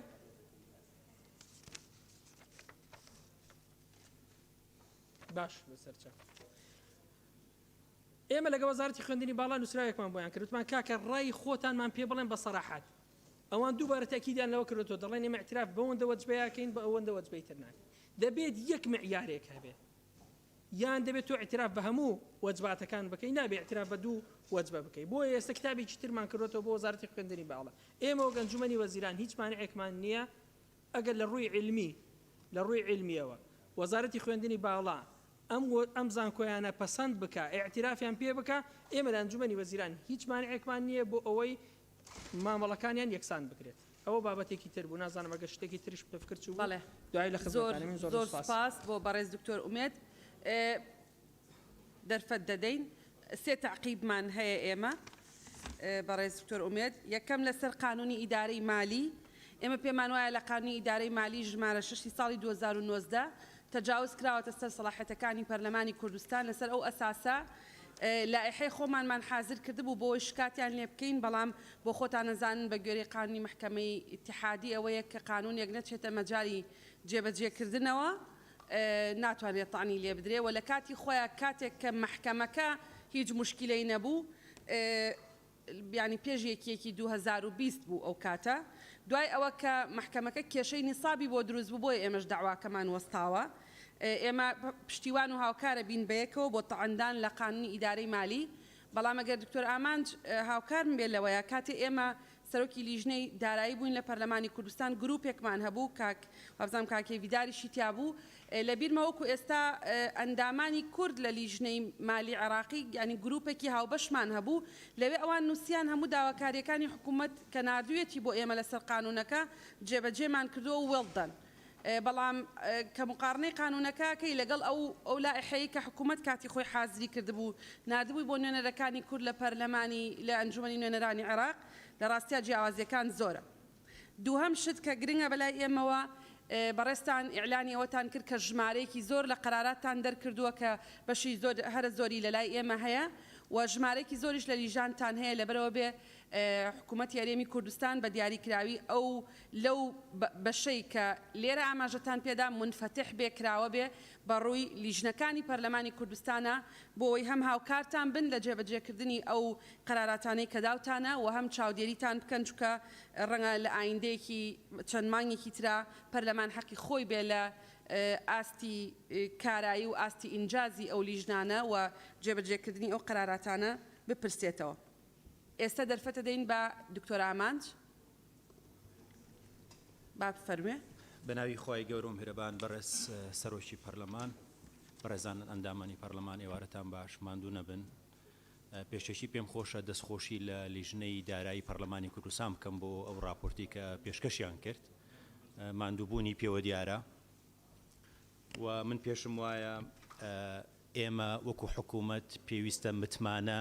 برەو پێ بدەین لەگەڵ پەرلەمانی کوردستان ئەو متمانەیەش لە خۆڕایی دروست نابێ ئەو متمانەیە بەم جۆرە کۆبوونەوانە دروستە بێ ئەو متمانەیە بە هەماهەنگی نێوان ئێمەمانان کە تیمی تەکنیکین لە حکوومەت لە دەوروبەری جنابی سەرۆکوەزیران و جنابی جێگری سەرۆکوەزیرانین لەگەڵ لیجانەکانی ئێوە لە تەواصل بین بۆیە من خۆشحاڵم ئەوەندەی کە لە چوارچەوەی دەسەڵات و ئەو ئەرکانی پێم سپێردراوە هەوڵی شەدەم ئێوە هەمووتان وابزانم زۆر ماندوون دوێنێ و ئەمڕۆژ هەوڵەدەم زۆر بە پوختی لەسەر چەند خاڵی قسە بکەم کاک دکتۆر ئومێد زۆر شتی وت بۆ برای بەڕێزم دکتۆر ئامانج بەزی دێڵم بەس ماشەڵا قسەکانی منی شیگر وابزانم هیچی زوفری بۆ من نێشتەوە بۆیە من هەوڵەدەم دووبارەی نەکەمەوە بۆی سەری ئێوەشی پێوە نێشێنم هەوڵەدەم من زیاتر قسە لەسەر چارەسەرەکان بکەم وەگلەوەی بێم شەرحی قانونی چاکسازیتان بکەم زۆر معلومە هەیە ئێوە زۆرتان بیستوە و خۆشتان داڕێژەری ئەو یاسایانە بەڕێزان ئەو بابەتانەی کە باستان کرد پێم وایە چارەسەری بنەڕەتی بۆ دابینکردنی شەفافێت هەبوونی یاسای بودجەی گشتی هەرێمی کوردستانە بەداخەوە ئێمە لە دوای ساڵی 2013 تا ئێستا یاسای بودجەمان نەبووە ئەگەر یاسای بودجە بێتە ئەم پەرلەمانە ئێوە ئەزانن داهاتی هەرێمی کوردستان چەنە چونکە ئەگەر سەیری قانونی بودجێ عێراقی فدرال بکەن لەوێ نووسراوە داهاتی عێراق چەنە بەرمیلێ نەوت بە چەند ئەفرۆشرێ تەقدیراتیان بۆ تەزدیری نەوت چەنە و دواتر پێت ئەڵێ داهاتی غێرە نەوتی بە جەدوەلێک کە مرفەقی قانونی موازنەیە پێت ئەڵێ بات چەنە گومرگ چەنە ڕسومات چەنە ئەمە لە حکوومەتەوە دێتە پەرلەمان لە ناو پەرلەمانیش لیژنەی دارایی و لیژنەی قانونی و هەموو لیجانەکان دراسەیەکەن و دواتر دەنگی لەسرە دەرێ پەرلەمان کە نوێنەری خەڵکە دەنگی لەسرەدا دوای ئەوە پێت ئەڵێ خەرجیەکانت چەنە اینجا بینی داهات و خەرجی عادەتەن چی هەیە عیجز هەیە هەل لە ناو قانونی موازنە کورتهێنان هەیە ئەو کورتهێنانەش لە ناو قانونی موازنە پێت دەڵێت چۆن تەختیەکەی بەشێکی تەختیەکردنی کورتهێنان بە چی ئەکرێ بە قەرز ئەکرێ کەواتە بێ قەرزەکانی هەرێمی کوردستان بە نوسوسی قانونی واضح مرفەقی قانونی موازنە بن دوای ئەمانە شتێکی تر هەیە کە زۆر گرنگە وابەستەیە بە موچەخۆران ئەویش میلاکە سەیری قانونی موازنەی عێراقکەن جەدولێکی لەگەڵە پێڵن جەدول القوة العاملة واتە میلاکات جەدولێکی لەگەڵە پێت ئەڵێ لە پلەی 11 تا ئەگاتە پلەیەک و پلە تایبەتەکانی حکوومەتی عێراقی چەنە چونکە موچەخۆر ئەبێ سێشتی هەبێ ئەبێ عنوانی وەزیفی هەبێ ئەبێ تەخسیسی مالی هەبێ ئەبێ دەرەجەی وەزیفی هەبێ ئەم بابەتانی باسم کرد هەموو لەکوێ کۆبنەوە لە ناو قانونێک پێی ئەڵەن قانونی بودجەی گشتی هەرێمی کوردستان ئەگەر سەیری هێڵە گشتەکانی کابینەی نۆ بکەی یەکێک لە خاڵەکانی باس لەوەکە ئەڵێ ئێمە کارەکەین لە پێناوی ئەوەی کە قانونی بودجەی گشتی هەبێ بۆیە لە ئێستەوە پەرلەمان و حکوومەتکار بکەن بۆ ئەوەی کە بۆ ساڵی 2021 ئێمە بەرچاوڕوونی بدەینە پەرلەمانی کوردستان ئەو کاتە ئێستا گلەیەکان ئەکرێ حکوومەت بەبێ بودجە بەبێ قانونی بودجە پارە سەرفەکە و خۆشتان نەزانن سەرفکردن ئەبێ لە چوارچێوەی یاسا بێ ئەمە خاڵی یەکەم خاڵی دووەم ئەمە بە شێوەیەکی گشتی دێمە سەر مەسلەی دوو بابەت کە بەندە سەرڕای ئەوەی کە سکرتێری ئەنجومەنی وەزیرانم یەکێکیان مەسلەی باجە کە من سەرپەرشتیار و سەرۆشی ئەو کۆمیتەیە بووم کە بەڕێستان ئاماژتان بە فەرمانێکدا فەرمانی ژمارە 706 لە 22/2020 وابزانام کاک سەروان بوو کاک دوکتۆر ڕێبوار بوو ئاماژتان پێدا ئەم بڕیارە پێکەنانی لیژنەکەیە کە باسی کردو بە سەرۆکایەتی بەندە ئێمە 3 مانگ ئیشمان کرد و لە یەکی حوتی 2020 ئێمە پرۆپۆزەڵ و پێشنیارەکانی خۆمان لەسەر باج بردە ئەنجومەنی وەزیران مسادەقەکرا بەڕێزان ئێمە لە کۆ دەستمان پێکرد وەکو سەلمەخان ئاماژەی پێدا کەسێک ئەگەر دارتاش بێ ئەگەر ئاسنگەر بێ ئەگەر حەلاق بێ ئەگەر بەقاڵ بێ ساڵانە ئەبێ باج بدا بەڵام ئێمە ئەوانەی کە پیان ئەوترێ گەورە بازەران پرۆژە گەورەکان باش نادەن لە پێشی هەمووشانەوە کۆمپانیەکانی نەوت ئێمە مادێکمان هەیە لە دەستوری عێراقی مادەی 28 بڕگەی یەکەم ئەڵێ سەپاندنی باج عەفوکردنی باج و هەروەها تعدیلکردنی باج تەنها و تەنها بە چی ئەکرێ بە یاسا واتە ئەبێ لە پەرلەمان بڕیاری لەسەر بدرێت ئێمە چوارچێوەی یاساییمان بۆ باجی کۆمپانیەکانی نەوت قانونێکە پێ ئەڵەن قانونی نەوت و گاز ژمارە 22 ساڵی 2007 کە لەم پەرلەمانە بەڕێزە ساڵی 2007 ئیقرار کراوە مادەی چلەمی ئەم یاسایە چی ئەڵێ بەڵێندەر و کەسی ڕێپێدرا و هەر کەسێک پەیوەندی بە پرۆسەکانی نەوتە بێ پێویستە باجی داسەپاو لەلایەن هەرێمەوە بخەنە ئەستوی خۆیان ئەمە نەسێکە قابلی ئیشتیهات نییە بۆیە پێشنیاری ئێمە ئەبێت شەریکاتی نەوت باج بدەن و ئەمە لە کۆبوونەوەی ئەنجومەنی وەزیران پەسەندکراوە بەڵام عقودەکانی کە کراون کە پیان ئەوترێ عقودی مشارەکە لە ئینتاج لەگەڵ شەریکاتی عالەمی کراوە ئەم شەریکاتە عالەمیانە تۆ ناتوانی بێی هەروە یەکسەر قراراتی سوڵتانی بدەی و فەرزیکەی لەسەریان لەناو عقودی مشارەکە لە ئینتاج چاپتەرێکی پێ ئەڵەن چاپتەری ڕینیگۆشیشن یعنی ئیعادەی تەفاوز لەسەر شروطی مالی ئەوان هاتوونەتە پێشەوە ئێمەش ئێستا خەریکین دڵنیاتانەکەم ئێمە وەکو سیاسەتی حکوومەتی هەرێمی کوردستان ئەوەیە کە یاسای نەوت و گاز جێبەجێ بکەین ئەمە خاڵێک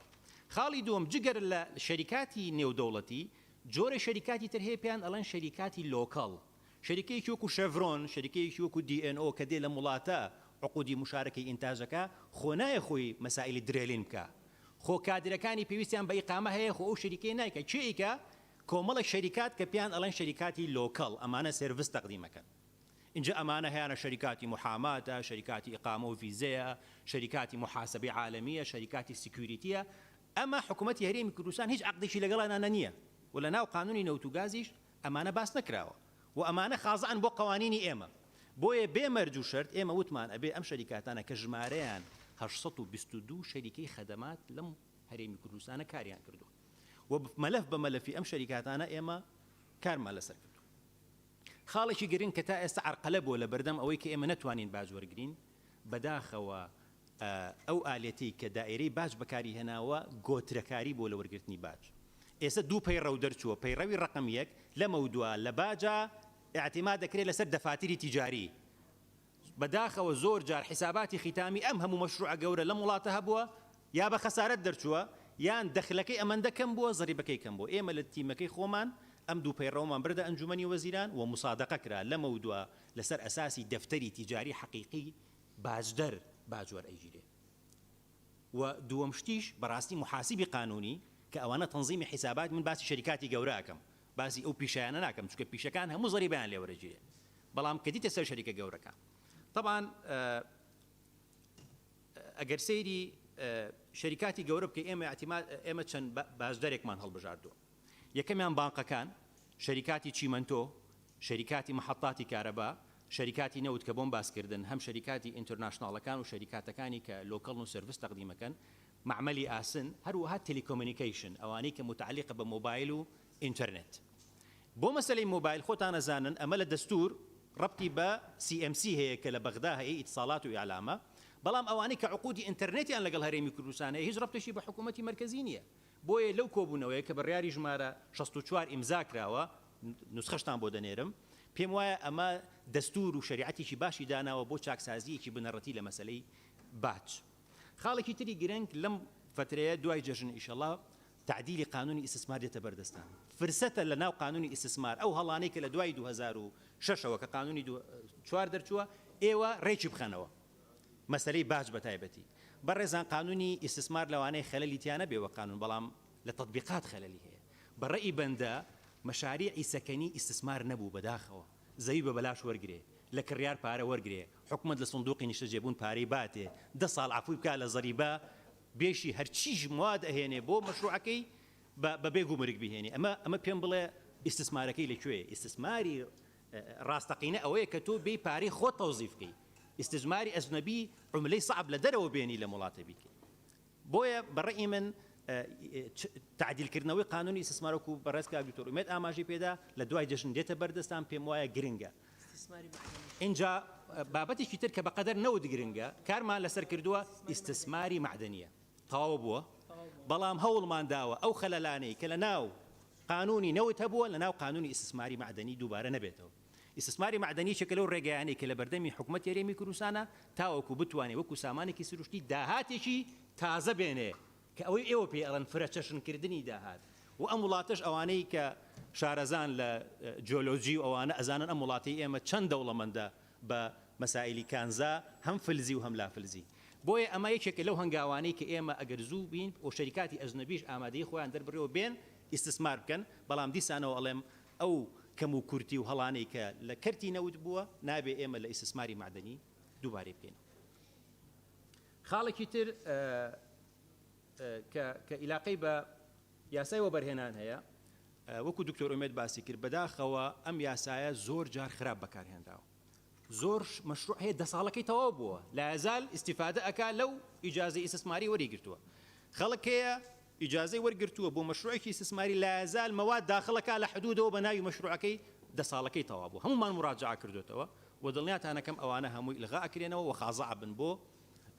پێدانی زەریبە و لە ناو وەزارەتی مالیە دائیرەیەکی تازە دروست بووە خاص بەم سێکتەرانی کە باسم کرد کە پێ ئەڵێن دائیرەی گەورە باشدەران ئەمانە تەرکیزی لەسەر بکەین وەکو باسم کرد ئەوەی کە پیشەیەکی بچوشی هەیە لە بازار ساڵانە دائیرەی زەریبە ئەچێتە سەری باجەکەی لێ وەرەگرێ بەڵام خەڵکەڵێ ئەم هەموو مەشروع گەورەیە ئەبینێ باج بەرناگیرێ ڕاستە باجێکێکە لەو تەسیلاتانی کە ئەدرێ بۆ تەشجیعکردنی ئیسtisماری ئەجنەبی بەڵام ئەبێ بدرێ بەو مەشروعی کە مستحقە ئیسtisماری لێ کە مستحقە و ئیسtisمارەکە و فرەسی عمل دروستەکە و پارەی ئەجنەبی ئێنێ لە وڵاتە ئیسtisماریەکە و ئەو بڕیارە 4 لاپەڕێ بەڕاستی من لە بەردەست من بەڵام کاتی ئەوە نییە هەموویتان بۆ بخوێنمەوە جامان کردوێتەوە بەشێکی بۆ نەوت و گاز بەشێکی بۆ تەلیکۆمونیکیشن مۆبایل و ئەنتەرنێت و بەشێکیشی بۆ پرۆژەکانی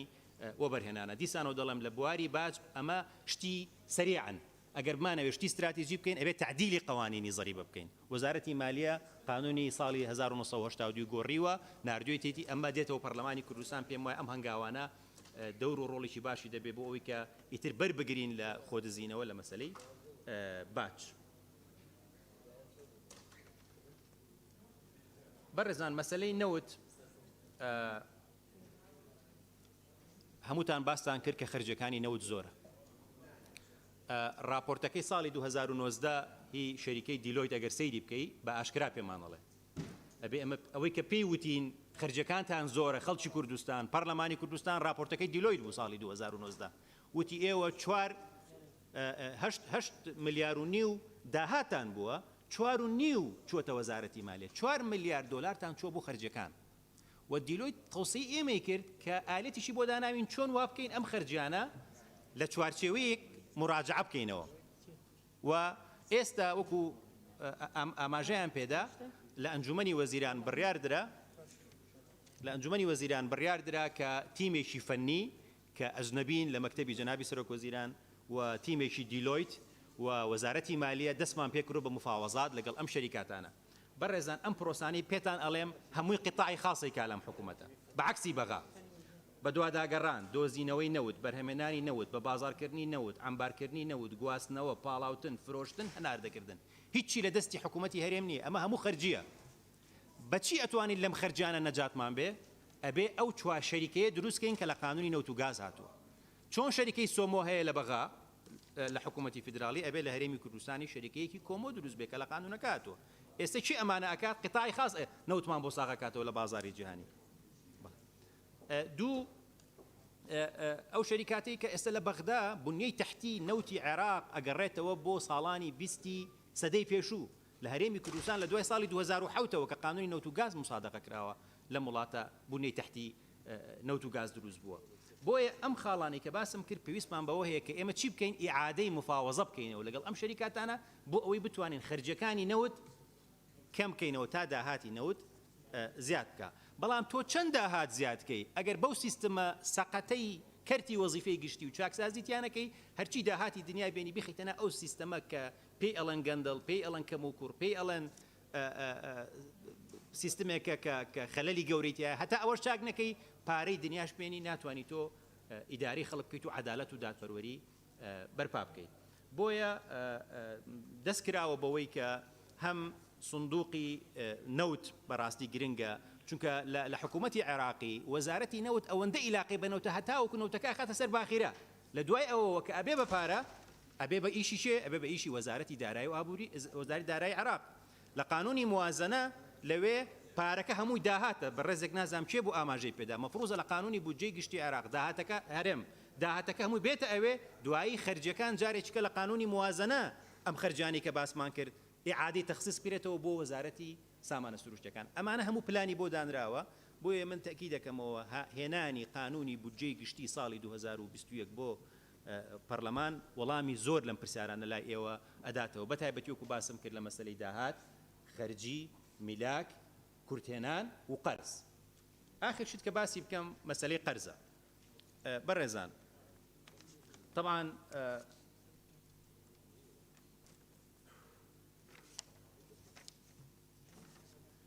بابەتی قەرز بابەتێکی گرنگە ئەسڵەن بە پێی دەستوری عێراق ئەگەر سەیری مادەی 110 بکەن بڕگەی یەکەم سیاسەتی قەرز وەرگرتن ئیمزاکردن لەسەر قەرز و ئیبرامکردنی قەرز دەسەڵاتێکی حەسریە بۆ حکوومەتی فیدرالی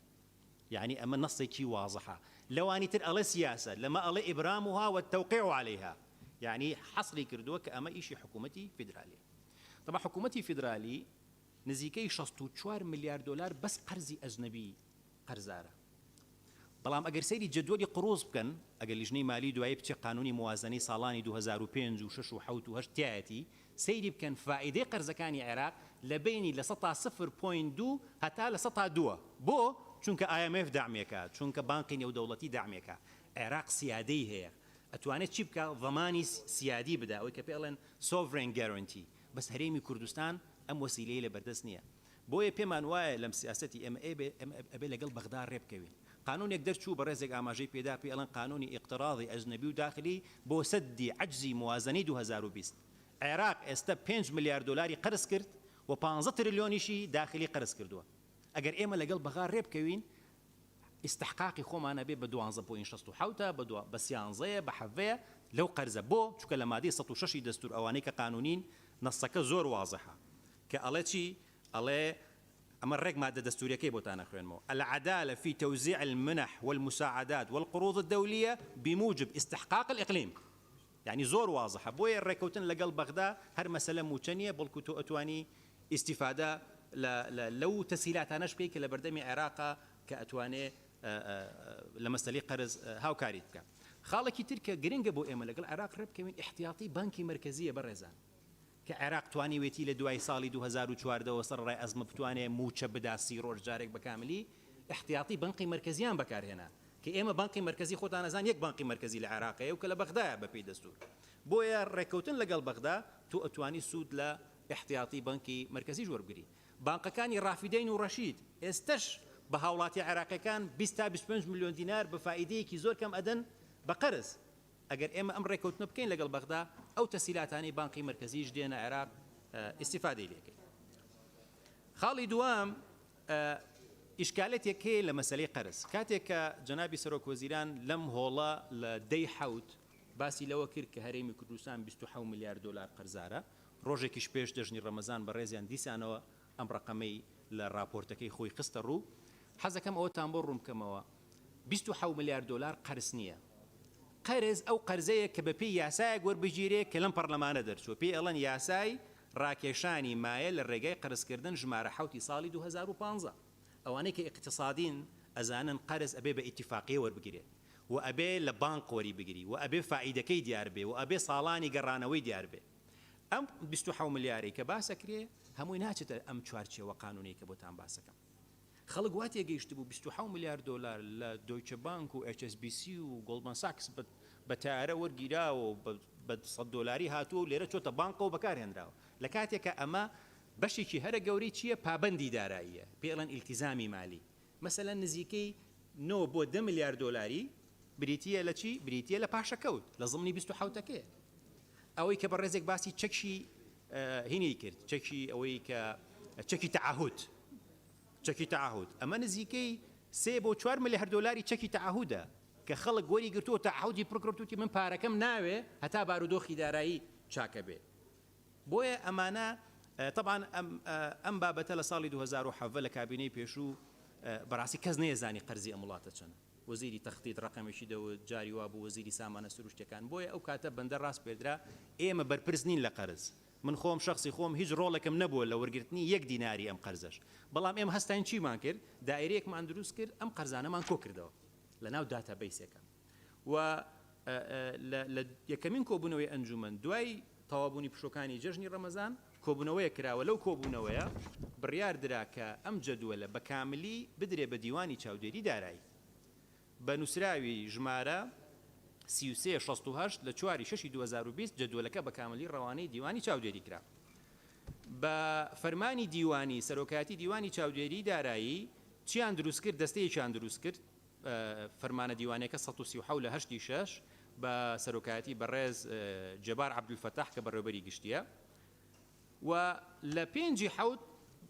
جەنابی سەرۆکی پەرلەمان ئاماژەی پێدار راپۆرتێکی سەرەتاییان پێشکەشی پەرلەمان کردووە بەڵام ئێستا چەند دۆکومنتێکی تازەیان داوا کردو بۆی کە راپۆرتەکە من نامەوێت پێش دیوانی چاودێری دارایی بکەوم کە ڕقەمەکانتان بدەمێ و دڵنیاتانەکەم لە داهاتوویشی نزیکدا دیوانی چاودێری دارایی راپۆرتی خۆی لەسەر ئەم قەرز و پابەندی دارایانە پێشکەش بە پەرلەمانی کوردستانەکە و وەکو باسیشتان کرد دەبێ ئەم قەرز و پابەندی دارایانە لە ناو قانونی بودجەی ساڵی 2021 جێ بکرێتەوە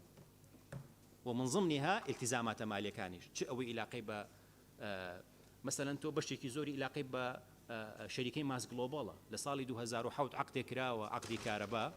وتوانە کارەبا چەند ئینتاجی کرد ماڵە لەسەر تۆ بەکاری بێنی بەکاری نەهێنی ئەوەی کە بە ئینگلیزی پێڵێن take or pay یعنی یا بی بە یان ئەبێ پارەکەی هەموو بدەیت ئەمە بەڵێ ئەگەر ئینتاجیش نەکرد مادەم ئەو کەپاسیتی هەیە توانای هەیە ئەم عقدە ئەبێ مراجعە بکرێتەوە بەڵام ئەمە مادەم عقدە لە بینی حکوومەت و مقاول بۆتە ماڵ لەسەر ئێمە چەند ملیارێکی ئەمە کە لە 27 ملیارەکەی علاقەی بەم بابەتە هەیە بۆیە دەبێ ئەمانەش جەدوەلەی دیون بکرێت طبعا ئێمە لەگەڵ عێراق لە ضمنی مفاوەزاتمان ئەوەی کە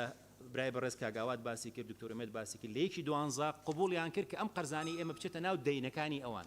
بۆ لەبەر ئەوەی لە 2005ەوە هەتاوەکو 2020 خدمەی دیونی عێراق لەکوێ دایانەنا لە نەفەقاتی سیادی واتە ئێمە وەکو هەرێمی کوردستان بە بەردەوامی بە حەسەیەک دیونی عێراقمان داوەتەوە بە فایدەکان بەڵام ئێمە استفادەمان لە دەینەکان نەکردو بۆ یەکەم جار قبوڵیان کرد کە ئەم دەینانەی ئەمە بچێتە ناو دەینەکانی عێراق بەڵام وەکو باسییان کرد بە ڕێزان بەهۆی بارودۆخی سیاسی و دەست لە کارکێشانەوە عادل عەبدولمەهدی ئێستا ئومێدمان هەیە کە لە مانگی 9 لە عێراق کە دەست پێکەن بە ئامادەکردنی قانونی بودجەی 2021 لەوێ دیسانەوە ئیتفاقەکەی یەکی دوانزەی 2019 بێنین بۆ ساڵی 2021 کە منیش پێم وایە و خۆیان باسییان کرد ئیتفاقێکی متەوازن بوو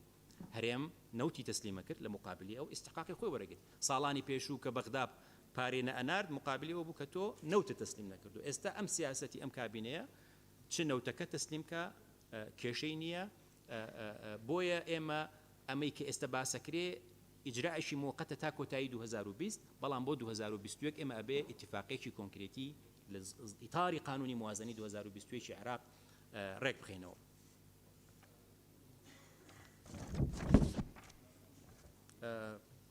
وڵای بابەتەکان زۆرن بەڵام پێم وایە زۆر ماندوون ئەگەر پرسیاریشتان هەبوو دواتر لە خزمەتانە بوو زۆر بەڵێ دەرفەتتان دەدەینێ بەڵێ بەڵێ زۆر سپاس بەڕێز دکتۆر ئامان بەڕێزان پێدەچێ بەشێک لە وەڵامی پرسیارەکان نەدرابێتەوە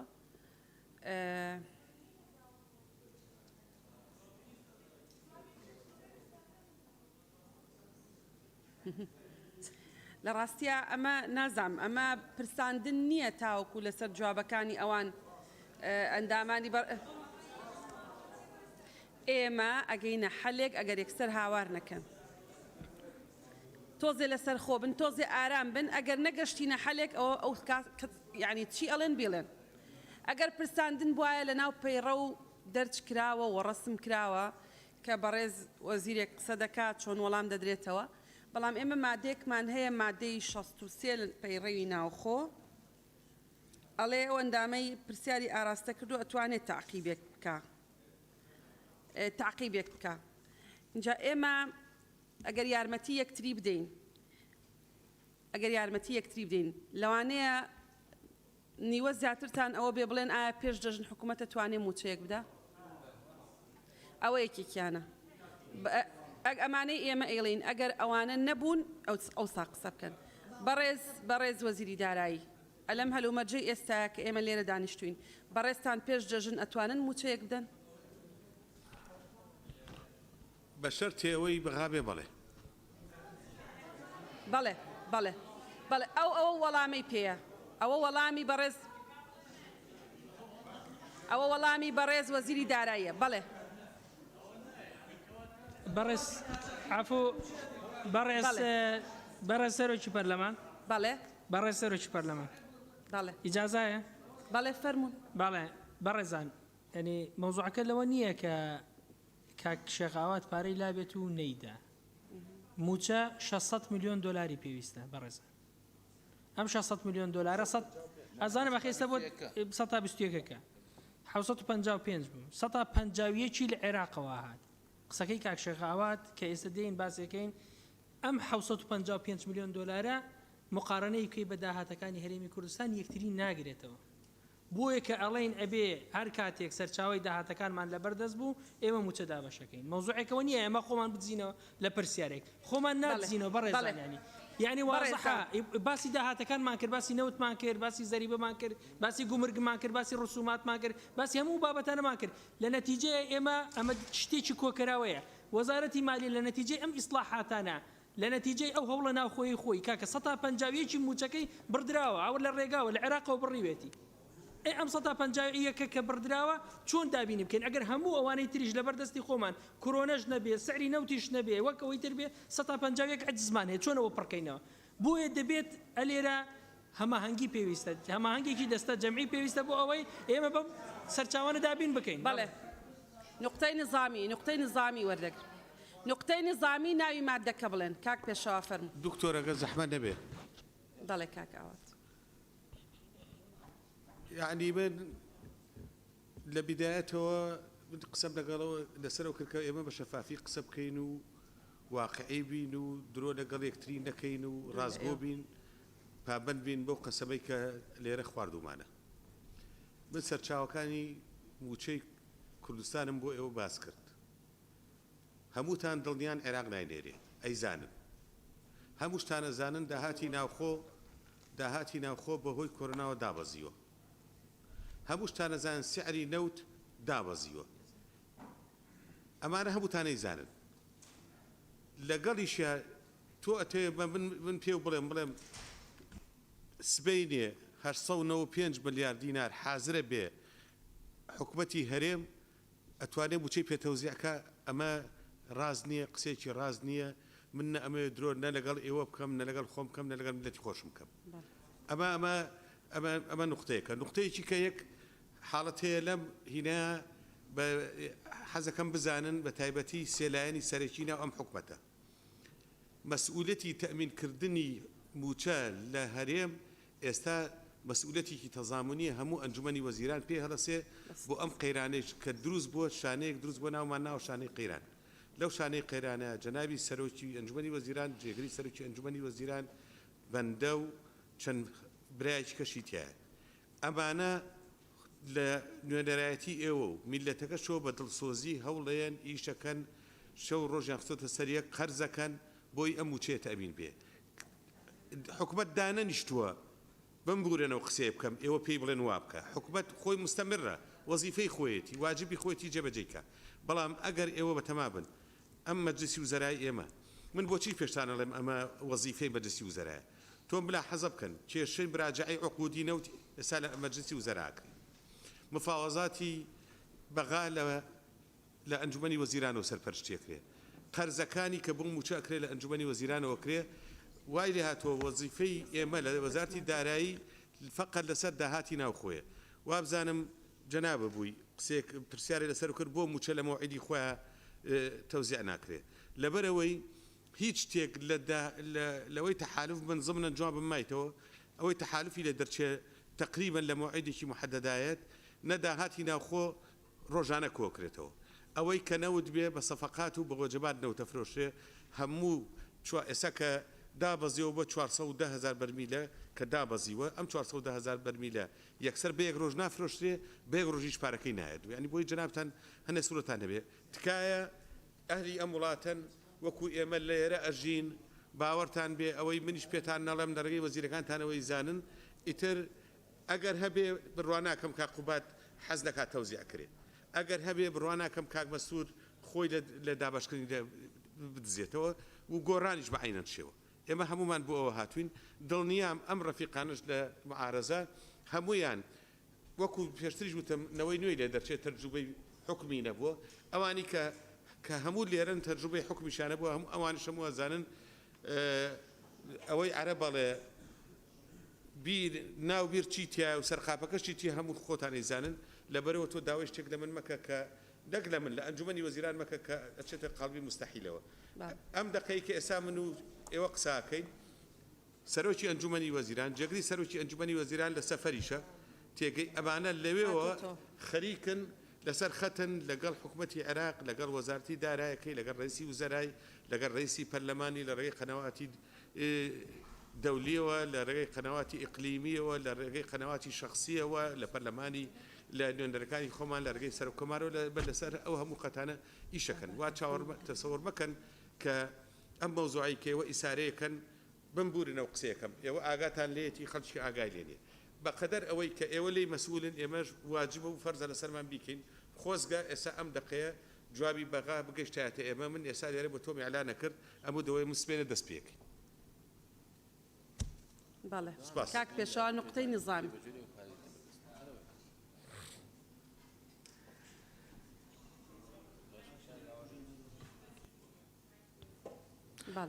بەڕێز سەرۆکی پەرلەمان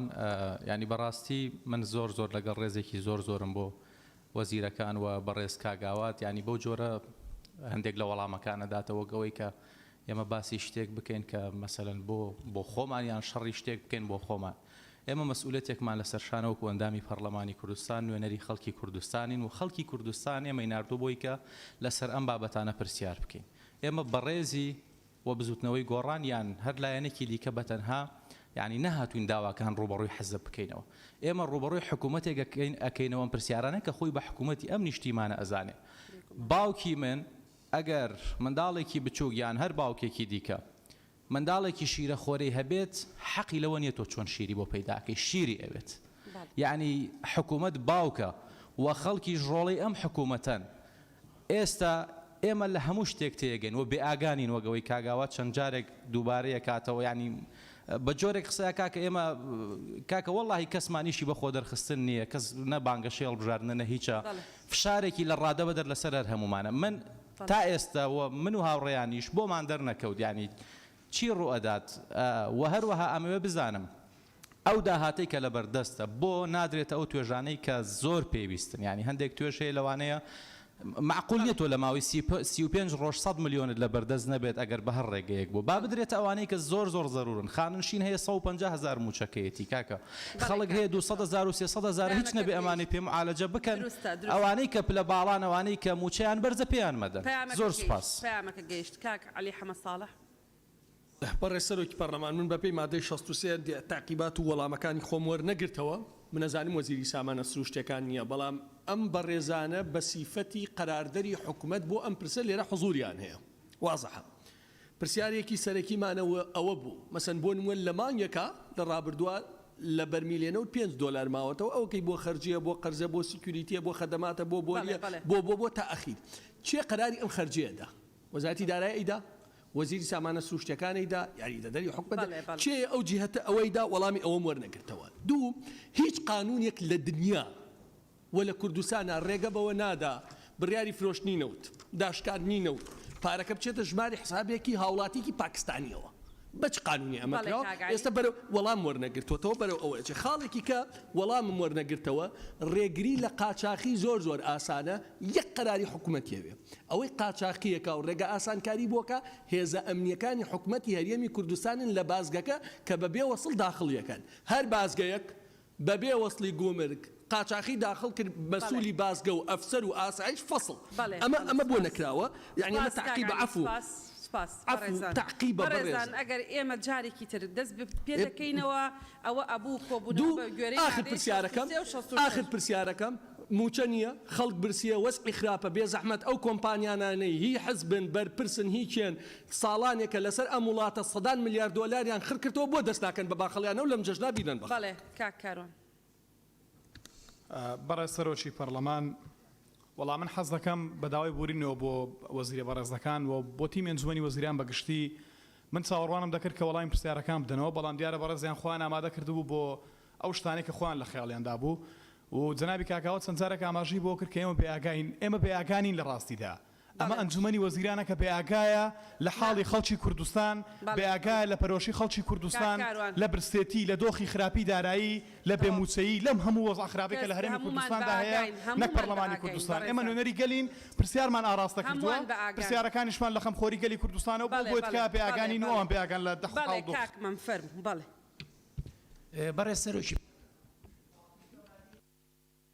بەڕێز سەرۆکی پەرلەمان پاڵپشت بە مادەی 63 بڕگەی دووەم ئەو پرسیارانی من کردومە بەشێکی پرسیارەکان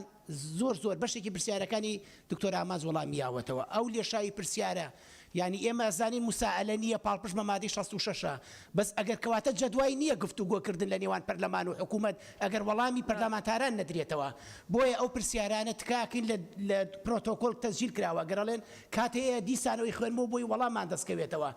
نوێنەرانی حکوومەت وەڵامیان نەداوەتەوە پێویستە ئەم مەسەلەی حەلێکی بۆ بدۆزرێتەوە بەڵێ کاک سەروان بەڕێز سەرۆکی پەرلەمان منی شار بە پێی مادەی 63 ئەوە دەڵم کە پرسیارم کرد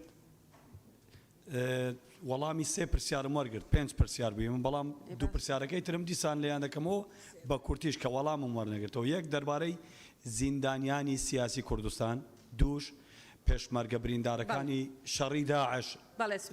دکتۆرە ببوورە سەرۆکی پەرلەمان تەنها دقەیەک ئەوە نیو دقە نییە ئەوەی تریش من داوام لە برای بەڕێزم کە دکتۆرە بەڕاستی نقطەی نظامی داوای مەکەن دەست بەرسەنەوە چکە هیچی نقطەی نظامی نییە بەڕێز سەرۆکی پەرلەمان بەڕێز سەرۆکی پەرلەمان ئەو دەڵێ دەربارەی ڕوتبە بەرز نەکردنەوەی پێشمەرگە دەڵێ من نایکەم من نایکەم وشەی من نایکەم جوان نییە بۆ پیرۆزی پێشمەرگە مەبەستی ئەوەی حکوومەت نایکە حکوومەت نایکات جودا لەوەی من ئەڵێ قانونی نییە بەڵێ بەڕێزان ئەندامانی پەرلەمان بەڕێزان ئەندامانی پەرلەمان هەر دیسان دەست پێ دەکەینەوە بە عینەن پرۆسە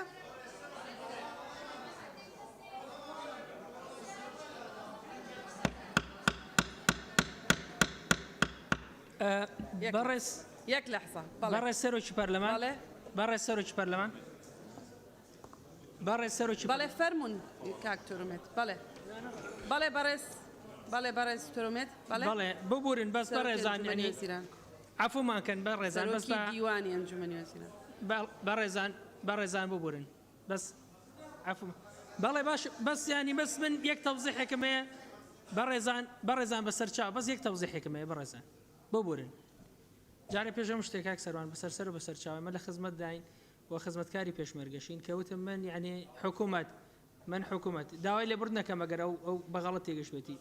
داوای لێبڕ نەکەم ئەنی ئەوە یەک خزمەتکاری پێشمەرگەینەوە یەک بەڵام من ئەم قەزمان ئەوە بوو کاڵین حکوومەت لە یاسا لانادا ئەمە نقطە یەکەم دووەم بەڕێزان ئێمە بە نیقاشی ینی ئالێتی نیقاشەکە تۆزێک تەنزیم کەینەوە ینی بزانین چۆن ئەم ینی پێ و پرسیارتان هەیە پێتان وایە جوابەکان تا وەرنەگرتووە بەس بەڕێزان یەک دقیقە ببوورن بەس با قسەکەم کەم یەک دقیقمە یەک لە حەزەمەوە کاکە یەک لە حەزە ببورن بەس پێشنیارێکم هەیە کاکە پێشنیارەکەمەوەی ئێمە لە دەرئەنجامی راپۆرتی لژنەی دارایی هاتوونەتە ئێرە ئەو راپۆرتتان بۆ ئێمە ناردووە لە چوارچێو ئێوە راپۆرت ئێمە خۆمان حاضر کردووە و سوالەکانیشمان داوەت جوابتان داوت لێرە لە دەرەوەی ئەم راپۆرتش یان لە چوارچێوەی ئەم راپۆرتە پرسیاری تر کراوە ڕێگا هەیە بە پێی پەیڕەوی ناوخۆ سوالمان بۆ بنێرن کاکە بۆ حکوومەت بەڵێ حکوومەت سوال بنێرن بۆ حکوومەت وەزیرە تایبەتمەندەکانی ئەزانی چۆنە هەمووتان باسی پەیڕەوەکەن بەڵام قسەکردنتان لە شوێنی خۆتانە بەبێ ئەوەی سەرۆکی پەرلەمان ئیزنتان بدا هەمووی پشکاندنی پەیڕەوە کە قسەکانی تەواو کرد یەک ئەتانەوێت دیسان ئەو 67 کەسەی قسەی کردووە جارێکی تر هەر 67 کەسەکە قسە بکاتەوە بەڕاستی زۆر زەحمەتە بە گوێرەی مادەی 63 کە لە بەردەستان نایە و ئەم کۆبوونەوەیە بە گوێرەی مادەی 63 نییە بۆ خۆتان هەمووتان ئەوازانن بەڵێ حکوومەت دەتوانێت ئەوەی کە لێرە ئێستا لێرە جوابی داونەتەوە ڕەنگە ئەم بەڕێزانە دەسەڵاتی ئەوەندە جوابیان هەبێ ئەوەی تری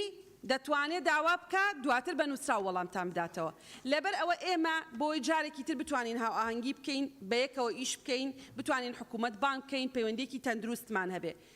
بەوازەحی ئێمە ئێستا تێگەیشتین پرسیاری ئەساسیتان ئەوە بوو حکوومەت دەتوانێت پێش جەژن موچە بدا بەڕێز وەزیری دارایی ئەڵێ ناتوانم پێش جەژن موچە بدەم بەڕێز وەزیری دارایی بەڕێزان لە ئەنجومەنی وەزیران دامەزراندنی یەکەمەکانێکی تر بۆ لە داواکاریەکان تەسەورەکەم زیاتر لە 30 کەس داوای کردبێ حکوومەت هەرێمی کوردستان لە ئێستا ئەتوانێت یەکەمەکان دابمەزرێنێ لە ئێستاە بەرنامەی هەیە پلانی هەیە یەکەمەکان دابمەزرێنێ باڵێ باڵێ باڵێ باڵێ باڵێ باڵێ کاک زیاد وڵڵاهی بڕیاری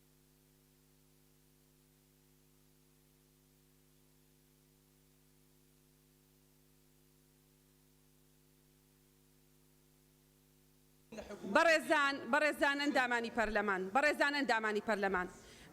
ئەم دانیشتنە بە گوێرەی مادەی 66 خستنە ڕووی بابەتێکی گشتی بووە بۆ گفتوگۆ